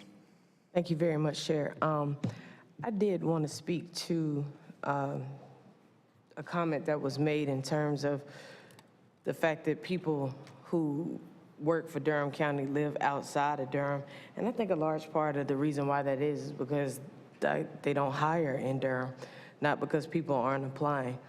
And I think that we can't keep trying to live on the backs of affordable housing as statements to justify annexing land into certain areas, because what we're not providing is affordable housing. We are the reason why we've priced a lot of residents out of Durham, and we have to fix that. And using land that is clearly undevelopable for one reason or the next, we're getting rid of the characteristics that make Durham Durham. And we don't have fall and spring anymore. We have winter and summer, and that's going to continue to happen as long as we continue to destroy the built environment. And I think that we have to be extremely proactive in how we go about what we do in Durham and how we use Durham. And if you're from Durham or if you've been in Durham a long time, then you understand that. But if you don't, you're not vested. So sometimes we put the cart before the horse, but hindsight can't be 20/20. So, thank you. Thank you. Any other questions or comments? I just have a brief one. This one's pretty straightforward for me. I think this is the only one we've discussed tonight that originally was left out of the suburban tier. And to me, that fact makes it really easy for me to stick with the current recommendation, in effect, by choosing to expand the urban growth boundary outside of the existing urban tier. Feels like a rezoning decision to me. That feels inappropriate for this type of conversation that we're having right now, whereas all the other cases we've dealt with, it was where we had already said we're moving further, we're reducing the suburban tier, and now we're trying to go back to closer to the old suburban tier. So those are two fundamentally different decisions to me.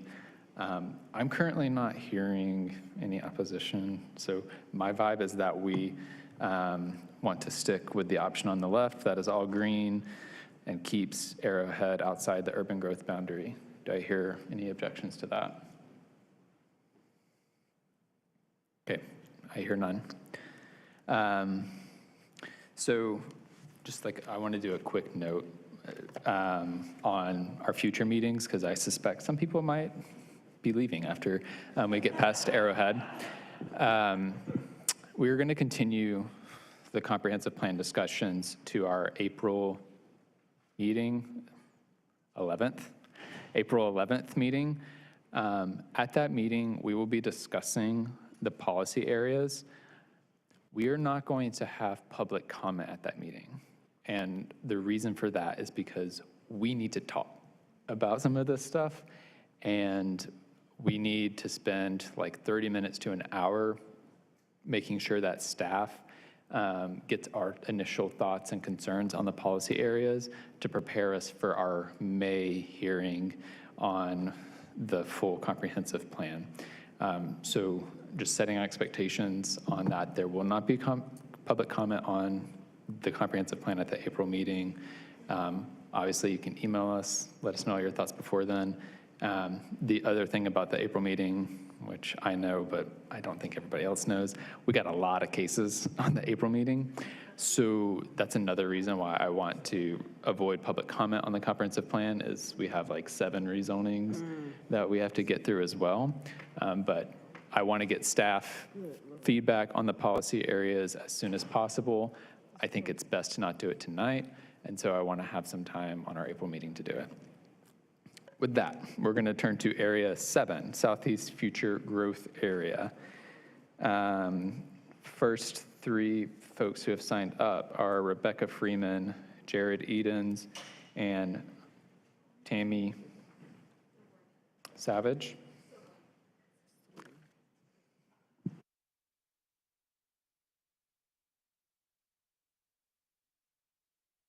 And members. Okay. Good evening. I'm Rebecca Freeman with Preserve Rural Durham, a lifelong resident of Durham the last 43 years at 1818 Southview Road off Kemp Road in southeast Durham. There are generations of my family that lived in that area.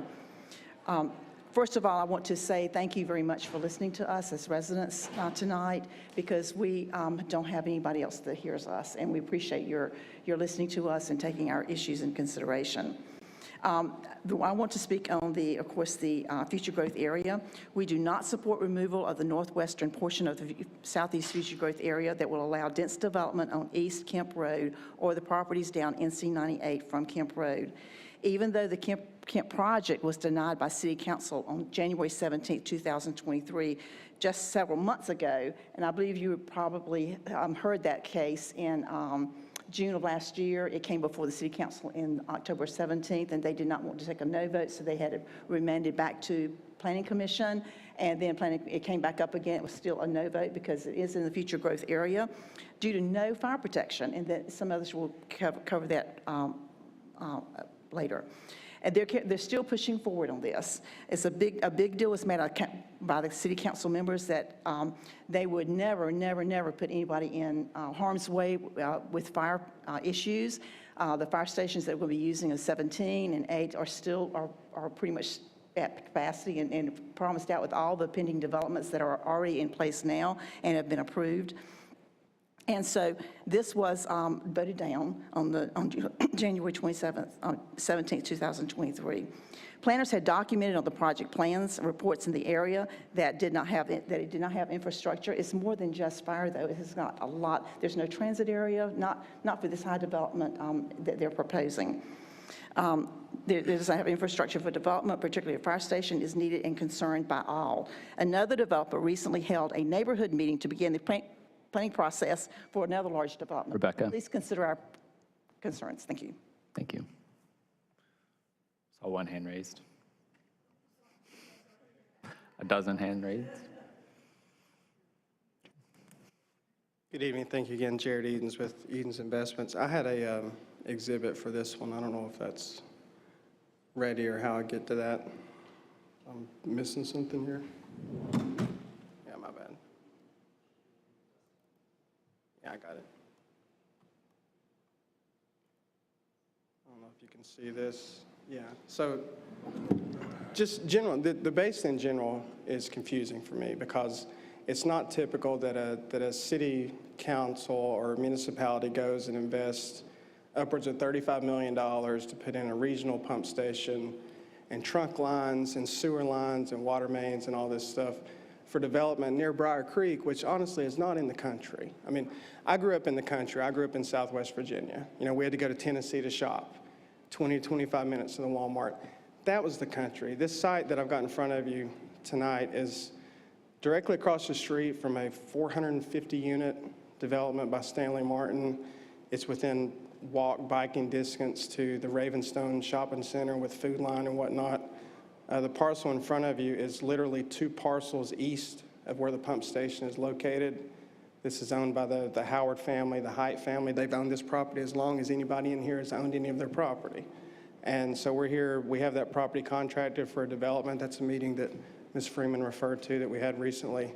But I just think we really need to pay attention here because this property does not require a pump station. It gravities to the existing pump station on Kemp Road. It's got highway frontage on 98. It's surrounded by development, and it's near Briar Creek, close to downtown Durham, down 98. Like, this is one area where I just don't understand why we would start removing big chunks of property when we just made a big investment to come out there. And every one of these projects goes through a financial analysis. The staff's not going to bring you a project that shows a negative financial impact for new development on an annexation. I haven't seen one in 20 years. They're always revenue positive, and that would be the case here as well. Thank you. Thank you. After Tammy, we'll have Tina Motley-Pearson, Pam Andrews, and Tim Sivers. Tammy Sway, I'm at Baptist Road, and I want to tell you why we need to keep this area that he just talked about in the future growth area. I emailed all the commissioners this presentation that Samantha Crott did to the city council this month. And she talked about the issues at Lick Creek. This development is right near Lick Creek. Camp Road is right at near Lick Creek. The devastation that's happened to this creek has been acknowledged. Ryan Eves is taking her data. We're continuing to sample. The North Carolina DWR recognizes that there's a problem, and Daimler is beginning to sample this area. This creek has been burdened by the development that has happened so far. The approved development that impacts Lick Creek is about 8,000 homes. About half of it has been under development, and we are at this point at Lick Creek at this time, and still we have half of the development to go. I implore you to keep the future land use area the same. And I want to also pick on one other point that you may not know. The issue that's happening at Rolling View Marina, there is 2 feet of sediment that has been put into the Rolling View Marina in the last 2 years. He cannot dredge that marina, so it is impacting businesses, and that marina is used for public consumption, and we just need to protect our streams. Thank you.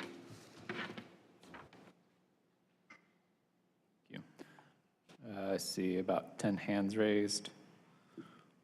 We had Pam Andrews, Tim Cyber, or sorry, Tina. Yeah, Tina, then Pam, then Tim.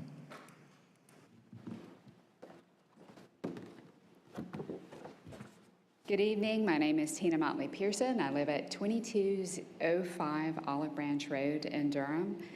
There are many reasons not to allow development in the future growth boundary, but I'm just going to focus on one for now, fire coverage. You know, the main reason we're having this discussion is because of a developer's project being denied because of lack of adequate fire service in this area. And so he was going to donate land for the fire station, but it wasn't suitable because it crosses a stream. But that clearly shows that we have a lack of fire service in this area. So the city manager and fire chief had a ladder truck promised to the northern fire station for over 10 years. But when it does get purchased, it's now going to Station 8 in Southeast Durham instead of Northern Durham. So ERF means Effective Response Force, and it's a code and it requires, so I'm going to quote this, 90% of all fire emergencies, total response time for the first fire truck shall be 8 minutes or less in the suburban tier. ERF code also states that 19 firefighters should be on scene 90% of the time and 13 minutes in the suburban tier. We only have 2 fire stations nearby, Station 8 and Station 17, and they are not at full staff. So what I'm going to show you is, all right, so Station 8 has 3 firefighters, and when the new ladder truck arrives, it's going to add 3 more firefighters. Station 13 has 3 firefighters. Station 17 has 3 from the engine truck and 3 from the ladder truck. So even if you have all of these units to respond, you're only going to have 15 firefighters, and that the code is 19. Tina? Thank you. Thank you.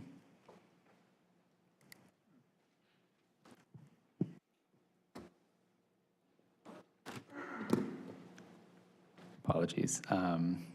6 to 8 hands. We're the only ones left. We camp out. Okay, Pamela Andrews. I'm going to dispute Jared Eden's. My family's land is right beside this, and we have belonged to his family since the 1600s. I don't think anybody out there can match that, so I'm just going to say that. Removing the future growth boundary is so alarming. The land is next to critical watershed. Lick Creek flows through the middle of this environmentally sensitive land. Look at the map. Lick Creek flows right through the middle. It already has 10,198 dwellings on Lick Creek, 3,000 acres.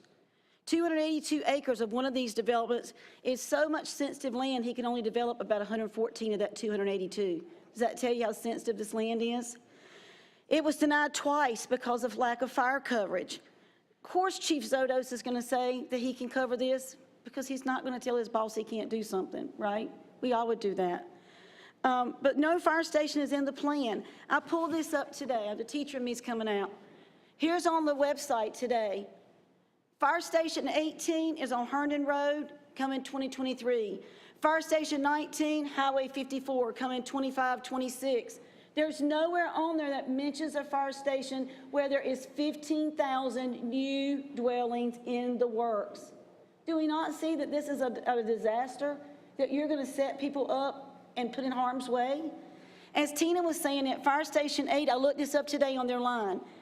The engine truck could give you 3. The ladder truck that was promised to Northern Durham, it could give you 3. Fire Station 13 could give you 3. A hazmat truck could give you 3. That's 6. That's 6. At Fire Station 17, you got an engine and a ladder truck. That gives you 6 more.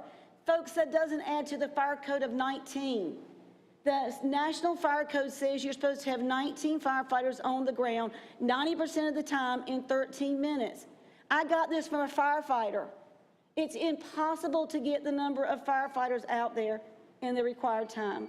Please don't put us in harm's way. Thank you. Thank you. Saw 10 hands raised.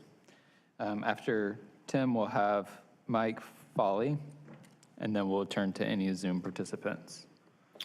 Before I get started, Mike did leave. He had to go home to be with his kids this evening. So, sure. Thank you. Good evening, Planning Commission members. My name is Tim Sivers, the president of CUNITY, previously known as Horvath Associates. I've stood in front of this board many times with many different projects. Tonight, I'm not representing a specific project, simply a specific need, and that need is housing. More than ever, our city is growing at a rapid pace, and we need to keep up the demand. Tonight, I'm encouraging you to fully remove the future development growth boundary for Southeast Durham. Our city has some of, if not the strongest regulations in stormwater for the state.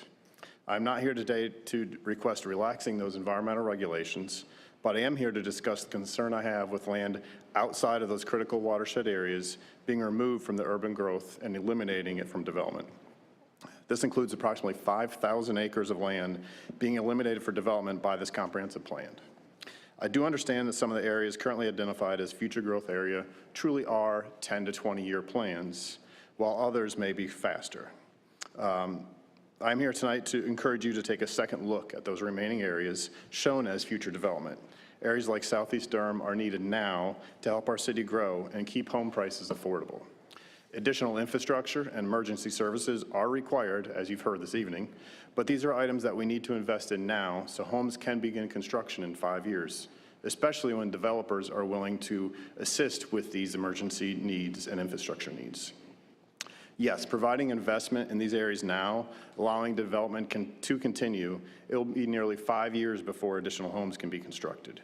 Areas like Southeast Durham that can begin development with this shorter time frame should not be included in that future growth boundary. By removing these areas from development with the current proposal, we're decreasing the housing supply, increasing housing costs. I encourage you to modify the comprehensive plan to fully remove the future growth area from the Southeast Durham and allow development to move forward. Thank you for your time this evening. Thank you. Is there anyone else in person wishing to speak on this item? If you could come to the podium at this time.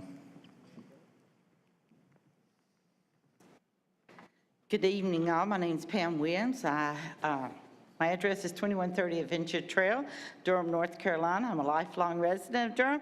I went to Neal Middle School just down below this piece of property that we're talking about. I would like to say that you cannot walk and you cannot ride a bicycle from this property over to Ravenstone and the Food Line and CVS. In fact, a woman got killed on her bike. A seasoned bike rider got killed in front of Neal Middle School within the last 6 months and everything. You wouldn't want your kids riding a bike anywhere on there. There's no shoulders. At places, there's no shoulders on Olive Branch. Any of these roads out here that are being built, they're being built one left turn at a time or one entrance at a time. and there's no future plans to do any road constructions to make any sidewalks connected or anything like that out in this area per the 2050 MTP plan. I'd also like to comment that just in Lick Creek alone, we have over 10,000 dwellings that was not included in the 2019. These are dwellings that are being graded right now. The land's being graded right now. They've been approved or they're starting construction. These 15,000 homes have not been accounted for. And also, there was something in the urban studies, in fact, that a person, if I can get it up in time, stated, new research published in the journal Urban Studies has recently come out finding that increased density does not lead to great affordability in long term.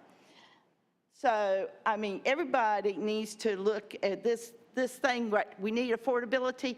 A person can't afford a $350,000 townhome or house in this area, and that's what they're going for.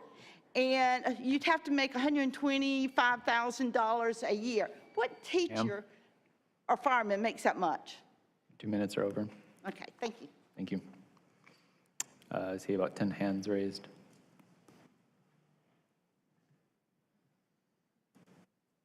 Good evening again. My name is Neil Ghosh, attorney at the Morningstar Law Group at 700 West Main Street. So I want to start first just by making a comment. I think most people here are aware that this is not a contest to see who's been here the longest. I'm sure many of you up on the dais, just like me and my family, we weren't really allowed to own land here in the 1600s. So excuse my language, but I don't really give a shit how long your family's been here. Everyone here has an opinion, a valid one. So I'll just say that. But aside from that, this area has been hotly contested for quite some time. And I think a lot of research and study has been put in here. I would just say the staff recommendation here has changed a couple times based on the best available data, and I think that's really important to understand here. I think it makes a lot of sense to follow staff's current recommendation on this and whatever their other recommendation, because they have put a lot of research on this piece of property, this area in particular, because of how hotly contested it is. And I'll just leave it at that. Thank you. Thank you. I see one hand raised on that. Is there anyone else wishing to speak on this item?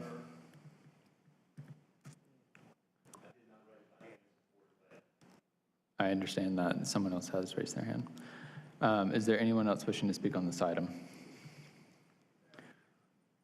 Please come to the podium.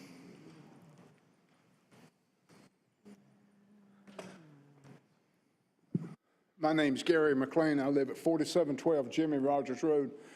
You just need to come out there at 4 o'clock in the afternoon on Highway 98 in front of Neal Middle School and just sit in traffic for the lights will go through about 9 or 10 different sequences before you can ever get up there. It's not safe until we get infrastructure and we get more improvements on the roads and the highways, and these are rural roads.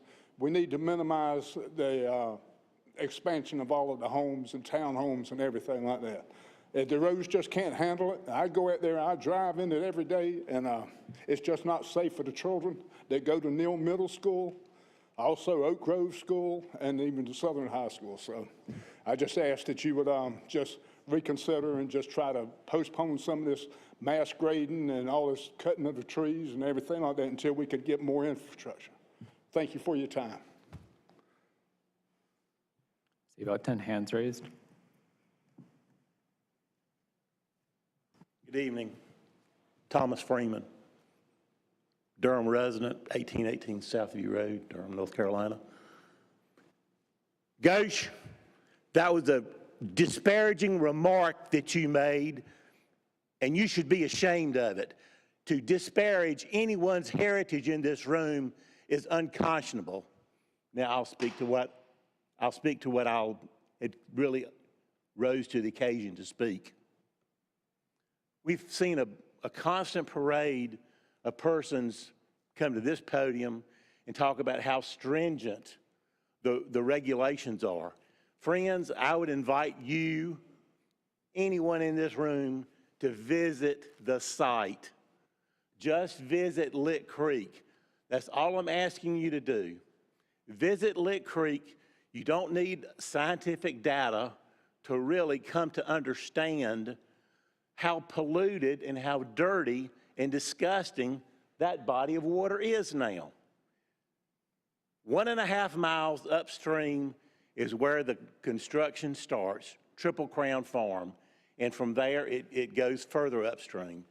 But from now I'm talking about from the Southview Road Bridge. We're 1.5 miles away, and it looks like tomato soup. It's horrible. Come visit us. That's all. Thank you very much. Is there anyone else wishing to speak on this item?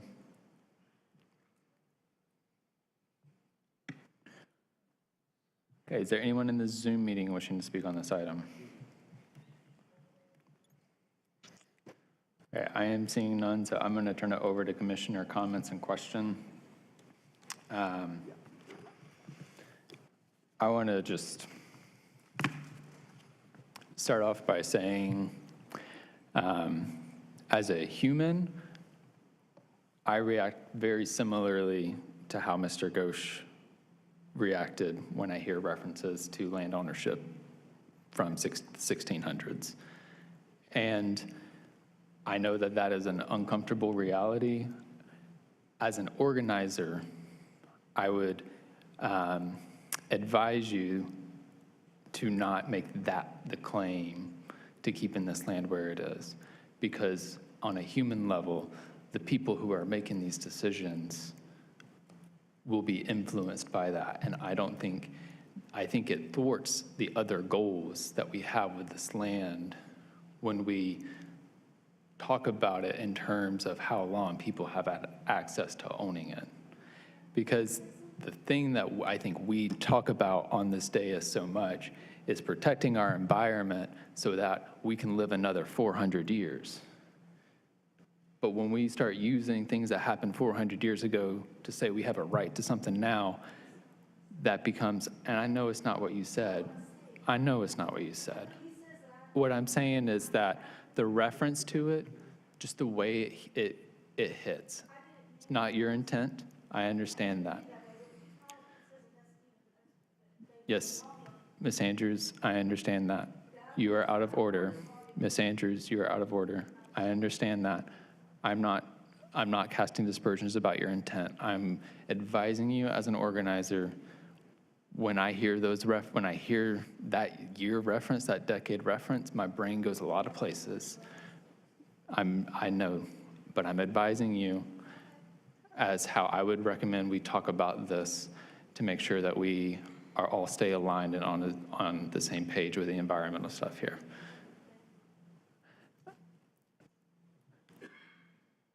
Any other questions or comments? Commissioner Baker. Yeah, I think I just need a little bit of help and clarification on this. So I'm looking at the current recommendation. Current recommendation says future growth area and inside the urban growth boundary. The policies around the future growth area, so I'm looking at page 108 of the draft comprehensive plan. These are the next places to see development activity. Future growth areas are parts of Durham within the urban growth boundary that are currently undeveloped or sparsely developed and need critical infrastructure upgrades. There's a reference to policy 120 and 156. For the southeast, it's that there's a need for fire service. There's not really specificity to what that means necessarily in terms of fire service, because that could mean, is it 10 minutes from a call or 8 minutes from a call? So to me, I don't see something within the urban growth boundary and inside of a future growth area as meaning that it's not developable even soon, but it seems to be saying we believe these areas are not serviced, and there's a list of water, sewer, fire service, and once that becomes serviced, it is then developable. Is that my understanding? Am I understanding that correctly? Yeah, that's how it's supposed to work. It's like once that deficiency is corrected, then the future growth area should be removed, and it. Okay, so to me, that, I mean, I don't really see where the controversy is there, because we want, it seems to be saying, the map seems to be saying, in my mind, these are areas that we need to take a closer look at to make sure that these services are being provided. When we can determine, and we've looked deeply into the matter, then development can occur. It's inside of the urban growth boundary. Is that correct?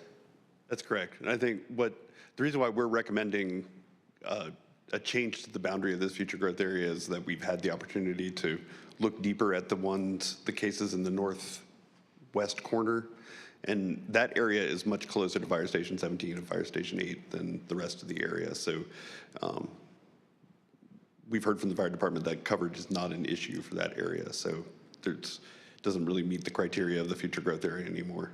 Oh, I see. So I think I must have missed something. So this is one where staff is recommending the left side. Yeah, we're recommending. I'm sorry, the right side. Yeah, we're recommending reducing the size of the future growth area. You did hear some requests for removing it altogether. We would not recommend that, since we do know that there is some.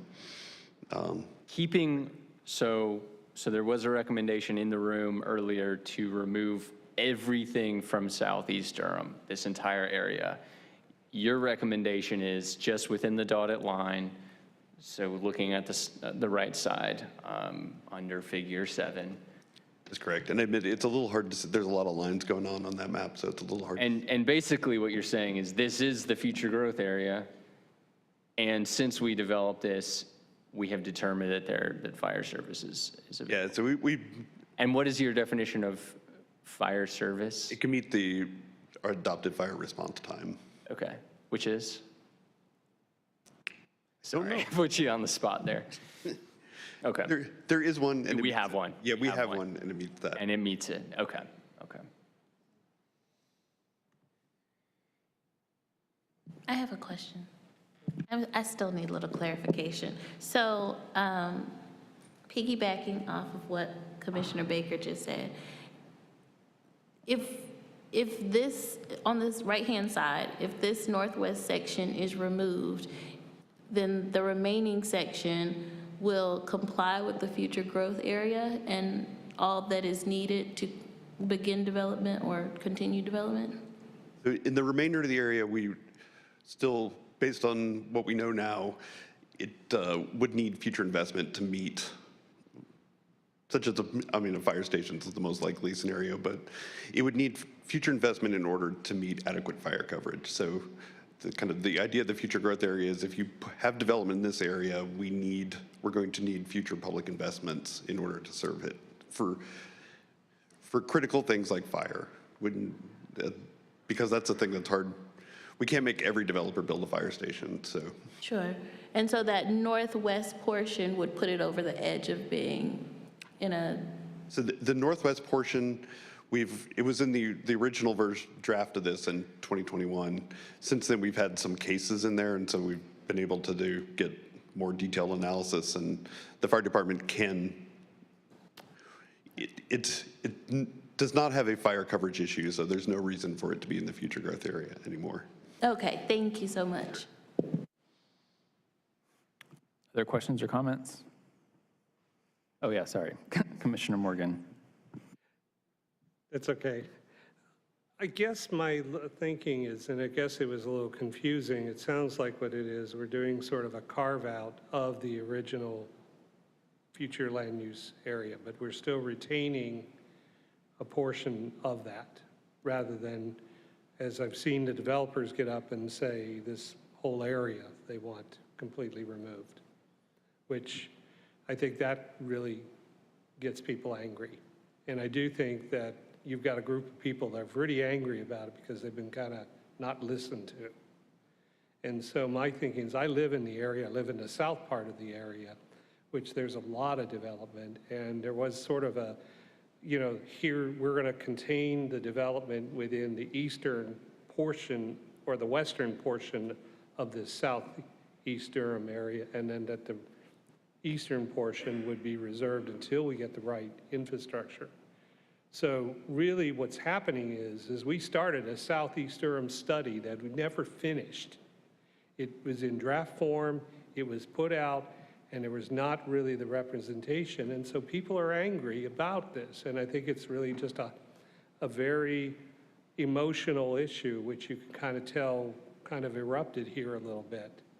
So my thinking is, and this carve out is this Kemp Road area and the area that Mr. Edens had presented as is going to be removed or is being proposed to be removed, but it's not being proposed by the citizens. It's being proposed by staff. And I'm not saying anything wrong. That was why I asked the question earlier. What's the criteria for when you remove a future land use?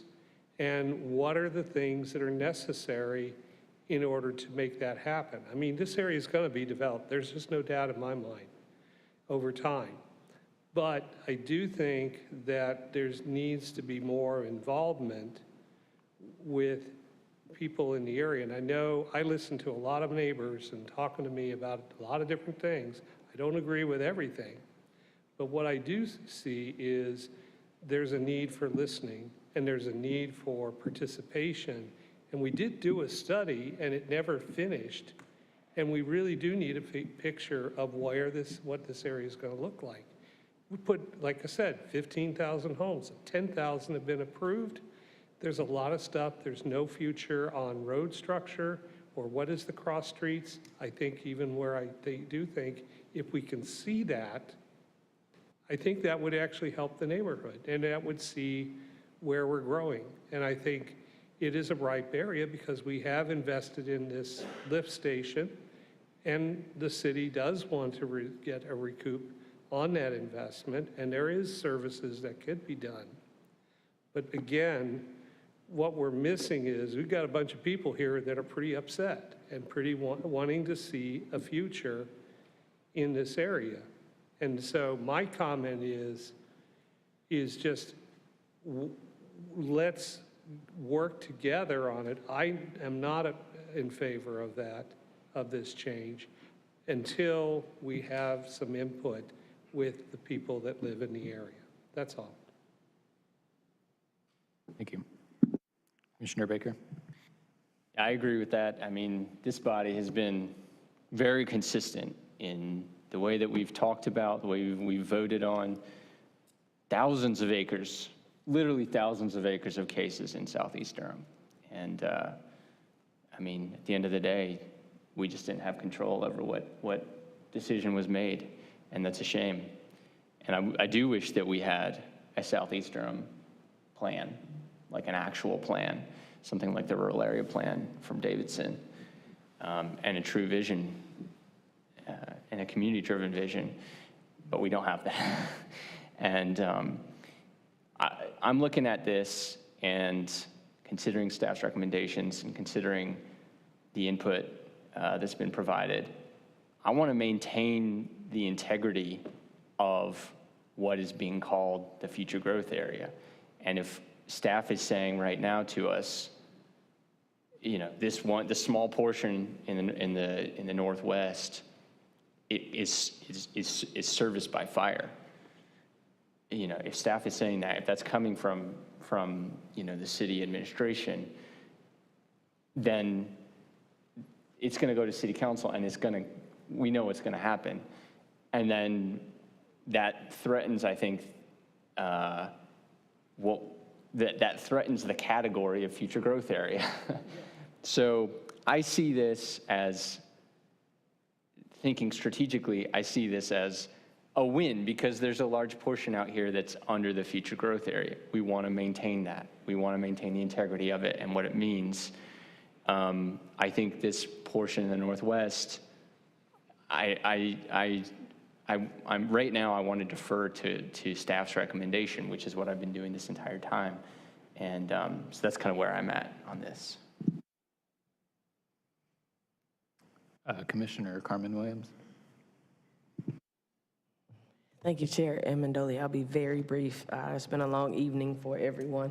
I really appreciate the community's comments, and you guys coming together to say what you need to say. I think that going forward, us as sitting members, developers, residents, we all need to remember that we're about conducting business, and we can't make conducting business a personal event, no matter what that is, because if that's what we were doing, we wouldn't have issues with redlining and gentrification. So if we conduct business as presented and don't make things personal, then we won't have instances in which we get out of character. I'm proud to say, as long as I've been sitting on this planning commission, I've never had an interaction the way that I had it this evening. And I could go another term and not have another one, because that's not what we're here for. So I thank the residents, I thank Mr. Ghosh, I thank my fellow commission members, but I think that we need to remember that we are here to conduct business. And once we get outside of that framework, that's when we introduce business that does not belong in these chambers. So if we're gonna do what's right for Durham, then we need to do what's right by each other, because we are all neighbors at the end of the day. Those are my comments. Thank you. Other questions or comments? Yes, I have a question. I am still completely confused. If you're removing a portion of it, is that not less for development, or is that just going to allow that to be developed because that little portion has fire coverage and this doesn't? Can I give it a shot here? So what it should be is the hashes should be removed from that top. And then it's just a part of the urban growth boundary. That's what you should see there. There will be no hashes, and so the future in that part is now.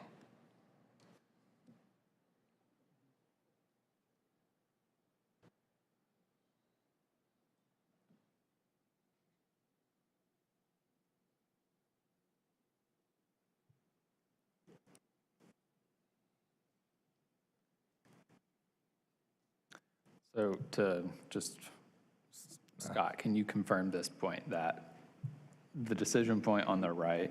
Yeah, I can confirm Commissioner Cutright's point that the future is now.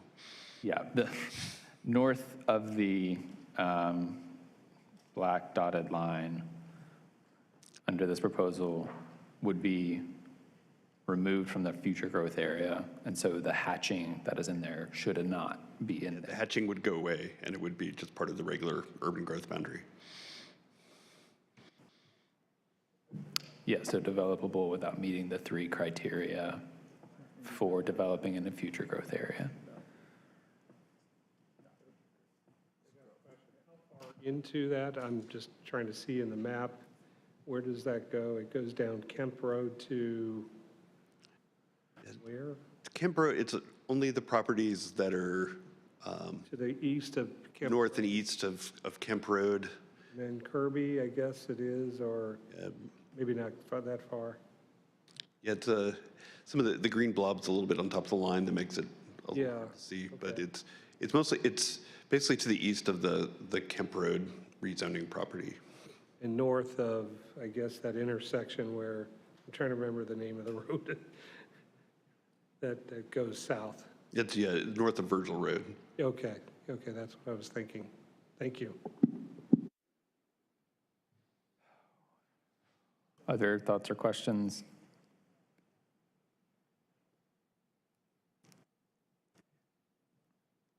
Commissioner Shigeru, do you have any more questions? That's okay.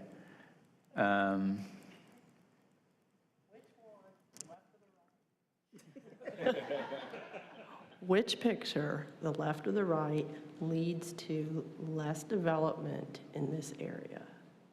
The one on the left. Okay, thank you. I'm not sure that's actually the case. Well, oh yeah, I guess that's because it's within the urban growth boundary.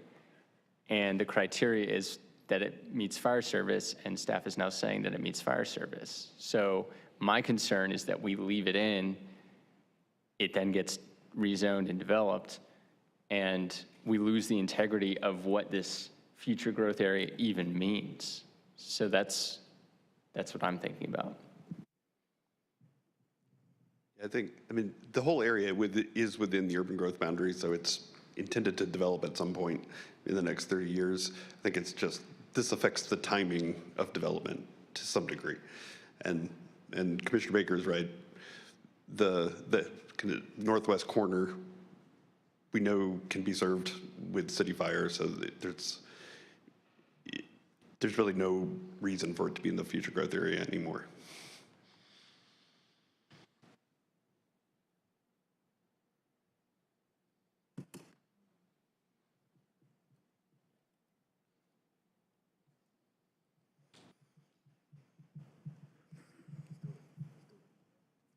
Let's just vote, okay. Great. No. It's clear as mud. Okay, so if you're in favor of the left option, which keeps everything in the future growth area, please raise your hand. I see 2 hands. If you prefer the option on the right, that removes this black dotted outline portion from the future growth area, please raise your hand.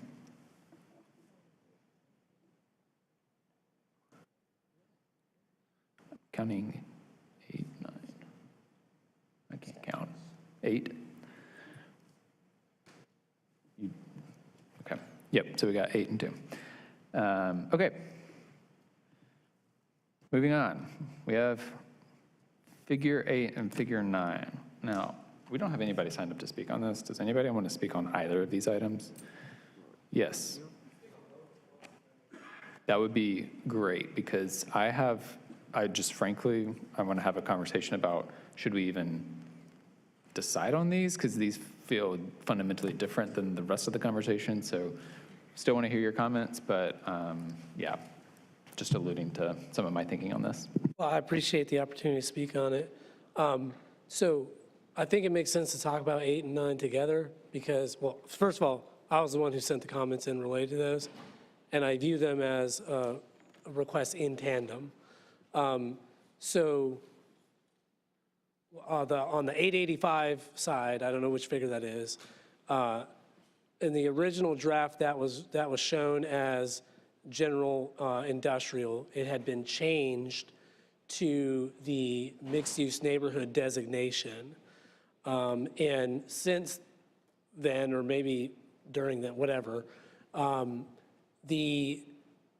that assemblage has been acquired by a developer of life science campuses, Palmer. So that property already is zoned industrial today. And they may need to annex in order to gain access to water and sewer. But, you know, part of the perspective here is, well, if all they need is to annex and not rezone, that may be exactly what they do, especially if the place type designation is inconsistent with the zoning that they're probably going to want for a life science campus. And I think that's actually a detriment to the public just because, you know, industrial zoning allows for a lot of things. And frankly, I don't know that they need or want to do a lot of those things or all of those things. So giving them an opportunity to rezone to industrial with the development plan in a way that would be consistent with the comprehensive plan, especially when we know what the most likely use will be based on the acquisition, I think it makes a lot of sense to change that back to a general industrial. Now, the flip side of that is mixed-use neighborhood is a great designation. It may not be great for that site.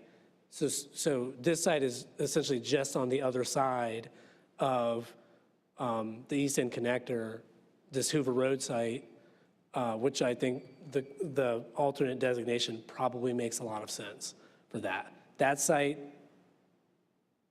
was the brick and board site. It has a lot of environmental features on it. It really can't be developed for any kind of substantial industrial at this point. Mixed-use neighborhood sounds like a lot more doable and agreeable and desirable outcome for that piece of property. Thank you. Anyone else wishing to speak on this tonight? Yes. Just as a citizen, it really isn't pertaining to this exact site. I've been sitting in on meetings for months, and something that I'd like to ask you are the Planning Commission all of the meetings that I've been sitting in on, I haven't heard an improvement on the Durham government asking for more enforcement on the enforcement of the regulations for the developers who are doing these projects. And as a resident, I'd love to know that the government is watching over the developers and saying, you're doing a good job at doing what you promised, or not doing a good job at what you promised. And I think that would make all the residents feel better, as we're saying we're approving 8,000 houses and 11,000 houses. And I don't know where that comes from, and I'm not trying to cast any blame, but I think that we haven't heard any improvement on that. I know the firemen, are supposed to watch over the blasting, and I know that we're supposed to have environmental people with the silt fences and the erosion, but I haven't heard an improvement on that to give the residents confidence that Durham's on top of that. So that's just my comment. Thank you. Thank you. I do not have access to enough departments in Durham City and County government to really know the answer to that fully. There are many different departments that oversee various aspects of development. I know that county controls sediment and erosion control. They've been updating their regulations. We've been updating the regulations there to give them more power to stop work when developers are doing the wrong thing related to runoff. Housing and Community Development oversees the affordability terms on our affordable housing. Development Services, they're checking, make sure people are actually building what they said they were going to build and being compliant to that. It's a lot of people. That's a little bit more of a City Council, Board of County Commissioners question. And I don't even know that our planning staff would be able to fully speak to that tonight, because, they're focused on certain areas, and there are dozens of people within the department that would know better about that. So I think my advice would be to perhaps raise this to the City Council or the County Commissioners to get their thoughts on it. But I know it's a constant concern, and it's one that's very active right now because we're in budget season, and so all the departments are asking for money to make sure they're able to do their job well.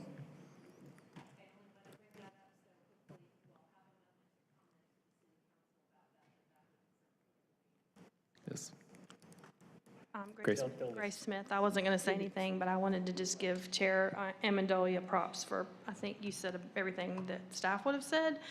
And with the new regulations that are being put in place through the text amendments that you mentioned, I don't think we have any data yet to show, how we've improved with enforcement, but I'm sure that's something that they will be tracking, especially through S&E. And as far as the fire department and the tracking of the blasting, that's a different process, and I don't have that information handy, but I understand what the question is, and certainly can pass that along.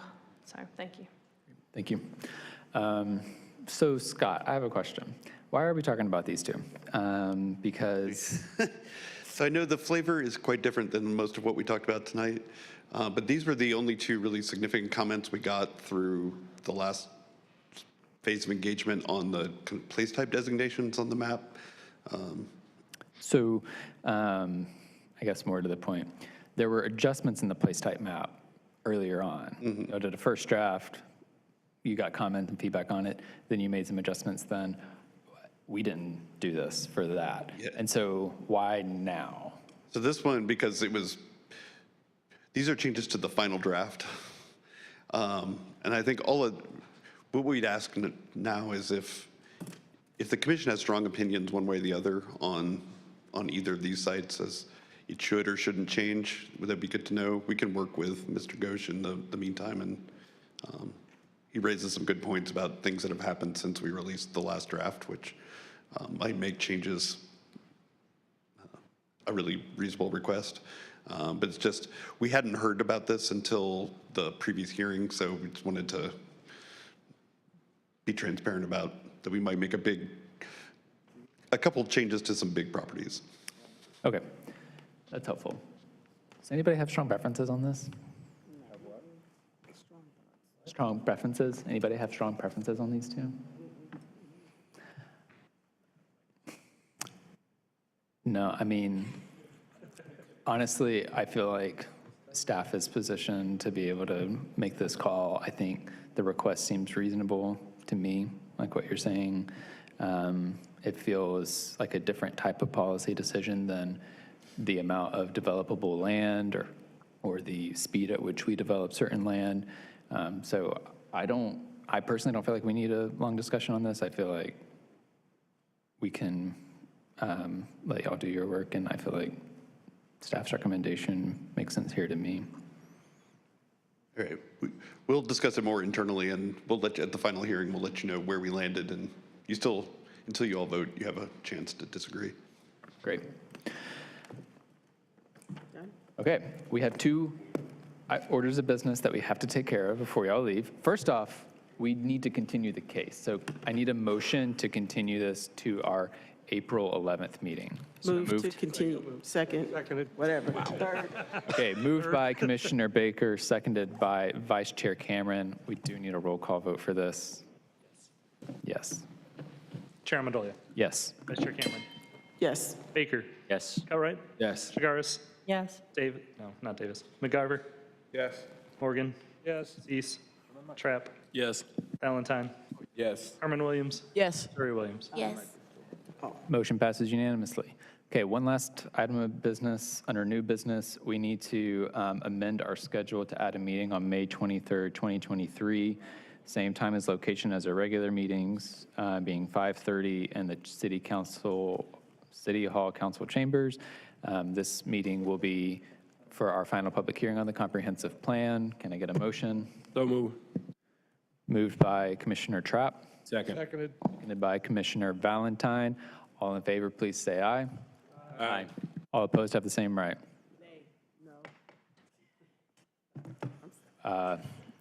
We have one nay, but the motion, two nays. The motion passes 9-2. Are there 11 of us here?